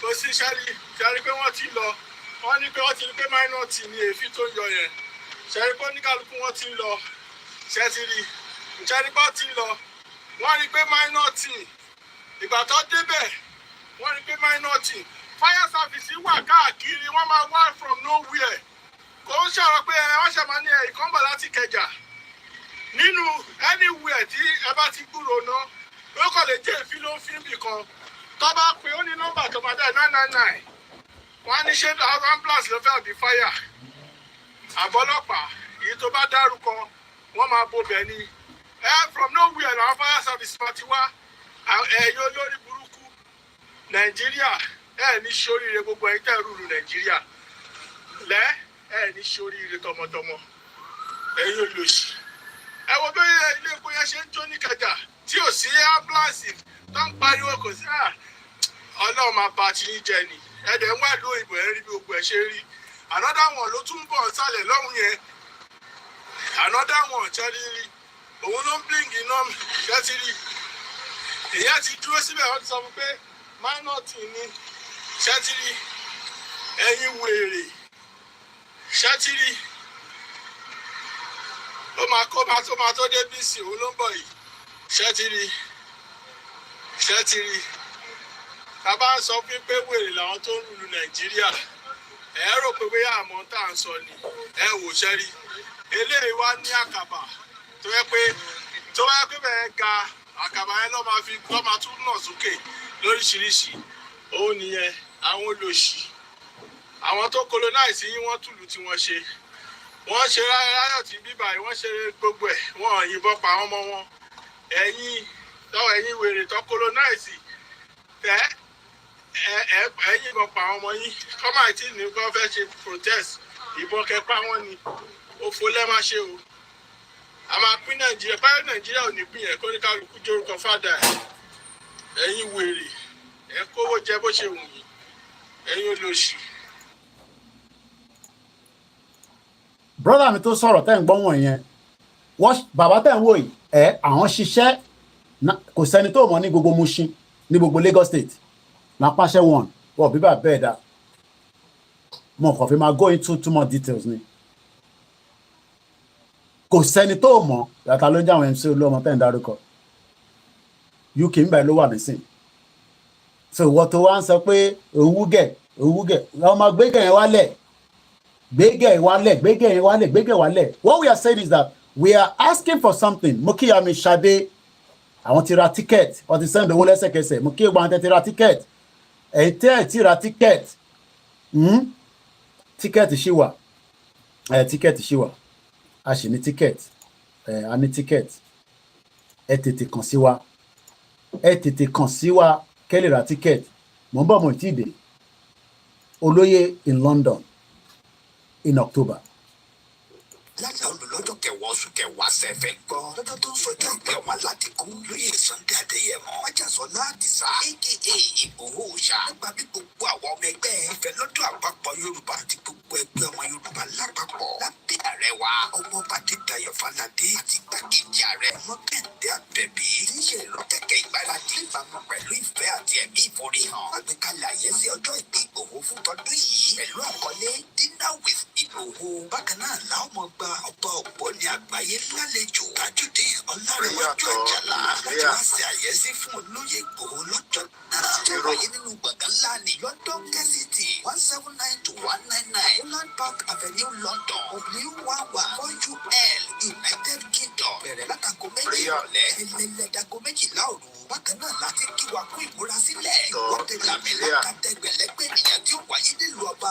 1 million rally in London lọ́jọ́ kejìlá oṣù kẹwàá ó jẹ́ ọjọ́ kẹtàdínlá pẹ̀lú Ìgbòho lẹ́yìn Ọláyọmí Koikimedia àti kálára rẹ̀ ó máa ṣàkóso rẹ̀ pẹ̀lú ọ̀kanjọ̀kan àwọn àlàkalẹ̀ ìrọ̀rùn nípa bá a ṣe máa fi ọkọ̀ àjàgbé ńlá ní London round bus sí àwọn àgbààgbà àti àwọn abarapá gbogbo láti BBC in Oxford títí tí ìwọ́de ó fi parí sí Paris Trafalgar Square tó bá wá di ọjọ́ kẹtàlá ọjọ́ kẹrin Dinner with Ìgbòho láwọn máa ṣàbẹ̀wò lọ sí ìlú Manchester gan fún ẹ̀kúnrẹ́rẹ́ àlàyé síwájú sí i tàbí láti dá sí ètò ìfọlọ́ndrìlì ẹ lè pè tàbí kẹ́ WhatsApp Ọláyọmí Kóìkì lórí +447 594 050 979 yàtúbí lórí +447 570 320 030 Tóyìn Ọláoyè lórí +447 896 018 764 lápapọ̀ ọmọ Yorùbá àgbáyé pátápátá ní àwọn ẹgbẹ́ ìfẹ́lọ́dọ̀ àpapọ̀ ọmọ Yorùbá ṣe kí ọmọ aládìgbò wípé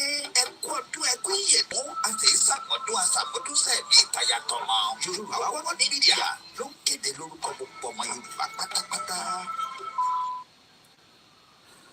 Mo kí gbogbo wa tá a ṣe wà lórí ìkànnì a ti ṣe wákàtí mẹ́ta aṣẹ́mẹ́yẹ bọ̀ lápò ni tí ẹ bá níṣẹ́ kankan tí ẹ fẹ́ ṣe àbí tí ẹ bá níṣẹ́ tí ẹ lè máa gbọ́ wa nínú mọ́tò yín ẹ máa gbọ́ wa nílé iṣẹ́ yín. Mo kí gbogbo ẹ̀yin tẹ́ wà lẹ́nu iṣẹ́ ní gbogbo ibi tí ẹ ti ń ṣiṣẹ́ ní salon ẹ̀yin tẹ́ ní event lénìí ẹ̀yin tẹ́ ní gbogbo patí ẹ̀yin ìyá mi tẹ́ ń lọ patí nírọ̀lẹ́ yìí ẹ má gbàgbé gèlè yín sílé o ẹ má gbàgbé pé àwa náà ń pariwo Yorùbá nation ní bíbáyé o ẹ̀yin tẹ́ ẹ ti darapọ̀ mọ́ wa mo kí gbogbo alẹ́ nǹkan sí African Confidential I just cite you mo ti kí ẹ lẹ́ǹkan mo ti kí ẹ dáadáa ó wá UK ó wá kí Koiki èèyàn ni fine boy looking ó ti marry o kí ọmọ kankan má lọ máa pè sí lẹ́yìn ẹ má lọ DML ó ti marry o a kàn ń ṣóyín pé kẹrin ni o mo ní kẹ lọ máa DML lẹ́yìn o ẹ má yọ ọmọ ọlọ́mọ lẹ́nu o fine boy looking sexy èmi àti bọ̀bọ̀ mi lélẹ̀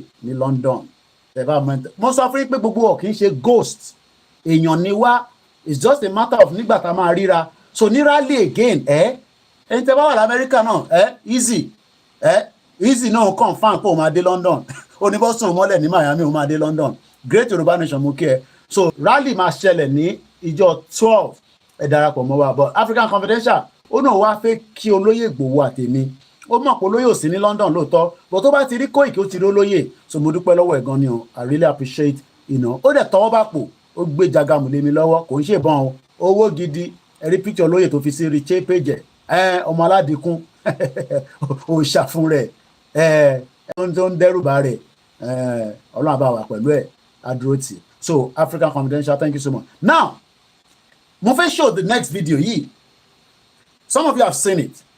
But I want us, actually, my father, so Dr. Garulus, because I found a little bit more about him. But fẹ́yìn tẹ́ ń bẹ̀rẹ̀ pé kí ni Scottish ṣe wá lose referendum wọn.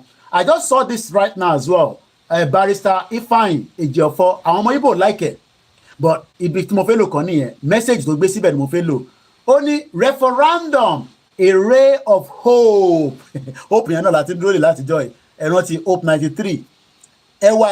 Pẹ̀lú ẹ̀wà mo rí yín ní ìjẹta àbáná kọ́ni lórí program thank you so much out of all the busy thanks so much Tokyo 778 mo kí gbogbo alẹ́ nǹkan sí o James Bonding these people eat themselves okay momentum bá sọ̀rọ̀ blind leading the blind okay kò jẹ́jẹ́ àwà ló ń bá sọ̀rọ̀ anyway bí àwọn politician only if the hardliners will listen to the priceless advice ṣẹ́rí géèmù oríṣiríṣi ni Tinubu máa ń play o ọmọ olódù ọdẹ ni o bàbá criminal tó ń play géèmù oríṣiríṣi so ilé ìtọ́ tó fẹ́ gbé jáde Koiki ẹ̀ bá ṣe sùúrù Tinubu ó máa fún wa ní referendum ẹ má pè fún Yorùbá nation mọ́ ọmọ tàbá dúró lórí yẹn gbogbo ọlọ́mọ àná lẹ́gbàá so tó sọ ni pé Mike Ozakome ìyẹn senior advocate of Nigeria wọn ló pàdé Tinubu ní àná níbi tó ti ríra àmọ́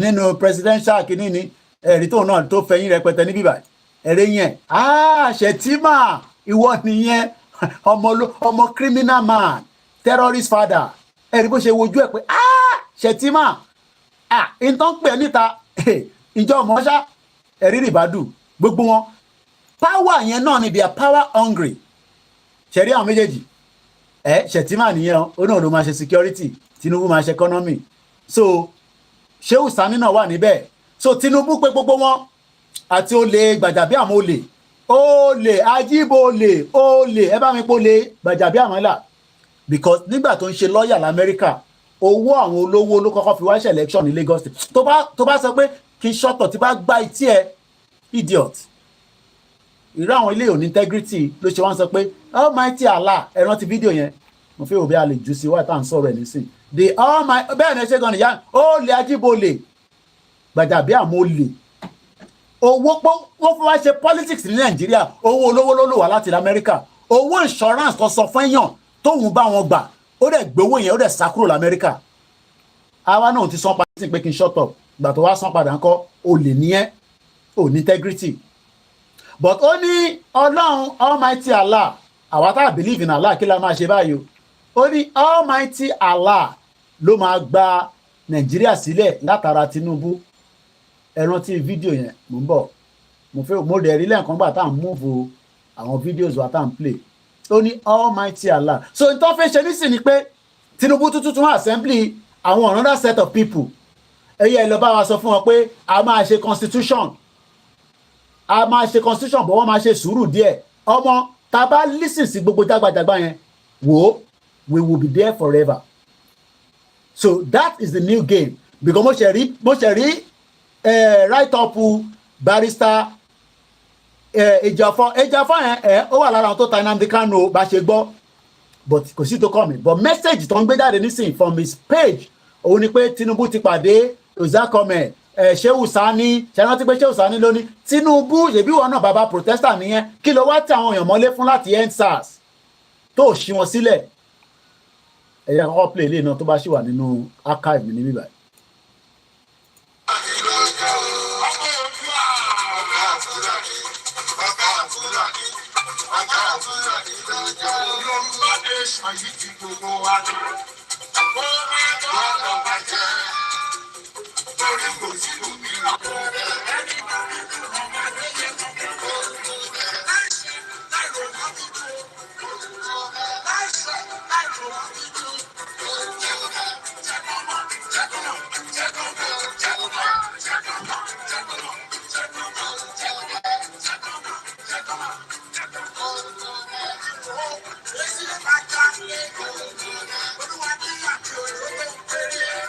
wọ́n sọ̀rọ̀ bí ọ̀rọ̀ epo àwọn á di 200 á di mẹ́ta.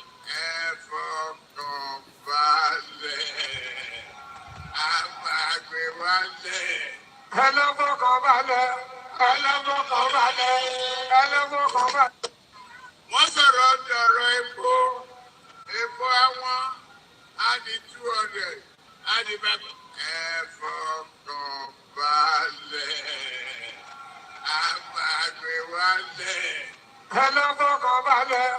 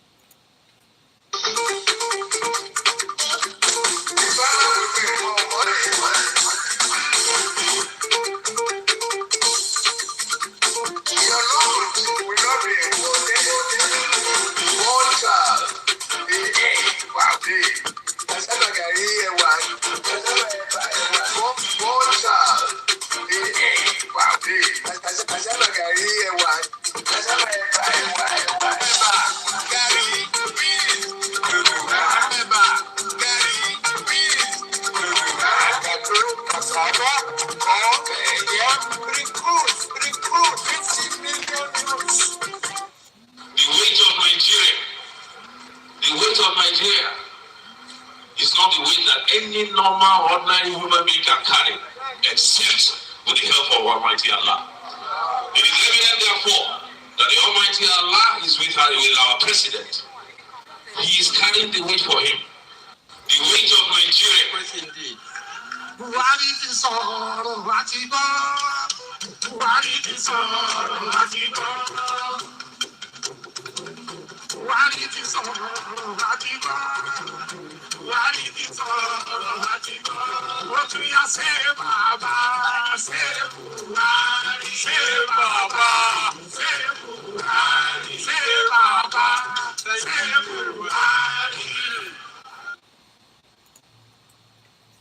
Did you get that?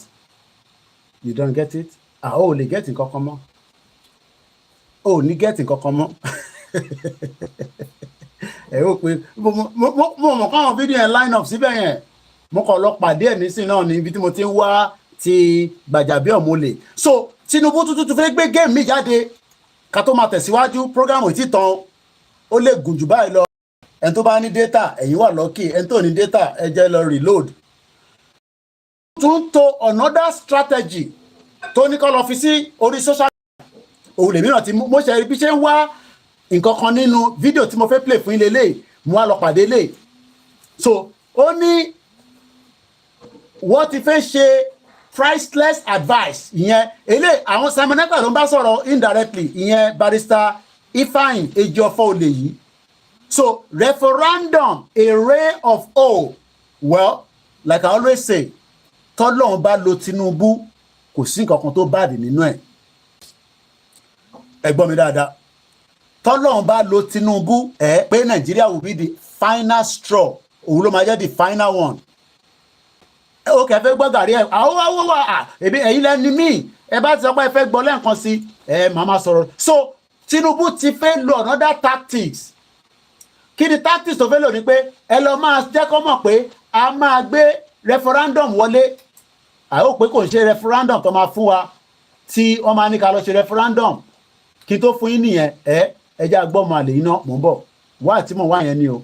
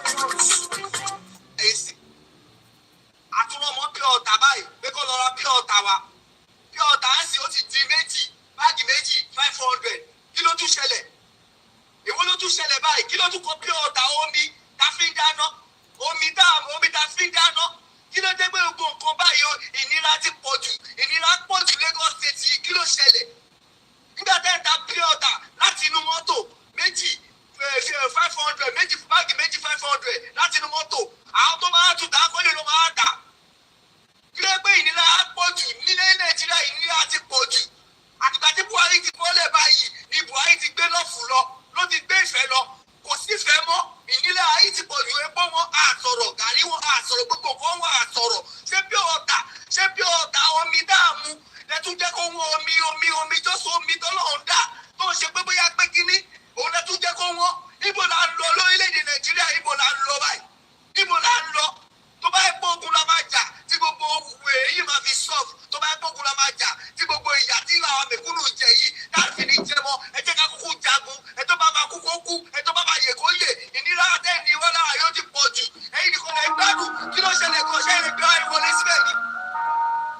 Why?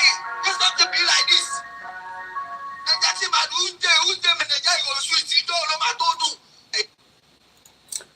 I hope I don't belittle some of you. Now, kí n tó tẹ̀síwájú, pointer tí èjì ọ̀fọ̀ gbé jáde ẹ rí pé wọ́n máa explode dáadáa nísìn. Wà á ní ẹ̀yin tẹ́ ń pariwo Yorùbá nation. Ṣé rí pé hope ti ń bọ̀, hope 93 but hope 24 lélẹ́yìí. Torí pé Tinubu ti bá wọn, ó ti bá eléyìí tó yẹ pé èyí tó yẹ kí lè lọ sọ fún Tinubu ni pé release Nnamdi Kanu. That should be his job right now. Mo ti mo respond to Simon Ekpa lórí ẹ̀, but this should be the job of this man. Ìyẹn Mike kí ló ń jẹ́ Mike Ozakome. Mo wà lórí program ìyá mi o, mo ti wà lórí program. Ẹ jẹ́ n pè yín padà, ẹ dẹ̀ ti interrupt wa báyìí. Mo wà lórí live show báyìí, ẹ ti interrupt program yẹn. Ẹ̀yin owó program ni, níbo lẹ́yìn wà?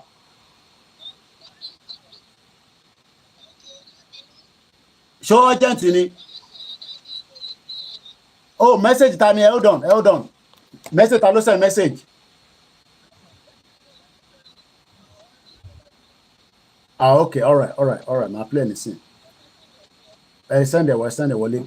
Send it. All right then. Ẹ bínú kọ àwọn tó ń pè yẹn àwọn tá gbọ́dọ̀ má gbé kọlù wọn náà ni. But wọ́n ní message kan wà tí bàbá Akíntóyè ti fi ránṣẹ́. So ma slow down Twitter yẹn for now. So now ìtí Tinubu tó yẹ kó kọ́kọ́ discuss ni release Nnamdi Kanu, free Igboho account, because both of them are not terrorists. Mo wá tajà Nnamdi Kanu níbẹ̀ ìjàmbá ti ń sọ̀rọ̀ Nnamdi Kanu àwọn kan máa wà hype up a little bit, and I want us to slow down, okay? We are here for one purpose, self-determination. Bó bá wà with Nnamdi Kanu tó ṣe self-determination mọ́, but for now wọ́n mú mọ́lẹ̀, rendition, kidnap. That is what I expect Mike Ozakome kó máa bá Tinubu sọ. That should be the first priority. Tinubu má jẹ́ káwọn málà fún àgbọ̀n mọ́ ẹ lórí kó tó ṣe the needful. Tọ́lọ̀ bá kó sí ẹ nínú, fair enough. Tọ́ bá kó sí ẹ nínú, tọ́lọ̀ bá kó sí ẹ nínú. Ó dà pé bàbá tó wọ rẹ́ẹ̀dì kọ́ ni ẹ bá mi dárúkọ ẹ̀. It's also a very important, from the southeast. Anya Kome, àbí nǹkan kan ló ń jẹ́. I can't remember the full name now. So let me remind us. Picture tàná lélẹ̀. Tẹ́ bá wo picture yìí, kí lẹ lè rí lára Tinubu? I haven't studied it. Mo kàn fẹ́ kẹ́ jẹ́ pé bóyá èmi nìkan ni mo rí kankan. Kí lẹ rí from this picture? I think this is the only close picture tá gbà. Rọ́ṣàbà. Àwọn kàbá ní sí nìyẹn. Ọ̀ṣọ́ba fún rẹ̀. Àwọn kàbá nìyẹn. Ó mà dá o. Aso Rock. Tẹ́ bá ṣe tán nísìn Fúlàní náà ti débẹ̀. Ẹ tún lè wọbẹ̀ mọ́. Ẹ gbádùn ẹ̀ dáadáa. Ẹ ṣáà gbádùn ẹ̀. A rí close picture. So eléyìí nìkan la rí tó jẹ́ close picture Tinubu àti bàbá ẹ̀.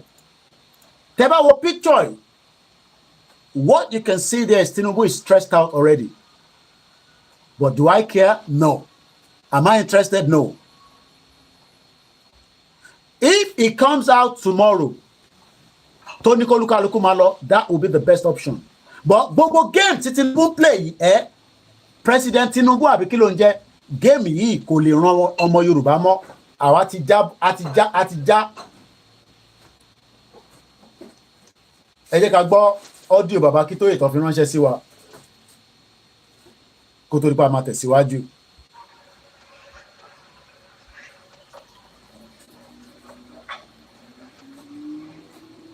This is a message of love and of best wishes from me, Professor Banji Akintoye, to all my people, to all the sons and daughters of Odua in the United Kingdom, especially in the England part of the United Kingdom. Since the mass protests against immigrants started many days ago, I have been praying for you. I have not just prayed for you by myself alone. I have invited other persons, your brothers and sisters from many countries across the world, to pray with me for you. And we have joined our voices in prayers to the Almighty God to protect you against any harm in the circumstances that have developed in England. Your children shall not come to any harm, and you yourselves shall not come to any harm. Your children will go to school happily every day and return home happily every day. And you yourselves will go to work happily every day and return home happily every day. No evil shall come your way at any time.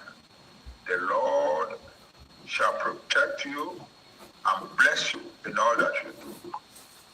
You shall go out with joy at all times and be led forth with peace at all times. The mountains and the hills, when they see you coming, will break into happy singing every time, and all the trees of the field will clap their hands for you. And if there are any thorns in the way as you are coming, the Spirit of God will remove the thorns and replace them with pleasant and valuable trees. You will walk and prosper, and at your chosen time to return home, you will happily bring your prosperity back home to enrich your own homeland. I wish you all the very best in the current circumstances in England. Take care of the children and watch your steps.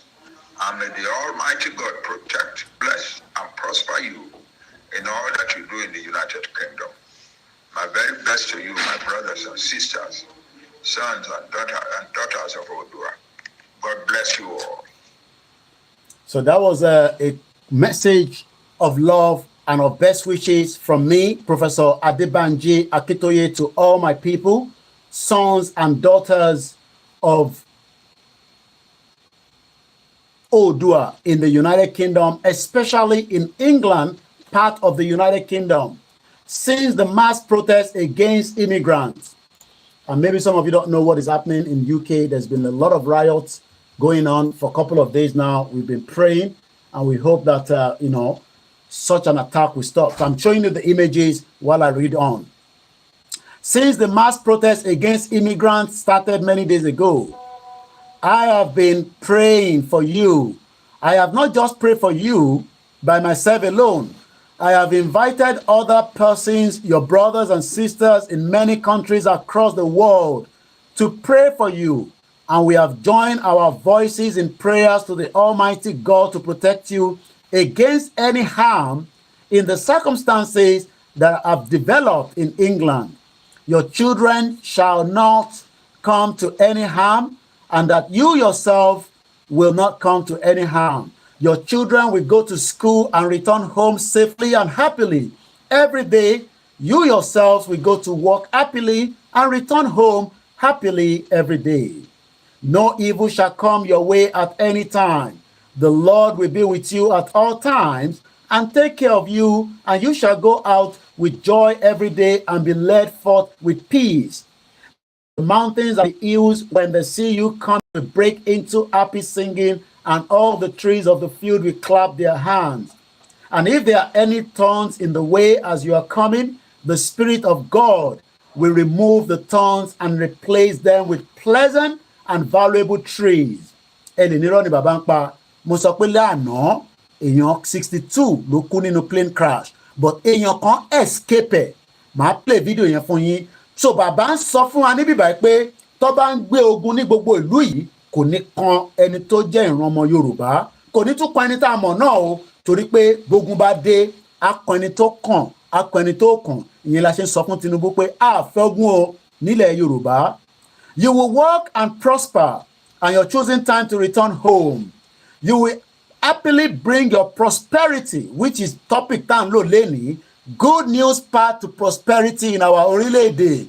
In ton pe ni government nìyẹn, Nigerian government ò tí mọ̀ pé ó yẹ káwọn issue statement. I wish you all the very best in current circumstances. Take care of the children and watch your ways. And may the Almighty God protect and bless and prosper you in all that you do in the United Kingdom. Professor Adebanji Akintoye. Wọ́n wá ní pé ká pray nìkan. Ẹ jẹ́ ká sọ fún ara wa náà. Èmi ti sọ fún àwọn ọmọ mi. Many things they have to be very, very careful each time they are going out now. Kọ́lọ́run bá kó má jẹ́ ká rí dààmú. Bí dààmú ṣe ń lọ nínú Nàìjíríà náà, kọ́lọ́run má jẹ́ ká rí dààmú ní ibi báyìí náà o. Torí pé kí ni tí dààmú bá dé, akọni tí kò yẹ kó kàn, and many people will suffer the consequence of that. So we will crack on with our program. It's a Saturday. Ẹ máa dáná lọ, ẹ máa fọbọ́, ẹ máa faṣọ, ẹ dẹ̀ máa prepare fún party tẹ́ fẹ́ lọ nírọ̀lẹ́. Àmọ́ àwa ṣì wà lórí ìkànnì. Mo kí Madam Bali lẹ́ẹ̀kan sí. Gbogbo ẹ̀yin tí ẹ mọ̀ pé ó jẹ́ kẹ́ ṣẹ̀tọ́ ní gbogbo platform. Ẹ ṣẹ̀tọ́ fún wọn gẹ́gẹ́ bí diaspora. Èmi náà ti promise àwọn Ogun State fún event kan tó ń bọ̀. Mo dẹ̀ gbọ́dọ̀ kàn sí wọn ní ọ̀sẹ̀ tó a fẹ́ mú yìí. Torí pé ó ti ń lọ bí ọ̀sẹ̀ méjì nísìn tí mo ti ní màá náwó sí wọn. Gbogbo tí à ń ṣe yìí, à ń ṣe torí èní, à dẹ̀ ń ṣe torí ọ̀la. And also, fídíò kan wà tí ẹ jẹ́ n sáré lọ mú fídíò yẹn jáde tí army officer ní UK, Ọlọ́run jẹ́ káwọn ọmọ tiwa kọ́ búlì wọn lẹ́nu iṣẹ́ o. Ọlọ́run jẹ́ káwọn ọmọ tiwa kọ́ ṣe kí ni kọ́ búlì wọn. Nǹkan ṣẹlẹ̀ nílùú iná o, ẹni bá kàn ló mọ̀. Mo fẹ́ lọ mú fídíò yẹn wá. Mo mọ̀ pé mo máa ń sẹ̀ǹdẹ̀ sí wọn. Táwọn náà bá rí nǹkan máa ń sẹ̀ǹdẹ̀ sí mi. Now, British Army, rẹ́rẹ́ rún ní UK. Ọlọ́run jọ̀ọ́ gbogbo àwọn ọmọ wa tó ń wáṣẹ́ McDonald's, wáṣẹ́ office, wáṣẹ́ NHS, kọ́ máa búlì wọn lẹ́nu iṣẹ́ o. Tó bá búlì èèyàn níbi iṣẹ́, kódà iṣẹ́ ilé ayá sú ẹ, ilé ayá sú ẹ, so ilé ayá sú ẹ. So ilé ayé asúyàn. Hello? Yeah. All right. So Osheri nísìnyí, máa lo program. Yeah.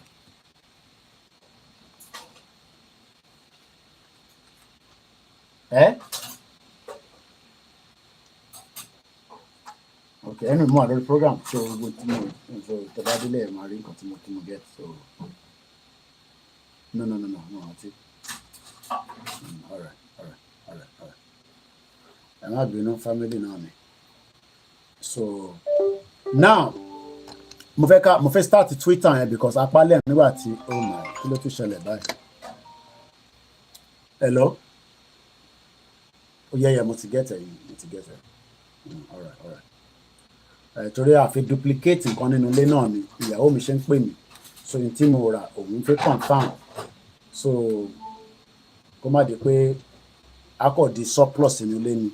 Ó dẹ̀ níwọ̀nba náà tíyàn gbọ́dọ̀ gbé sínú ilé torí weather ti change, gbogbo ẹ̀ máa bàjẹ́ ni. Àdẹ̀ fẹ́ jẹ́ kí oúnjẹ waste nígbà tá a mọ̀ pé yà ń jẹ́ àwọn èèyàn wa. Mo kí mọ́mì mi lẹ́ẹ̀kan sí o, grandma Comfort Ológunjà, mo kí gbogbo èyí tẹ̀ ń gbọ́ mi. A-Tech Communication ẹ sọ pé hello, èmi náà kí yín o. Mo kí sister mi lẹ́ẹ̀kan sí Tèmiládé Oríadé. So let's crack on quickly. So Tinubu ti fẹ́ lo another gimmick. Let me wrap up this one. Wọ́n ní Tinubu referendum, a ray of hope. Tó bá wá officially tabari, oh yes, we should take it. But kò ń ṣe ìtọ́ máa ṣe referendum, UN ló máa ṣe referendum o. Tinubu nígbé referendum fún INEC o. Must be mo kí ẹ.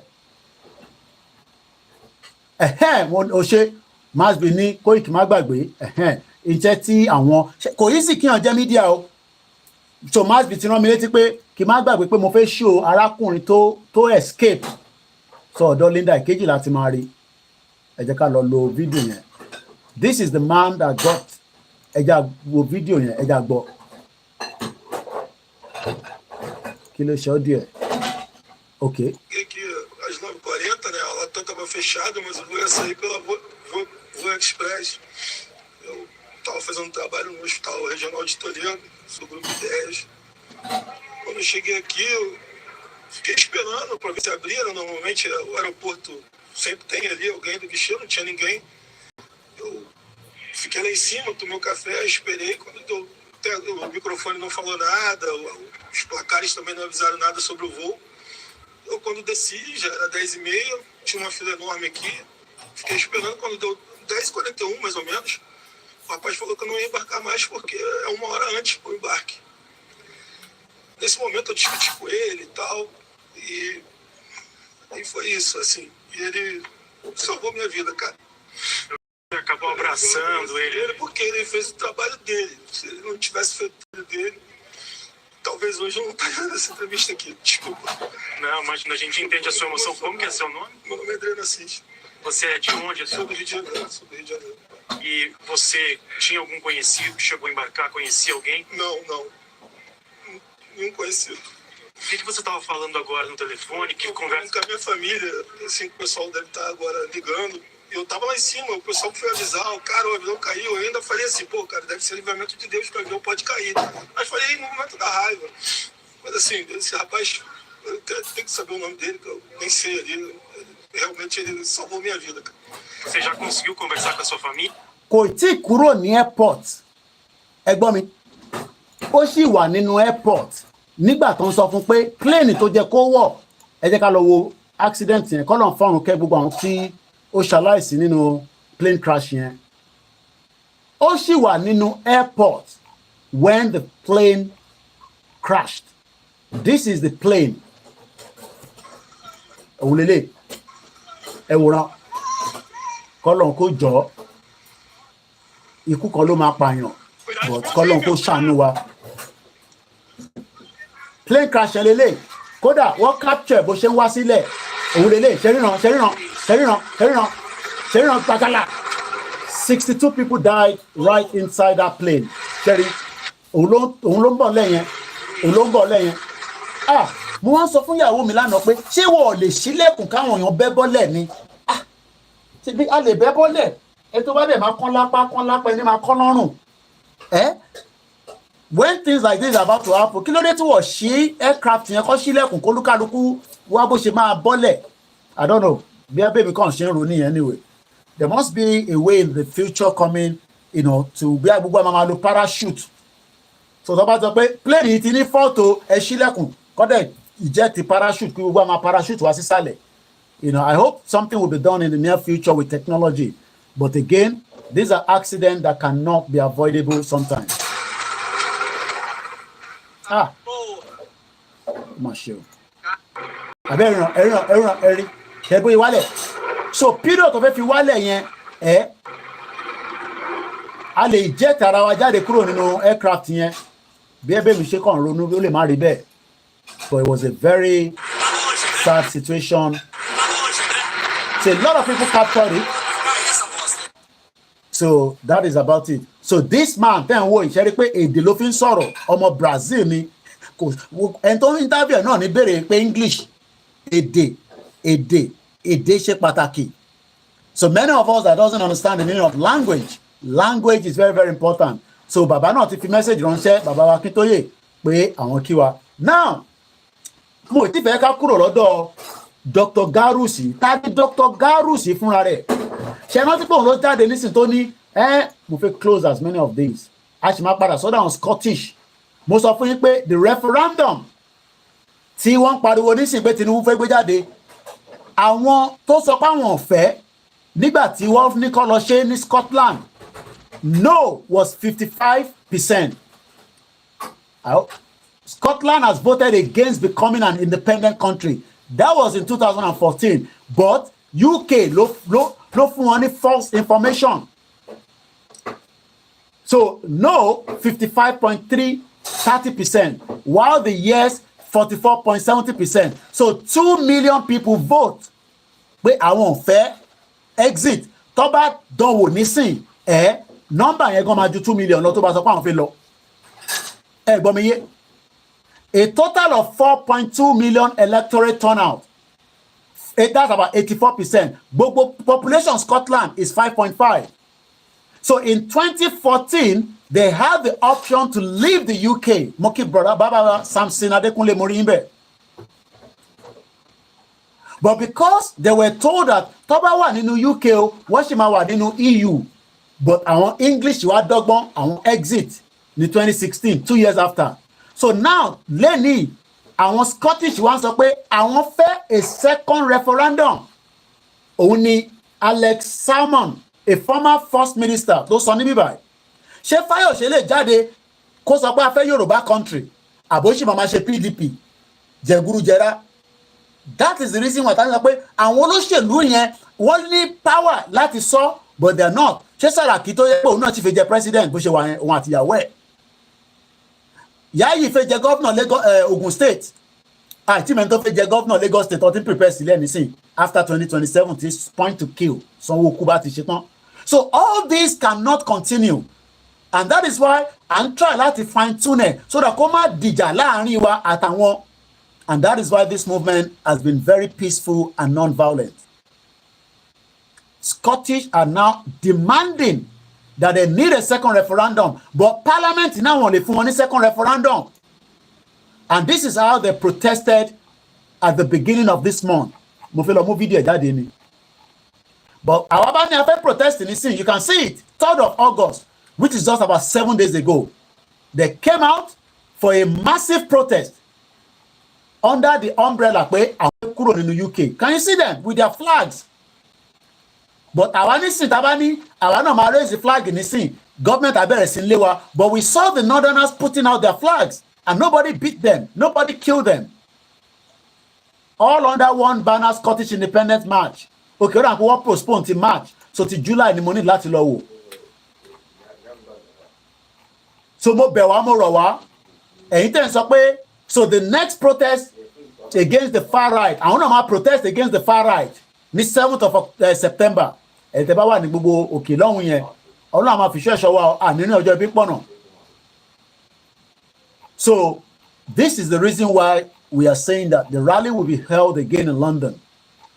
Mo fẹ́ lọ wo the last one tó ṣe ní July. So gbogbo date of ṣe rally wọn lélẹ́yìí.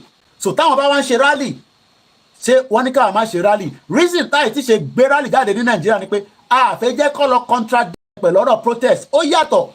Àwọn ò ṣe protester protest against bad governance. But we support you if you want to go out because you are still a member and a citizen of the country. Mo ní ìdí tó jẹ́ fídíò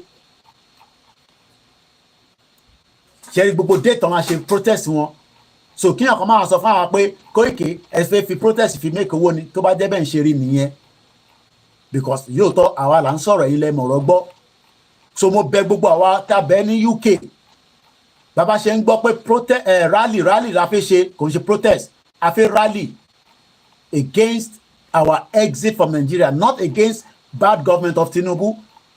Tinubu kọ́ ló bà Nigeria jẹ́ but Nigeria fúnra rẹ̀ òun náà mọ̀ kó ti bàjẹ́. Ok, jẹ́ kí n ṣe báyìí, jẹ́ kí n lọ sínú mídíà wọn.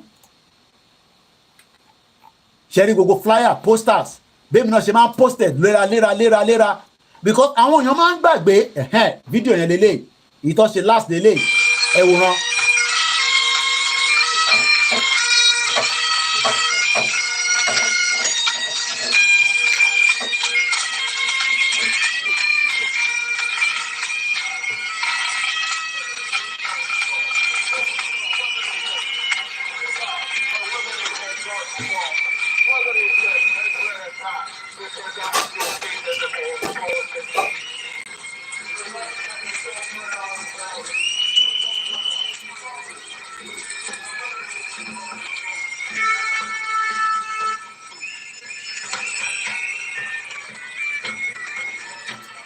Bí àwa náà ṣe gbọ́dọ̀ pọ̀ níjọ́ tá a bá máa ṣe rally wa a gbọ́dọ̀ pọ̀ káṣù a máa ní àwọn flyers tá a ṣe máa tà níjọ́ yẹn fẹ́yìntì ẹ̀ tí ní flyers no mo ní flyers flag mo ní díẹ̀ nínú ilé lára àwọn tá a ta gbẹ̀yìn àwọn ńlá kéékèèké ọlọ́wọ́ ńlá ọlọ́wọ́ kékeré ọlọ́wọ́ gbọ́rọ̀ so tó yẹ pé gbogbo yín máa lè mú dání so then wọ́n ní t-shirt wà sleeves irú èyí tí mo wọ̀ báyìí torí òtútù máa ti wà 25 pounds so dinner ọ̀tọ̀ so ẹ má wàá sọ fún wa pé àwa náà kí ló kọ sí bíbá march for independence march it is our right to decide ẹ̀tọ́ ni nǹkan tá à ń jà fún àbá Tinubu jà òun ló ní òun fẹ́ ṣe Nàìjíríà mo kí Comrade Ṣẹ́gun so if you look at it kí ẹ̀dẹ́ ká wá lọ́wọ́ àwọn Wales now the same thing àwọn náà ṣe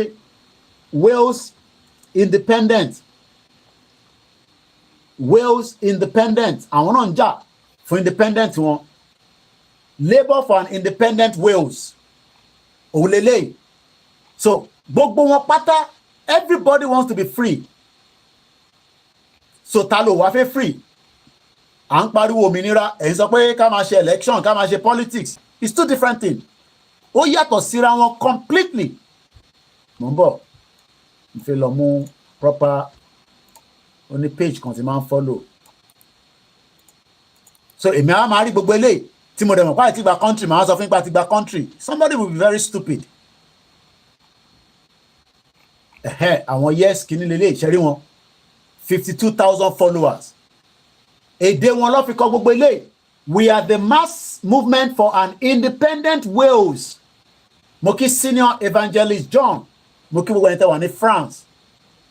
Eléyìí ò tako ẹ̀sìn, but àgbọ́yé tí kò yẹra wa làwọn èèyàn ṣe rò pé à ń takora wa, takora wa. Tí bá lọ sí website, ẹ jẹ́ ká close àwọn nǹkan kan níbí báyìí because we got too much stuff open. Òun ni Fúlàní sì wọlé tán pààyàn. Headline: armed herdsmen terrorists locally dubbed as bandits in Nigeria storm Benue State, kill 30 people. A lè gbé ní society bẹ́ẹ̀ yẹn. Now ẹ jẹ́ kí n lọ sí Wales police. Ẹ rí pé èdè méjì ló máa jáde lórí website yìí. South Wales police. Ó ń bi mí pé ṣé èdè ìlú wọn ni mo fẹ́ àbí English? Lágbára Elédùmarè, lágbára Jésù Kristi, inshallah. Nígbà tí àwọn Yorùbá bá dá dúró, Yorùbá àti English náà làwa náà máa ní. Ìwọ tó gbọ́ English ò ní láti wọbẹ̀, wà wá lọ sí èdè tí bá click pé ṣé agbọ́n tó kọ sí bíbá. Èdè wọn lélẹ́yìí, èdè language. Nàìjíríà ò kì í ṣe ìlú elédè. English is not our language. Ṣé rí pé kò sẹ́ni tó mọ understand nǹkan tó kọ sí bíbá. Báwo mo ṣe fẹ́ mọ̀? Nígbà tó yẹ pé èdè wọn lọ fi kọ́, but àwọn ọmọ ìlú wọn tó yẹ pé láti abda wọ́n gbọ́dọ̀ gbọ́ èdè yẹn, wọ́n gbọ́dọ̀ lè kọ́, wọ́n gbọ́dọ̀ lè sọ. So lọ́jọ́ iwájú báwa náà ṣe máa nílùú wa nìyẹn, tá máa ní South Yorùbá police. Tọ́mọ wá bí mi pé ó ti dàrú báyìí o, mo ò fẹ́ ó ti sọ mi pé ó dẹ̀ wà straight forward. Cream rig èdè wọn nìyẹn, Wales language. Àbáyọ̀mí Elijah mo kí yín. Tá bá gbé sí English nísìn, ó wà straight forward. A ṣàlàyé gbogbo tí mo gbọ́dọ̀ mọ̀ nínú ẹ̀. Okay, ẹ jẹ́ padà sẹ́yìn because kò tí fún mi, kò tí dá padà sí English tí mo fẹ́. Mo ń bọ̀. Okay, ó ti dá padà sí English nísìn. Yeah, English ló wà báyìí nísìn. Ó ní report. Kí ni mo fẹ́ report? Ṣé mo ti rí Fúlàní ni? No. Mo rẹ́ tó abuse ọmọ ọ̀dọ̀ nínú ilé. Ọ̀nà tẹ̀lé jẹ́ káwàá ọmọ ọ̀dọ̀ tá bá ti gba Yorùbá country. Kí la fẹ́ máa fọmọ ọ̀dọ̀ ṣe? Report antisocial behaviour, fraud, bribery, corruption, loss of found property, hate crime, loss of stolen vehicle, missing person. Gbogbo nǹkan bẹ́ẹ̀ la ṣe ń sọ pé a fẹ́ country tí ó lè ṣiṣẹ́. Mo lè make a request. Intellectual property, collusion report, compensation for something the police have done. Èèyàn mélòó ló lè gba compensation lọ́wọ́ ọlọ́pàá Nàìjíríà? Wọ́n náà máa sọ compensation, àmọ̀ pé irọ́ ni wọ́n sọ compensation. It's lies. Now ẹ jẹ́ ká kàlẹ́. In some situations, kò ń ṣe gbogbo ìgbà, you might be able to claim for compensation for something the police have done that was accidental or unlawful in some way. Compensation is unlikely to be paid if the damage or injury was caused by the police. Ṣé rántí pé Nigerian army wọ́n máa san 500,000 fún ikú ọmọ kékeré. Ìlú yìí máa bàjẹ́ o, Nàìjíríà yìí máa bàjẹ́ o. No, eléyìí ṣẹ̀ṣẹ̀lẹ̀ ni o. Mo ń bọ̀. 500 Nigerian army paid money to death. Kaduna ló dàn kó ti ṣẹlẹ̀. Ọmọ yẹn inú ilé ló wà, wọ́n ní straight bullet lọ́ba. Straight bullet lọ pa sínú ilé. Wọ́n ẹ̀jẹ̀ ń lọ Twitter máa ń tètè gbé nǹkan jáde ju Google ọgbà mi. Mo ń bọ̀. Nigeria Army paid father 500k. Ẹ máa rí fídíò yẹn ní ẹ máa rí kíní tí mò ń sọ nísìn. Ẹ wo ọmọ yẹn tọ́pa. Ọmọ yẹn lọ ti wá síta pé ẹ máa gbọ́kú ẹ lọ jẹ́. Ẹ wo ọmọ náà. Ó lè má ṣe ọmọ Yorùbá lóòótọ́, but what does that matter? Ṣó matter ni? Ẹ wo ibi tó owó yẹn sí. Má ṣe o. Dàtẹ́ pé number 1 hotel l'account ní gbogbo north. Ìyẹn lọ ṣe máa ń gbé cash lọ bá wọn. Eléyìí ni wàláhì very sad. Kó ṣáàmù yàmákú mùsùlù. So a cow is worth more than human. Nigerian Army fún bàbá ọmọ yìí General Office Commander wọ́n fún ní 500,000. No, 500 ní kò ṣe 300. 300 ní.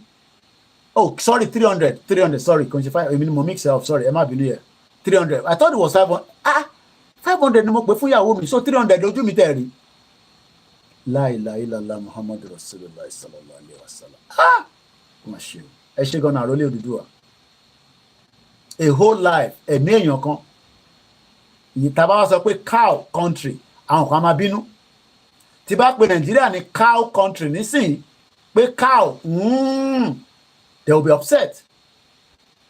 How can you pay a father that you kill the son with a straight bullet? Ẹ wo gbogbo lẹ́yìn ẹ wo gbogbo ẹ̀yìn. Ẹ rí pé mo sọ fún yín pé Nàìjíríà ò lè develop tàbá wà nú ẹ̀. That's $180. Ẹ ṣe gan ni bàbá wa Sonke. Mo kẹ́yìn tẹ́wà lórí Mixlr mo gbàgbé yín síbẹ̀ láíláí. Àjọ ń ṣètò yẹn ni. Akin gave me promise upon promise. Gbọ́gbọ́gbọ́gbọ́.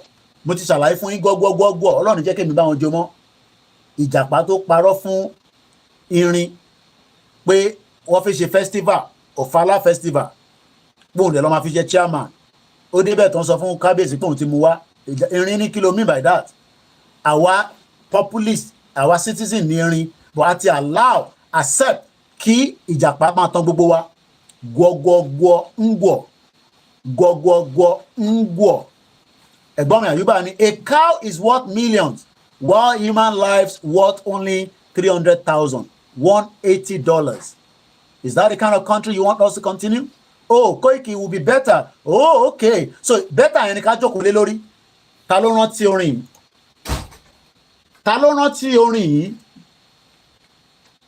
Ta ló rántí orin yìí? Ta ló rántí ẹ̀? Ẹ ti gbàgbé. Ẹ jẹ́ ká jọ gbọ́ tó bá tẹ̀ padà yọ kò má tà. Andrew no check out o.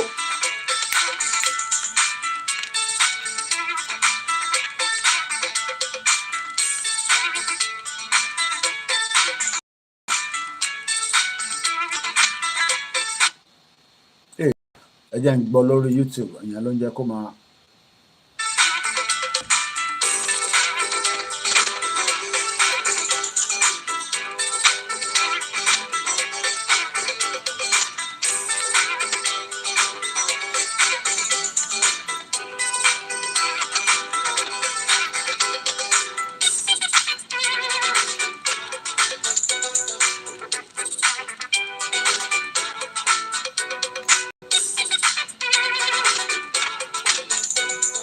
Àní Nàìjíríà ló go better gbogbo wa ti check out tán.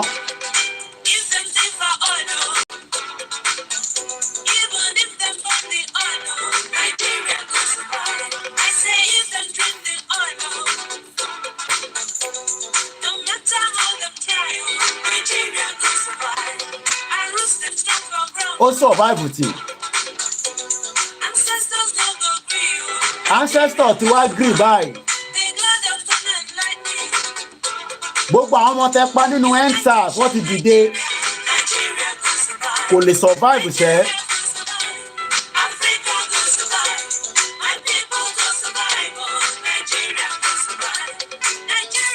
Andrew no check out ẹni mo ní ìdìbò ló ti gbélé jáde. Andrew no check out o. Now mo ń gbọ́ Orlando kan náà lánàá tọ́lando yẹn náà sọ Nàìjíríà máa dá ẹ wo àwọn ìgbà tó ti kọ àwọn orin yẹn in the 80s. We have all been fooled. Now, ẹ yẹ ká padà sọ́dọ̀ bàbá yìí ká tó tẹ̀síwájú sí mo ń bọ̀. Dr. Golulu Garus. Tani ẹni náà gan sef. Mo lọ sí ọ̀dọ̀ àwọn International Center for Investigative Reporting. Àwọn ló wá jẹ́ kí n mọ̀ pé Garus Gulului is the Meyati Allah chieftains tó wà lábẹ́ APC. Òun ló sọ pé Tinubu àti family ẹ̀ pé olè ni wọ́n ní 17 oil well, wọ́n blend epo ní Malta, agreed àti mọ̀ pé olè ní Tinubu àti family ẹ̀. But ta ni wọ́n náà fúnra rẹ̀ Dr. Garus Gululu. This article was written in 2018 ní August precisely. Ẹ jẹ́ ká jọ kà kẹ́ gbọ́ sétí. I hope everything is not could disturb. Mo fẹ́ make sure pé everything wà screen mi wà okay. Now ẹ jẹ́ kí n kà sétí yín. The fire kindled by the recent comment attributed to Garus Gululu, coordinator of the Benue State chapter of the Meyati Allah Cattle Breeders Association of Nigeria, MACBAN, is still raging on social media and the mainstream media, and this is not the first time. So that means pé gbogbo àwọn tó ń pa ní Benue State lọ́wọ́ audio ẹ má bínú audio mo ti padà mo ti rí ẹ ṣé gan ni ìyá mi Comfort Ológunjà, my audio is back ẹ ṣé gan ni. Mo fẹ́ sọ̀rọ̀ ló pa Gururus ni ẹ ṣé gan ni gbà tá à ń play music ẹni mo mute ó yẹ kó ti padà nísìn kò yẹ kó tó yẹ ó ti padà ó ti padà kò ní lọ for a very long time with all the multiple screen. Ti ìyàwó Comfort Ológunjà ni mo kọ́kọ́ ti rí sọ pé audio, the audio is back now. Audio ti padà ẹ̀yin tẹ́ṣẹ̀ ó máa delay ni audio ti padà ó ti padà ẹ̀yin tẹ́ṣẹ̀ wà delayed ni ẹ̀ tí gbọ́ pé ó ti padà ó ti padà ẹ refresh the broadcast yẹn, the audio is back there. It's not easy to be on your own working. Tó bá yẹ pé àwọn engineer sound engineer iṣẹ́ tó máa ń ṣe lẹ́yìn nìyẹn tẹ́ bá ń wo BBC tẹ́ ń wo Sky News iṣẹ́ tó gbà fáwọn kan nìyẹn. They must make sure that audio goes in, audio comes out. Wọ́n ti mọ̀ gbà tó máa yọ audio kúrò, wọ́n ti mọ̀ gbà tó máa dá padà sí. So ẹ má bínú lẹ́yìn say apology to all our listeners and viewers. Sound is back, Mr. Lanre Jinadu, and I hope everybody, your sound is back. Bàbá mi ọ̀nà Adéọlá Fortune wọ́n ní there is crude oil in Ondo, in Lagos, in Ijebu, and also in Ipokia. Mo kí Mr. Adebayo Enitan ẹ ṣé gan ni sir. Mo kí bàbá wa Joshua Big Son. Mo kí gbogbo wa pé welcome once again to our live transmission on the Koikimedia, bringing the world closer to your doorstep. Ẹ bá wa jọ gbọ́wọ́lé broadcast yẹn ká lè jọ máa ṣe ìgbádùn ẹ̀. Mo kí gbogbo wa lẹ́ẹ̀kan sí o. Bẹ́ ṣe ń wọlé ní méjì mẹ́ta ẹ bá wa subscribe. Ẹ bá wa subscribe. Tẹ́ bá subscribe ó máa ń help o platform kankan. Mo kí yín lẹ́ẹ̀kan sí o. The sound is back now. Àwọn tó ṣì ń sọ pé sound ò tí padà ẹni kọ́ bá wa refresh program yẹn. The sound is back. I can tell you the sound is back. So I'm going to crack on so that we can move on. Tabashi 4 hours, I will put a stop to the program. So mo fẹ́ push ọ̀rọ̀ Dr. Gururus yìí àbí Gololo. Now, let's go back into the article. This article was written in 2018. Mo kàn fẹ́ kẹ́ mọ̀ pé àti Dr. Garus Gololo àti Tinubu, they are all the same. It does not make any difference. What we are saying is that they are all the same. Every one of them is fighting for their own selfish interest. Nothing more, nothing less. And we must say enough is enough. So let's read the article. That was because I did a Google search about it. I wanted to get the background of who this man is.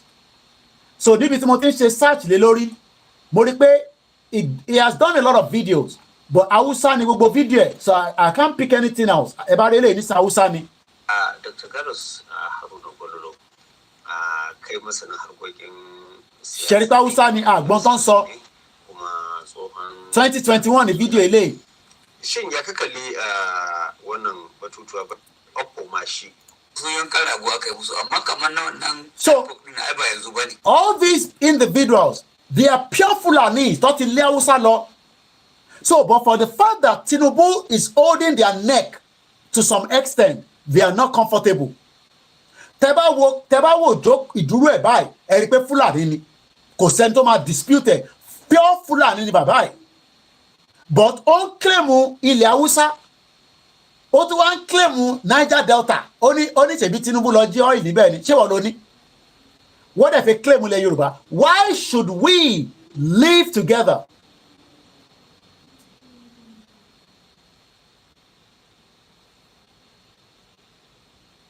Must be kilo sọ ní comment, sir, to know what he's talking about, sir. No, understand what to mean. Check the comments. Audio is back. The audio is back, so I don't have to look at the comment again. The audio is definitely back. So that means pé àlàyé yìí, àwọn tó máa ń gbéra wọn síta. This is another video again in Hausa. Àwọn tó ń sọ ní bíbá, but Hausa ni. An kakkashe mutane a Kankara, an kakkashe su a Faskari, an kakkashe su a Zamfara, an kakkashe su a Zurumi, an kakkashe su a... So these are the people pushing the North against Tinubu. And this is the reason why Tomo Yoruba gbọ́dọ̀ ronú dáadáa nísìn. Ọ̀rọ̀ tó wà mo kí ilé nǹkan sí gbogbo èèyàn wa. Ẹ ṣé gan ni ìyá mi Comfort Ológunjà. These are people that are just waiting. But whoa, why lè dúró mọ́ fún Tinubu kó parí ìjọba ẹ̀? That is why they are pushing at all front against Tinubu.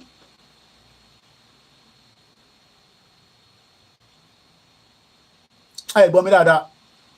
That is the reason why they are making all push from the all front. Ìyẹn Gololo àti Dr. Garus Gololo. This is another video. So he's a very popular man, but he's not an Hausa. But I can't find anything that that can give me more information about him. But something propped up, which was alleged financial administrative misconduct. Oh, sorry, Nibibai.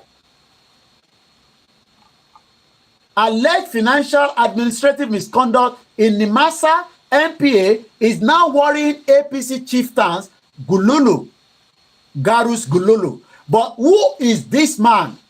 I was able to pick another article, which is from the International Center for Investigative Reporting. Mike mi wà muted.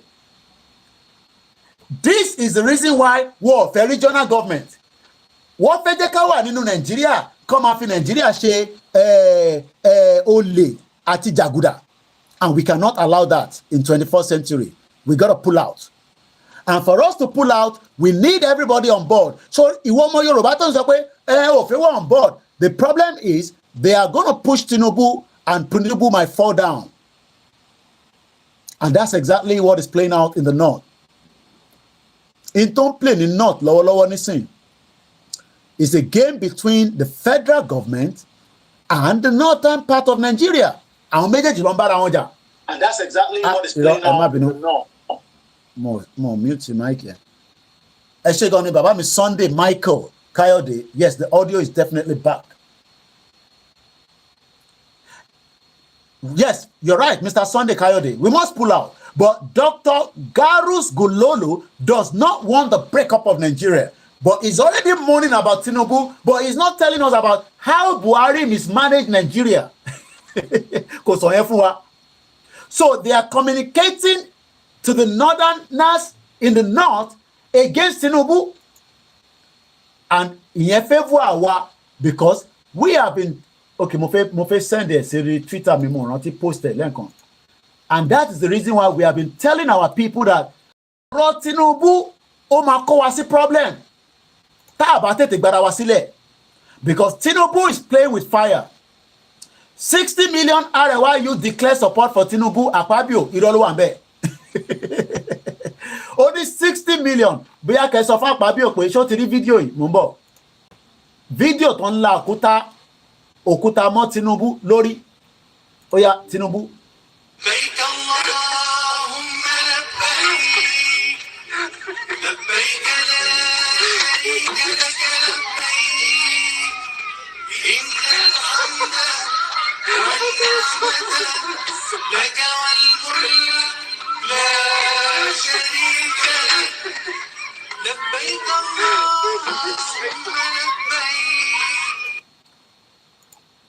So 60 million tán ní ó ń support Tinubu, lára àwọn 60 million náà lélẹ̀ àwọn ọmọ kéékèèké wọ́n wá gbé picture Tinubu wọ́n bẹ̀rẹ̀ sí ńlá kò mọ́ lórí wọ́n ń la òkò mọ́ Tinubu lórí ẹ wo gbogbo environment wọn.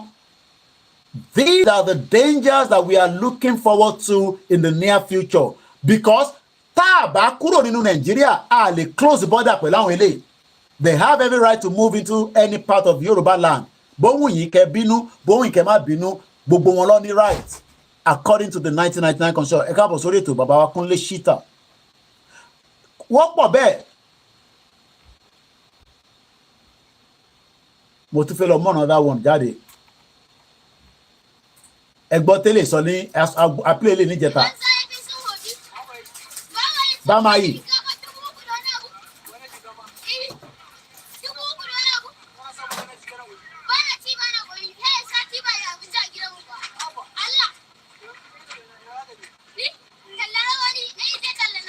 Send us sorry na.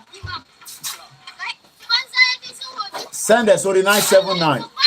Must be no send video consider. Must send us sorry studio number me. Only 979. You can send us. My leg be jáde. No more video to sir. Okay. Okay, mo ti rí video. Okay, ti video to Baba. Okay, we work on that. So mo kí Alájà Queen ara ẹ káàbọ̀ sórí ìkànnì wa. Video lele èwo làwọn ilé tó send why must be kí làwọn ilé ṣe ó dà mọ́ bọ̀ jẹ́ kọ́kọ́ jùlọ sórí Facebook náà. So èèyàn wa there is a danger ahead of Yoruba land. Oshe must be, and we got to get the hell out before it is too late. Ẹ má kí Tinubu drag wa sínú wàhálẹ̀ ẹ jẹ́ ká wo prison yìí ní Japan. I'm a part of Dr. Garulus. Japanese prisons serve for meals every day. After watching, it's truly astonishing. Every morning, the selected kitchen duty personnel have to undergo strict inspections by the prison guards, ensuring there's not a speck of impurity even in their fingernail crevices. Once cleared, they begin their cooking tasks for the day. The first dish on today's menu is fried chicken cutlet. To prevent safety issues, the entire surface of the frying pan is covered with a layer of metal mesh. Once fried, the chicken cutlets are conveyed out from the other side by a machine. Despite being a semi-automatic cooking mode, the fried chicken cutlets turn out golden and crispy, rivaling those from high-end restaurants. Next comes the preparation of rice. These rice grains have already been infused with sauce prior to cooking, ensuring they aren't bland even when consumed separately. However, to enhance the rice's texture to the fullest, they also add peas and carrots into it, stirring evenly before packing them into lunchboxes. Each portion undergoes strict weighing to ensure absolute fairness before being covered and placed into the warming chamber. Moving on to the vegetable preparation phase, washed onions are chopped into small pieces by a machine, while white radishes are manually peeled, sliced in half.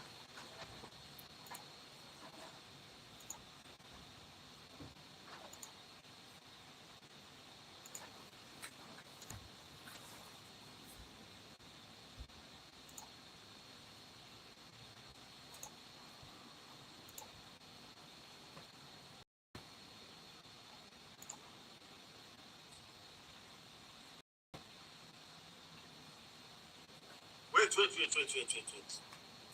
I'm not going to greet anybody today. Ashwatu Tinubu. If you know, say you want to kill Nigeria, come and kill us first. We are going to do protest. That's it. You want to kill Nigeria. If this president, you know what to do. Come out Nana by force. No. I will go and punish you. Not by force. We are going to do protest. Now. Army, police, soldier, let them burn you well. Come stop us for this protest. Since when you come this Nigeria, Ashwatu, everything don't scatter. You want to kill Nigeria? Anytime I say, may we be patient. After we die, finish. Then you, which kind of wahala be this? Something to worry you. Oh, the kure. Tinubu Onidafu.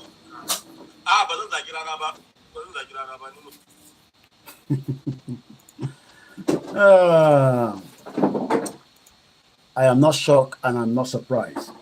Thanks so much, Masbi, for that video. Now, Dr. Garuz, according to this report on him, Atimonisipe, Unkonfi APC disguise, is an Meyati Allah chieftains who love stoking controversy. The fire kindled by the recent comment attributed to Dr. Garuz Gululu, the coordinator of the Benue State chapter of the Meyati Allah Cattle Breeders Association of Nigeria, MACBAN, is still raging on the social media and the mainstream media, and this is not the first time. Dr. Garuz Gululu, an interview with The Punch, drifted from the activities of the herdsmen in Nigeria and waded into partisan politics, warning the Senate President Nigbanye Bukola Saraki to resign his leadership of the upper legislative chamber or get ready to be forced out. So kò ń ṣe lẹ́ni ló ti ń pùṣì. Kódà wọ́n ló sọ fún Saraki pé tó bá òun kó má lọ, kó bá òun kó lọ. We are saying that Saraki ought not to be in the office again as a Senate president. More so, Saraki has failed to coordinate and organize the National Assembly to offer quality legislation that Nigerians need. Gololo was quoted as saying, Nigerians are in dire need of people that have the interest of the masses. Meyati Allah is looking for a leader that will preside over the affairs of the Senate with ultimate respect for the executive and the judiciary. Ẹ̀gbọ́n tó sọ níbí ìbàyọ̀ ọmọ Yorùbá. Ó ní àwọn Meyati Allah ń wá leader tó máa preside over the affairs of the Nigerian Senate with ultimate respect for executive and the judiciary. Not someone like Senator Bukola Saraki that will always scheme to outdo the presidency. Talosi sọ pé wọ́n láníyàn láti gba country mọ́ yín lọ́wọ́. We are now tired of Saraki's style of leadership at the National Assembly. Therefore, we are now warning him to honorably resign his position as the president of the Senate, or we will force him out. How? Òun ló ń ṣe fún Tinubu lọ́wọ́ nísìn. Wọ́n ti ń sọ pé Tinubu, we will force you out. Tó bá ní ò lọ, a máa ṣe tó bá ẹ ká ṣe ká fi push it out. By his use of the first person plural, we, Gololo, appear to have spoken on behalf of Meyati Allah Makban. But the national leadership of the association promptly issued a statement disowning Gololo and saying he had no authorization to speak on behalf of the association. Bí àwọ̀ tí bẹ́ẹ̀ níṣẹ́ pé kó tètè lọ sọ̀rọ̀ síta. Ṣé rí ẹ̀yin ọmọ Yorùbá tá à ń pariwo fún pé àníyàn ń bẹ fún wọn. So òun ló wá jáde nísìnyí tó ní Tinubu náà ó lè ní 17 oil well bla bla bla àti play video yẹn lẹ́ẹ̀kan màá tún play lẹ́ẹ̀kan sí ká tó close the chapter tiẹ̀ and then I move on again.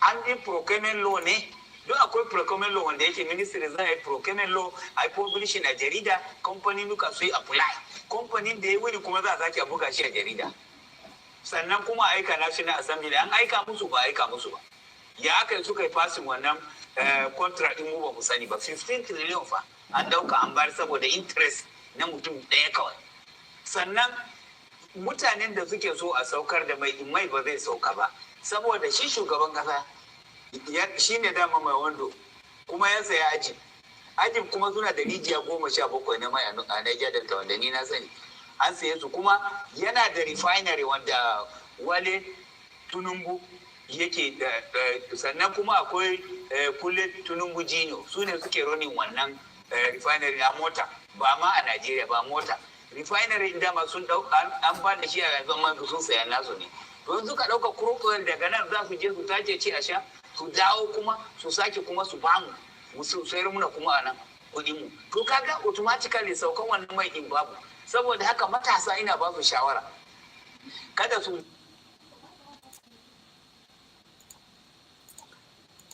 ta ni Tinubu ń bá tayò ṣé àwa Yorùbá ló ń bá tayò? Ẹ bèrè lọ́wọ́ Tinubu pé his life is in real danger. So we're going to move swiftly because already we've done 4 hours in the program. Ẹ jẹ́ ká close the Dr. Gurulus mo kàn fún yín ní background ẹ̀ slightly ká lè mọ̀ orí èèyàn tó jẹ́ in case tá bá ti bá fídíò yẹn pàdé kọ́lọ́n kó foríjì ọmọ tí àwọn sójà pa. Tinubu ní òun ò wá interested láti dump constitution but Mike Ozakome sọ fún wa nísìnyí pé ó dà ń kó máa change ẹ̀. I don't know. Now gbá sí ibi báyìí àwọn ọmọ wa tó ń gbé ní UK, most importantly, this is not something that we should joke with. Video tí mo fẹ́ play èmi ṣe bá pàdé ni I'm sure pé mom sí mi àtẹ̀yìn tẹ́ ń gbọ́ news léraléra ní UK. I must have missed the news ni mo ṣe mọ̀. Ọmọ dúdú kan ni tí àwọn British Army ti wá apologize pé kó má bínú fún racism. Nǹkan ṣẹlẹ̀ nílùú yìí o kábíyèsí ẹ o. Ọmọ tó mọṣẹ́ tó mọ drills tó mọ̀ nípa ká yìnbọn kó mọ̀ nípa ká ṣe gbogbo tí wọ́n kọ́ ní training tí Ọlọ́run dẹ̀ tún fún ní ẹ̀bùn. Wọ́n máa wá bẹ̀rẹ̀ sí racism ẹ̀ ìyẹn British Army ní 21st century. Ìwọ tó ní àwa tá à ń gbé ní UK tá à ń fowó ránṣẹ́ sí ẹ pé ẹnu wá rùn ara tá à ń go through lélẹ̀. Màá kọ́kọ́ ka story yẹn kí n tó wá lọ play video yẹn náà lórí BBC. Kọ̀tẹ́ pé BBC lẹ nífẹ̀ẹ́ jù. Mo mọ̀ pé nífẹ̀ẹ́ Koiki náà Ọlọ́run nípa náà fẹ́ gbogbo wa. And I'll bring the program down so that I can take a short break. Army ti wá apologize to a black postal girl soldier. A black female soldier who fronted the British Army recruitment campaign has spoken for the first time about years of racist abuse and bullying made her life whilst serving a living hell.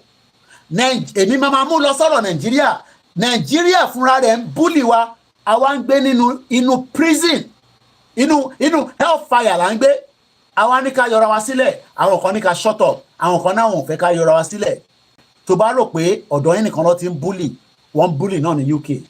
Kerry Annie Knight ọmọ 33 years old took her case to an employment tribunal pé kí ló ṣẹlẹ̀ àwọn èèyàn dé. No, yeah, not sure. Okay.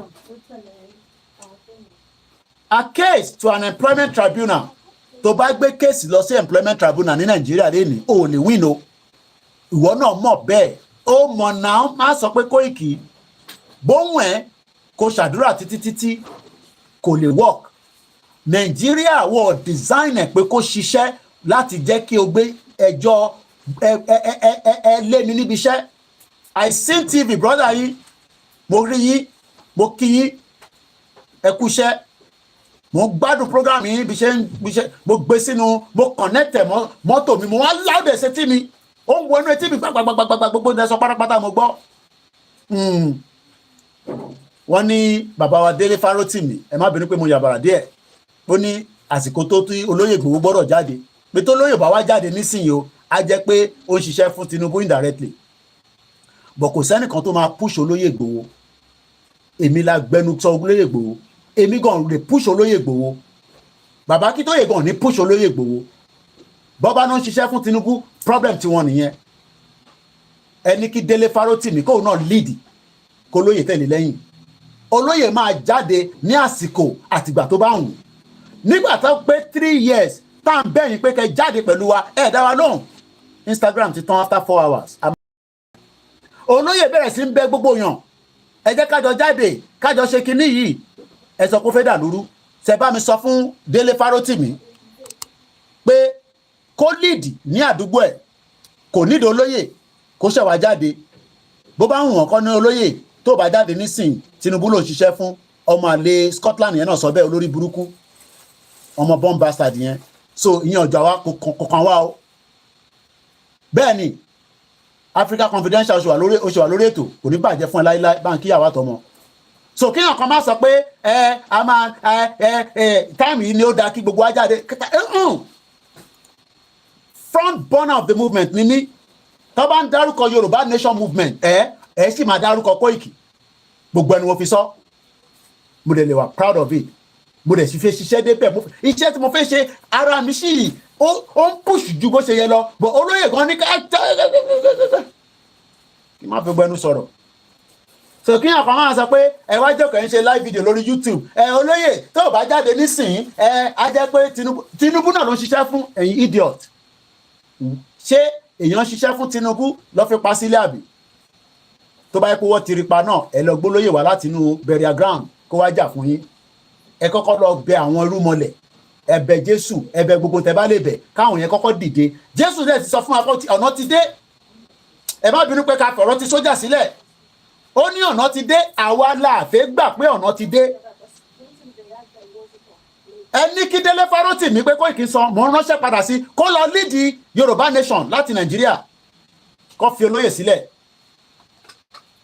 èmi ń pariwo ní bíbà ẹ tì mí lẹ́yìn ìbá ti gbé wọn wá sórí Yorùbá world media àti Ṣòwòrẹ́ kábàkàbà kóbokòbo lẹ́ ń sọ bí ṣe nífẹ̀ẹ́ Ṣòwòrẹ́ tó mo dẹ̀ sì nífẹ̀ẹ́ ẹ̀yin ẹ máa jàjà tí yín ẹ fi wá sílẹ̀ ẹ má contradict ní dagbé dání kó lóye wá lọ lead nísìn àsìkò ilé ẹ̀ka lead àsìkò ilé ẹ̀ka jẹ́jẹ́ so àwọn èèyàn ṣe mọ̀ ká sí kí ló dé tí kò ṣe jẹ́ àsìkò before Tinubu débẹ̀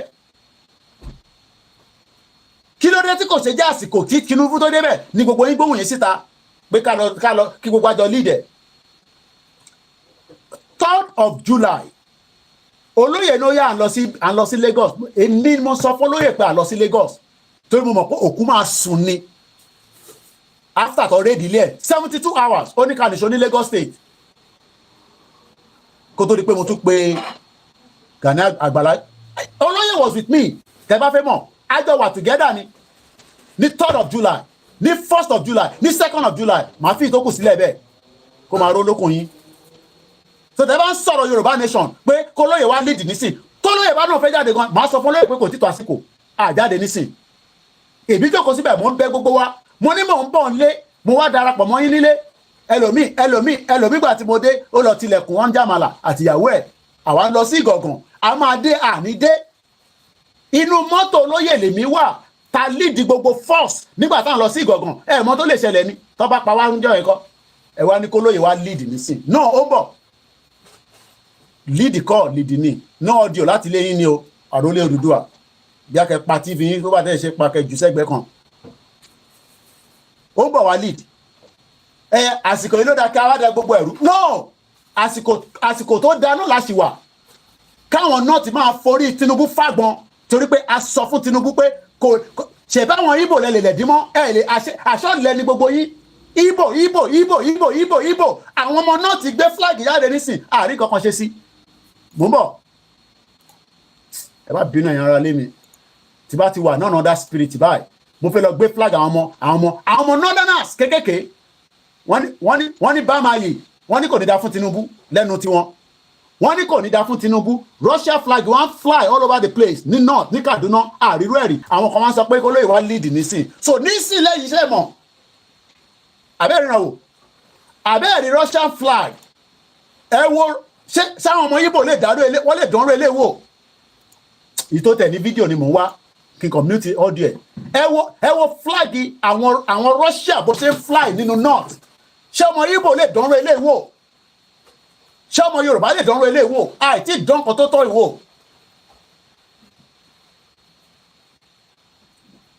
ìyàn kan wọ́n ní kàn jẹ́ ó pèrè ní Délé wọ́n ti bá mi post account number síta ẹ bá mi kọ́ síta ìyẹn wà important ẹ má gbàgbé kẹ́ support wa kẹ́ ra super chat gbogbo media dẹ̀ ní kẹ́ support ẹ má support wa torí kò ń ṣe pé à ń pọ́nra wa lé à ń yọ̀ sí yín lọ́rùn ni Délé Fárótìmí tẹnu ẹ̀ tó mọ tó ń fò tó fẹ́ a ní restructure láàárọ̀ yìí tó bá tún dalẹ̀ ṣé ọ̀rọ̀ YouTube nìkan ló máa gbé Yorùbá nation jáde ló máa fún ní restructure sáwọn èèyàn fẹ́ pè wọlé ni wọ́n náà fẹ́ pè wọlé tí wọ́n fẹ́ pè wọlé mo fẹ́ mọ̀ rẹ kẹ́kọ̀ọ́ comment yes a lè pa Instagram kan ni pé àsìkò tó yẹ ká dàrú ni èyí lẹ́ máa sọ fún wa pásìkò tó yẹ ká dàrú ni ooo so èyí mọ̀ ní sí pé àsìkò tó yẹ ká dàrú ni àsìkò tó yẹ ká dàrú tó yẹ ká hold gbogbo wọn ẹ jẹ́ ká dàrú ẹnẹ́mì àti Ìgbòho fẹ́ gbógun wá so a gbógun kọ̀ọ̀kan wá nísìn a gbógun wá ẹ jẹ́ kí Nàìjíríà máa roll bó ṣe ń roll yẹn àwa wo movie lọ́wọ́ ni Ọlọ́run dẹ̀ ní jẹ́ kí actor wọn kú ní north torí àwọn ọmọ actor wọn pọ̀ níbẹ̀ Yaya Bello actor ni El-Rufai actor ni Dr. Garurus actor ni èyí tó jẹ́ Miati Alalida tó ń gbowó lọ fún wọn ẹ bá mi dárúkọ ẹ̀ tó wá sí ìgbowó lórí burúkú yẹn má ni ọmọ àlè tó Fúlàní tó máa ń gbowó lọ fún wọn nínú igbó so I seen TV ẹ má wọrí nípa Délé Fárótìmí ẹ̀yẹn máa bá program lọ ẹ̀yẹn máa bú wọn lórí program wọn wọn ò ní kúure bomb bastard ni wọn lórí bíbá máa ń bú wọn ni mo ò bú Délé Fárótìmí o but àwọn politician ni mò ń bú o Gumi kò ní bàjẹ́ fún yín mọ́mì mi Masbi kò ní bàjẹ́ fún ẹ so Délé Fárótìmí ẹ jẹ́ kó máa ṣe tiẹ̀ lọ bówù yìí kẹ́ pé Ìgbòho tẹ́ bá pé Ìgbòho ní 300 times tẹ́ bá confuse ẹ̀ èmi á pé Ìgbòho máa sọ fún ní ti máa sọ fún àdẹ̀gbọ́ sí mi létí àìtí rẹ́dì nígbà tí mo náà rẹ́dì ẹ̀ dá mi lóhùn ẹni mo fẹ́ kókun wá ni adẹ̀ ní àjà mọ̀mísí mi ti ní àjà èmi náà ní àjà mọ̀ kò sẹ́ni kankan tó máa jà àbí ṣá máa jà mo ń béèrè lọ́wọ́ màmá mi pé ìyàwó mi pé ṣá máa jà àjà mọ́ wọ́n wọlé wọ́n fẹ́ pa Ìgbòho sínú ilé ẹ̀dá ẹ wo Russian flag àwọn tí ìdán kan tó yẹn wò ẹ wo tó fojú wa rí adẹ̀lá náà àwọn Yorùbá politician they all kept quiet they all kept muted kẹ́kẹ́ òkú smoke ẹ̀ ń bẹ̀ so kí ẹ̀kan máa gbọ́rọ̀ Délé Fárótìmí ó ní tí Ìgbòho bá jáde nísìn it's time tẹ́ kí gbogbo ẹ̀ dàrú ni Nàìjíríà ti dàrú òkè already ó ti dàrú so ẹ jẹ́ ká dé ẹ̀ mọ́ bẹ́ẹ̀ so mo fẹ́ padà sọ́dọ̀ ti military sister wa yìí torí ọ̀rọ̀ tó ń pààyàn lẹ́kún ni torí àwa ta lọ́mọ nílùú òyìnbó tí a sọ pé àfẹ́ Yorùbá nation kọ́lọ̀ máa yẹ kí irú kan báyìí kó jẹ́ pé eléyìí lọ́kì ni àwọn míì lè commit suicide so fídíò ló máa ń dájú ẹja agbọ́n tó sọ BBC náà lẹ́lẹ́ like ẹja agbọ́n lọ́dọ̀ BBC mo kí gbogbo alẹ́ nǹkan sí Oòduà agbèwà kò ní gbé ọ̀dàlẹ̀ ẹ ṣe gan ni Yẹmí Fátókì ẹ̀gbọ́n mi mo kí wẹ̀ntì Island Dennis Otto mo kí ẹ ká lọ gbé Ìgbòho jáde nísìn no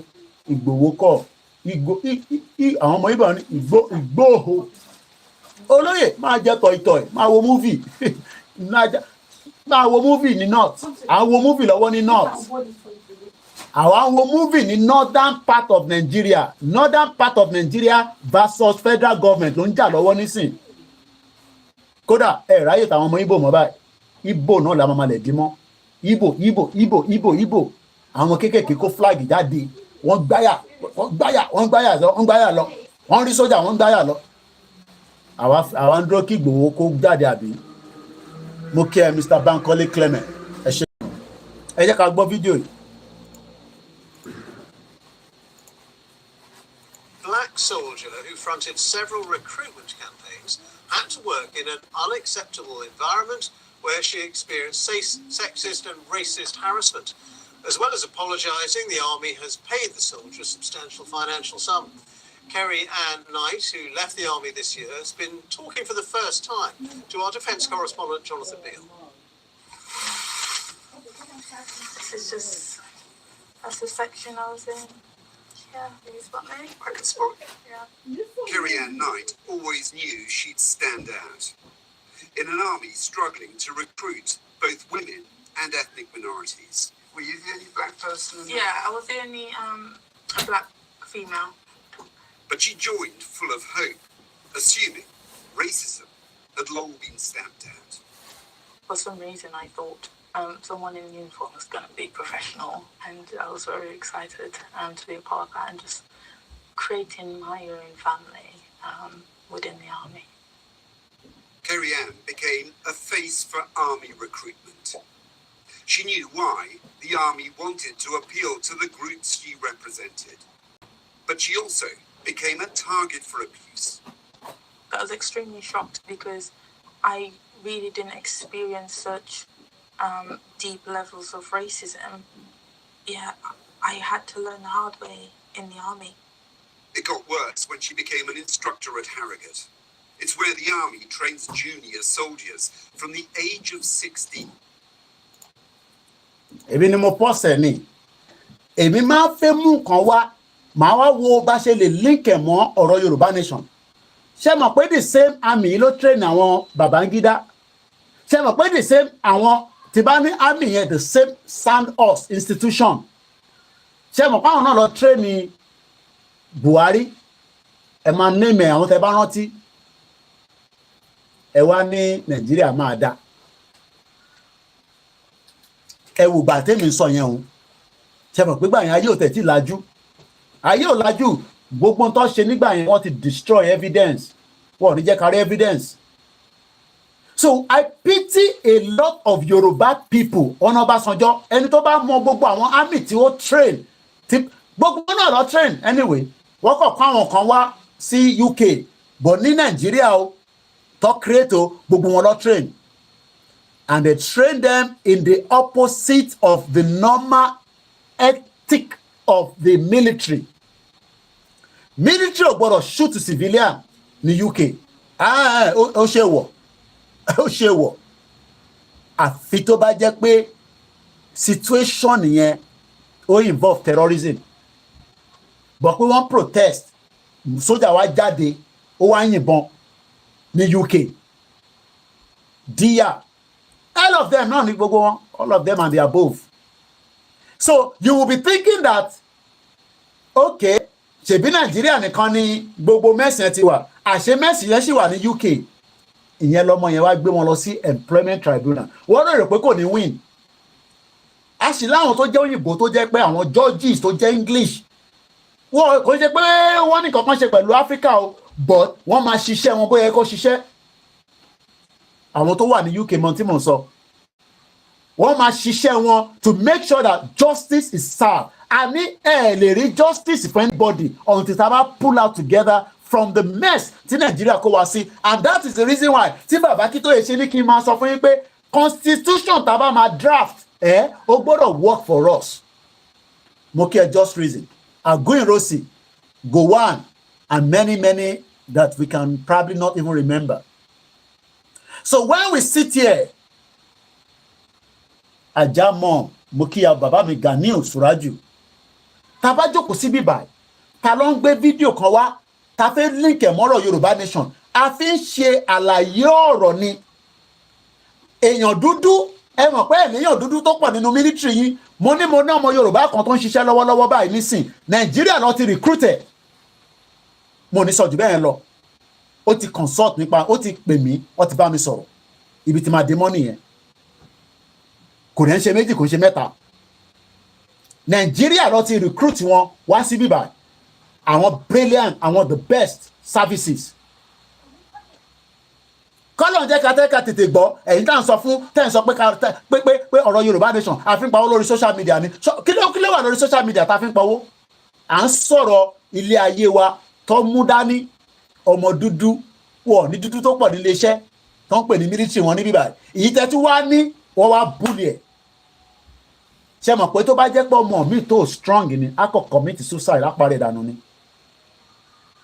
eléyìí wá jẹ́ ẹ̀kọ́ fún àwọn pẹ́rẹ́ǹtì tẹ̀jẹ́ diaspora tá à ń pè yín nísìn ní kẹ́ ẹ jáde tán bọ̀ ẹ gbà pé ọmọ Yorùbá ni yín ẹ dẹ̀ gbà pé ìran Yorùbá gbọ́dọ̀ kúrò ní Nàìjíríà bọ̀ kí ẹ wá máa sọ pé ẹ Yorùbá ni wá bọ̀ ká sì wà ní Nàìjíríà kájọ máa tì í àwọn ọmọ yín ìtọ́ máa forí la ìtọ́ máa wò ìtọ́ eléyìí tẹ́lẹ̀ rí another 30 years a sì máa fèsì tá a bá sì jọ wà nínú ìlú yìí especially èèyàn ọmọ tí ẹ bí sí bíbá they would all go through the same.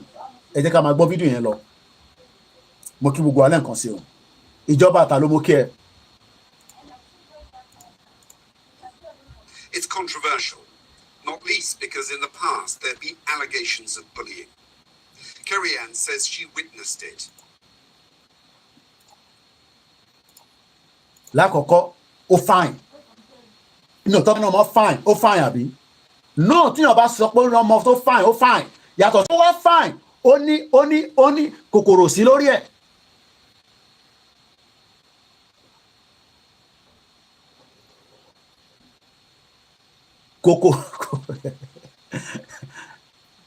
kòkòrò sí lórí ẹ̀ bíi ti Wálé Àlì kòkòrò wà lórí òun tá bá ṣí orí Wálé Àlì kòkòrò rìn lórí ẹ̀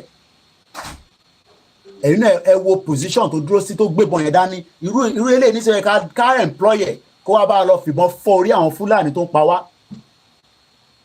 ẹ̀yin iron lady ẹ wo bí ṣe sọ lẹ́ẹ̀kan pé owó tó a nídọ̀ owó nínú ìrìn àjò yìí àwọn kan wà ó yẹ ká ti kó wọn lọ ṣe training àwọn kan wà ó yẹ kó máa train wọn lọ́wọ́lọ́wọ́ nígbà tẹ́ ẹ̀ lówó lọ́wọ́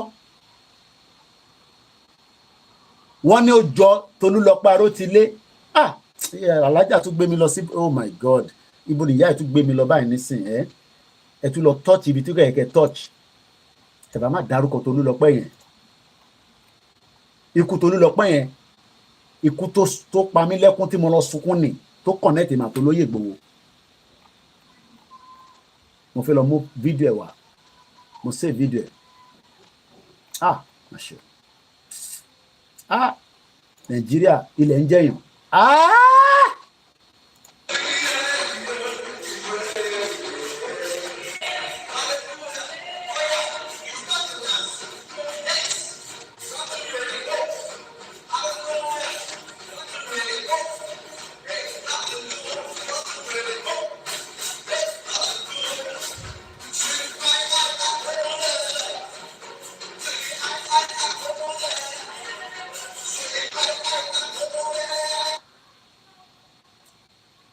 that is Tolúlọpẹ́ Arótilé tálájà Queen Ara tún ní ká lọ sọ̀rọ̀ nípa ẹ̀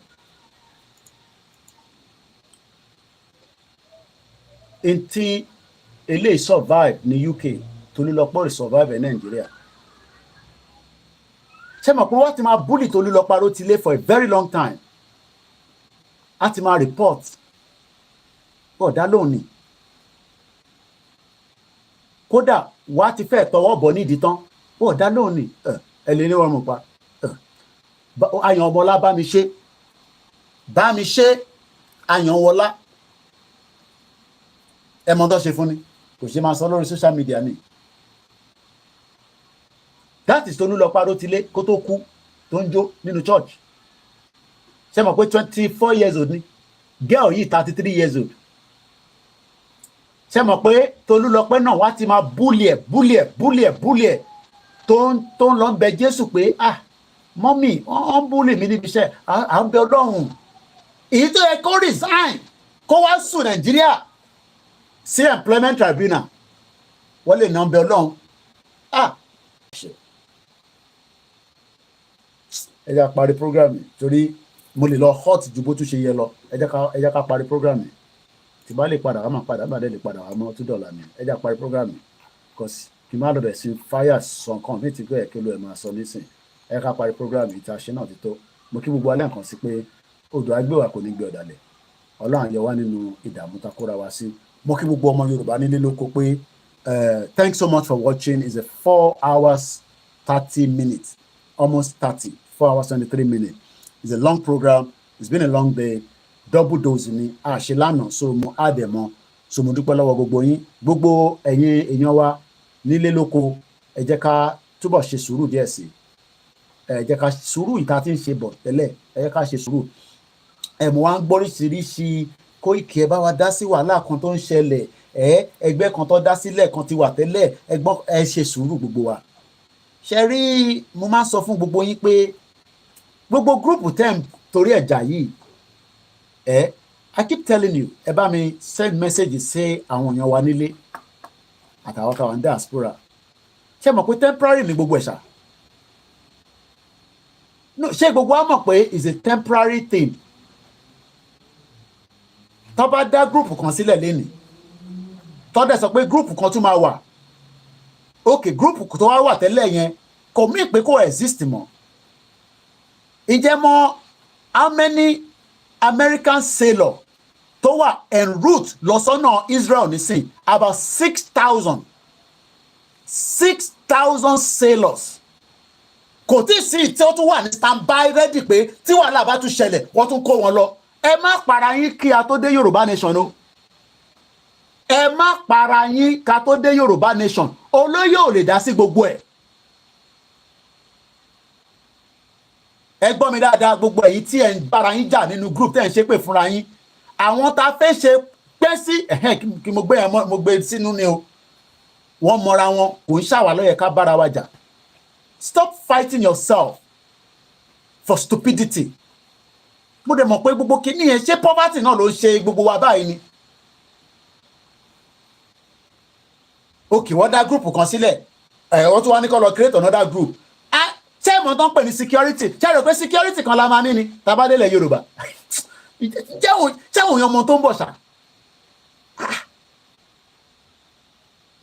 So ẹ̀yin gbà tẹ́yìn bá ń jà nínú group nísìn àwọn tó ti join Yorùbá nation kí lẹ rò pé kí lẹ máa ṣe fáwọn ẹ máa lọ gé orí wọn bọ́lẹ̀. Àní 6,000 American sailors wọ́n ti wà en route pẹ̀lú àwọn ọkọ̀ tó ń jagun bí ṣe bá ń sọ̀rọ̀ báyìí nísìn torí pé wọ́n mọ̀ bóyá Iran máa attack Israel. Ìyẹn lẹ́yìn wá fẹ́ para yín fún. There is a room for everybody. Eléyìí ń ṣe Nàìjíríà now. Gbogbo yín lè ṣì máa decide ibi tẹ́ fẹ́ ẹlòmíì gan kò ní ṣe sójà inú ọ́fíìsì ló ti máa ṣiṣẹ́ ìwọ ló kàn rò pé sójà nìyẹn nísìn ó ń ṣe sójà ọmọ ogun o gbogbo yín kọ́ lẹ máa jọ ọmọ ogun ṣé mọ àwọn ọlọ́pàá tó ń kó síta nísìn tó wọṣọ tó ń pè ní CID torí gbogbo threat àwọn òyìnbó tó ń ṣe gbogbo òyìnbó àwọn far right wọ́n ti da as many of CID síta tó bá ṣe mẹ́rẹ́mẹ́rẹ́ wákọ̀ súnmọ́ ẹni hello kó tó máa sọ̀rọ̀ báyìí wọ́n ti di mẹ́ta. So some of you will be working in the administrative and some of you will be doing more. Ilẹ̀ pọ̀ fún gbogbo wa láti jọ gbé ẹ má ti para yín ká tó débi tá à ń lọ ẹ ṣe sùúrù. Ẹ jẹ́ ká ṣe sùúrù fúnra wa. Tí ẹgbẹ́ kan bá ti wà tẹ́lẹ̀ tọ́dẹ̀ ní ẹgbẹ́ kan tún wà nísìn why you want to kill yourself for that? When ṣé ẹni tó wà ní Lagos state náà ló máa wá bá yín jà ní Ọ̀yọ́ state kò possible. Ṣé ẹni tó wà ní Kwara náà lè máa ní kó wá jà ní Lagos state kò possible. We're talking about a country. A sọ̀rọ̀ NURTO. So some of you ṣé mọ̀ pé each embassy láyé wọ́n ní military attaché èmi ti pàdé gbogbo wọn rí ni. Embassy kọ̀ọ̀kan wọn náà tó ń control tó yẹ pé tí wàhálà bá ṣẹlẹ̀ ní UK nísìn tí Nàìjíríà máa defend gbogbo embassy àtàwọn staff tó wà níbẹ̀ àti ambassador.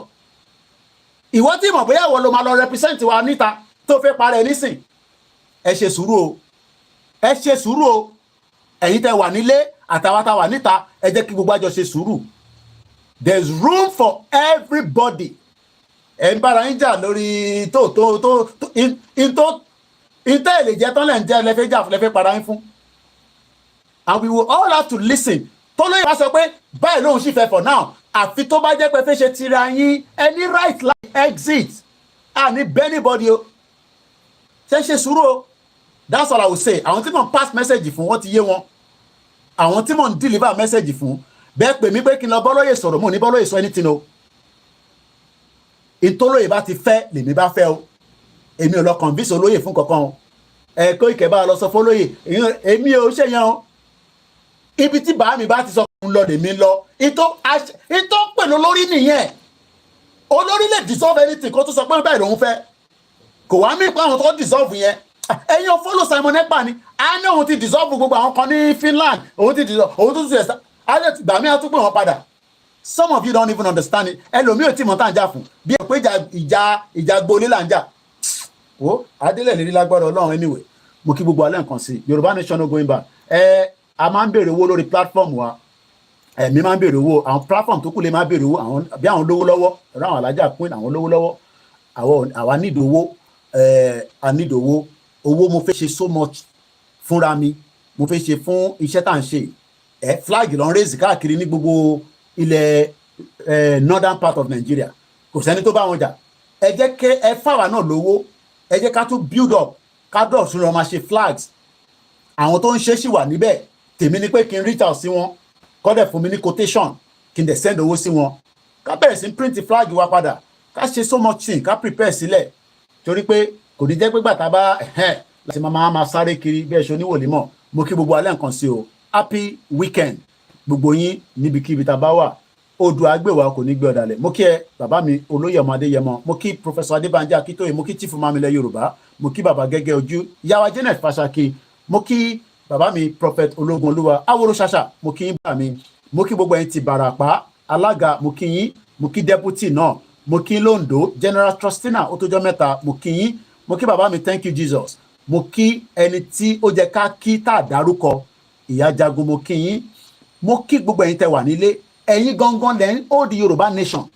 bóun Koiki máa pariwo láti bíbà tẹ́ bá sọ pé ẹ̀ṣẹ̀ kankan kò sí nǹkan tá lè ṣe sí àkọ́ máa gbó náà nínú àbí a máa gbó ni bọ̀ nígbà tẹ́yìn ti sọ pé ó ti yá tá a bá ti rẹ́dì èyí náà tẹ̀lé wa mo kí gbogbo ẹ̀yin ti Òfìkì àwọn yẹn dúró dáadáa mo kí yín ní gbogbo Kwara ní Ọ̀fà Kogi ní gbogbo Ondo State mo kí gbogbo apáta láì yọ ẹnìkankan sílẹ̀ mo wá kí àwọn diaspora àwọn máa ń náwó ni náwó làwọn iṣẹ́ lẹ̀ ń ṣe lóòótọ́ bọ̀ ẹ máa kó sú wa ṣe rí in tó lóṣèlú fẹ́ ṣe ni pé nígbà tẹ́ bá náwó yẹn tẹ́ ẹ̀ rí result ẹ̀ pull out bọ̀ wọ́n mọ̀ pé result máa jáde gbogbo tó ń play out ní north nísìn ara result ni wọ́n ń ṣe marabot lé wa lórí but àdúrà táwa náà ń ṣe à ń suppress ẹ̀ mọ́lẹ̀ ẹ má yẹ ká dákẹ́ àdúrà ẹ jẹ́ ká dúró tán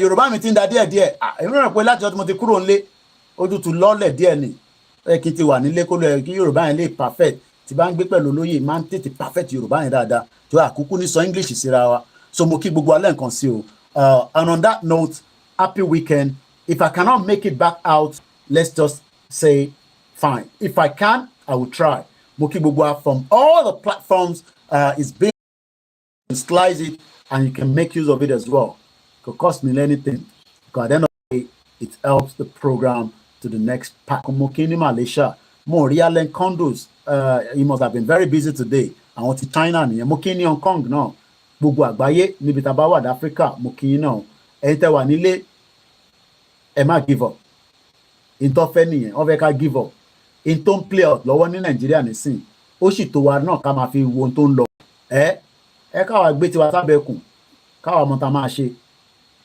olóyè voice kan lásán ni coordinator lọ gbóhùn síta lọ gbóhùn ìgbẹnu sí alùmọ̀rúfin ní gbẹnu sí mic ó yá ẹ̀yin náà gbẹnu sí mic so èmi náà ti gbẹnu sí mic látẹ̀ nǹkan alájà pín ara mo kí Dr. Zabi so gbogbo ẹni tó bá sì fẹ́ support lórí bí àná máa show anyway máa try láti dé BBC lọ́la so that màá lè lọ ṣe fídíò yẹn à lè ní náwó ní content láti lè máa lò but BBC studio yẹn ẹ jẹ́ kí n wo postcode mo fẹ́ lọ sí gbogbo ọ̀nà tó lọ́pọ̀ yẹn mọ́ mi lè máa lọ over hot so BBC studio kí ni address wọn cause address yẹn gangan la need cause ẹni tó máa wá láti outside London okay mo ti address yẹn so that I believe is the global office yẹn so one global office ló máa ń pè bẹ́ẹ̀ BBC one global office màá ní káwọn ọmọ ẹ̀jẹ̀ nǹkan postcode yẹn síta so màá ní káwọn ọmọ yẹn kọ́ make sure pé the next flyer tá a tún máa ṣe á ní lọ́wọ́ á wà nínú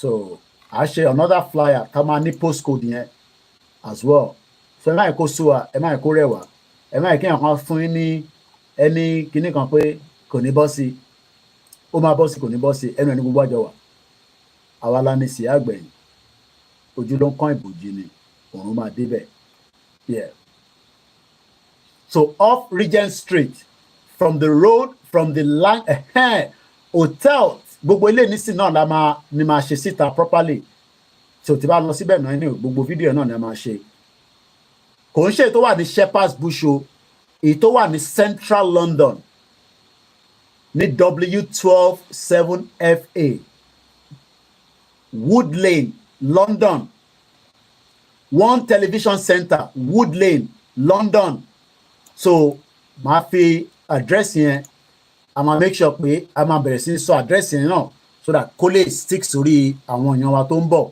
kó má bàa gbàgbé ó wà very very very important kí gbogbo wa ká ní address yẹn ká kọ síta so a máa make sure pé address yẹn ó ń jáde mo kẹ́yìn tẹ́ wà ní Oman náà mo gbàgbé yín gbogbo àwọn olóyìn náà fine díẹ̀ báyìí at least wọ́n sì ní value fún foreigner díẹ̀ kò ń ṣe pé gbogbo àwọn olóyìn náà bọ̀ kí la máa ṣe sí ìlú onílùú náà ni so ọdẹ ní do as you kinní kan ní Rome ni so Ọlọ́run agbádùúrà wa délẹ̀ gbogbo ẹni tẹ́ ń bẹ ní gbogbo different ògo ọ̀dọ́ Yorùbá brother mi òkú iṣẹ́ takuntakun kò ní sọ ẹ kò ní rẹ̀ o báńkì mọ́mí àtàntí náà gbogbo ẹ̀ náà máa tó níbi tí ẹni tó ní kò ní tó ó máa tó náà ni so we will get the BBC address properly out so that ẹni tó ń bọ̀ á lè mọ̀ pé ibẹ̀ yẹn lẹ̀ ń bọ̀ o. So màá post gbogbo ẹ̀ náà, màá post ẹ̀ léraléra pẹ̀lú address nísìn so that anybody that is coming knows where they're coming as well. Koikimedia, bringing the world closer to your doorstep. Have a very great afternoon and a great weekend. At least a lọ́ṣẹ̀ party tẹ̀ fi ṣe nísìn kí yín o. Yoruba nation no going back. Bye for now. lọ́jọ́ kẹwàá oṣù kẹwàá sẹ́fẹ̀ gbọ́ lọ́jọ́ tó ń sọjọ́ ìgbé ọmọ aládìkú lóye Sunday Adéyẹmọ májàsọ́lá àdìsá aka Ìgbòho ṣá nípa bí gbogbo àwọn ọmọ ẹgbẹ́ ìfẹ́ lọ́dọ̀ àpapọ̀ Yorùbá. Ẹ má bínú, mo ti mute ara mi látẹ̀kọ́ àbí ẹ má bínú mo kàn ń sọ̀rọ̀ lọ ẹ má bínú sí mi. pẹ̀lú ìfẹ́ àti ẹ̀mí ìforihàn àgbékalẹ̀ àyẹ́sí ọjọ́ ìbí Ìgbòho fún tọdún yìí pẹ̀lú àkọlé dinner with Ìgbòho. Bákan náà làwọn ọmọ gba ọba Ògbóni àgbáyé lálejò Tajudeen Ọlárẹ̀wájú Àjàlá láti wá ṣe àyẹ́sí fún olóyè Ìgbòho lọ́jọ́ náà tí ó wáyé nínú gbọ̀ngàn ńlá ní London Kensington 179-199 Holland Park Avenue London W11 United Kingdom bẹ̀rẹ̀ látago méje ìrọ̀lẹ́ ẹlẹ́dàgó méjìlá òru. Bákan náà láti kí wa kú ìmúrasílẹ̀ ìwọ́de làmìlaka tẹgbẹ̀lẹ́gbẹ̀ ènìyàn tí ó wáyé nílùú ọba 1 million rally in London lọ́jọ́ kejìlá oṣù kẹwàá ó jẹ́ ọjọ́ kẹtàdínlá pẹ̀lú Ìgbòho lẹ́yìn tọ́láyọmí Koikimedia àti kan lára rẹ̀ ó máa ṣàkóso rẹ̀ pẹ̀lú ọ̀kan ọ̀jọ̀kan àwọn àlàkalẹ̀ ìrọ̀rùn nípa bá a ṣe máa fi ọkọ̀ àjàgbé ńlá ní London round bus sí àwọn àgbààgbà àti àwọn abarapá gbogbo láti BBC in Oxford títí tí ìwọ́de ó fi parí sí Paris Trafalgar Square tó bá wá di ọjọ́ kẹtàlá ọjọ́ kẹrin dinner with Ìgbòho láwọn máa ṣàbẹ̀wò lọ sí ìlú Manchester gan fún ẹ̀kúnrẹ́rẹ́ àlàyé síwájú sí i láti dá sí ètò ìfọlọ́ndúnlé ẹ lè gbé tàbí kẹ́ WhatsApp Ọláyọmí Kóìkì lórí +447-594-050-979 yàtúbí lórí +447-570-320-030 Tóyìn Ọláoyè lórí +447-896-018-064 lápapọ̀ ọmọ Yorùbá àgbáyé pátápátá ní àwọn ẹgbẹ́ ìfọlọ́dún àpapọ̀ ọmọ Yorùbá fẹ́ kí ọmọ aládìgbò wípé ẹ kú ọdún ẹ kú ìyèdún àti ìsàmọ́dún àsàmọ́dún sẹ́ẹ̀mí ìtayàtọ̀mọ́ Yorùbá wọ́n ní mídíà ló ń kéde lórúkọ gbogbo ọmọ Yorùbá pátápátá. Lẹ́wà fún ilé ìbí wa kàgbéga kàgbéga kàgbéga fàyè rí ìgbàgbọ́ wa ní pé ìbẹ̀rù làwọn mọ́ ká ṣiṣẹ́ ká jọlá ìṣọ̀kan tómìnira ìkẹ́jẹ́ ká máa lépa tẹ̀síwájú ọkọ̀ ire àtòhun tó dára ọmọ Oòduà dìde bọ́ sí ipò ẹ̀tọ́ rẹ̀ ìwọ ni ìmọ́lẹ̀ gbogbo adúláwọ̀.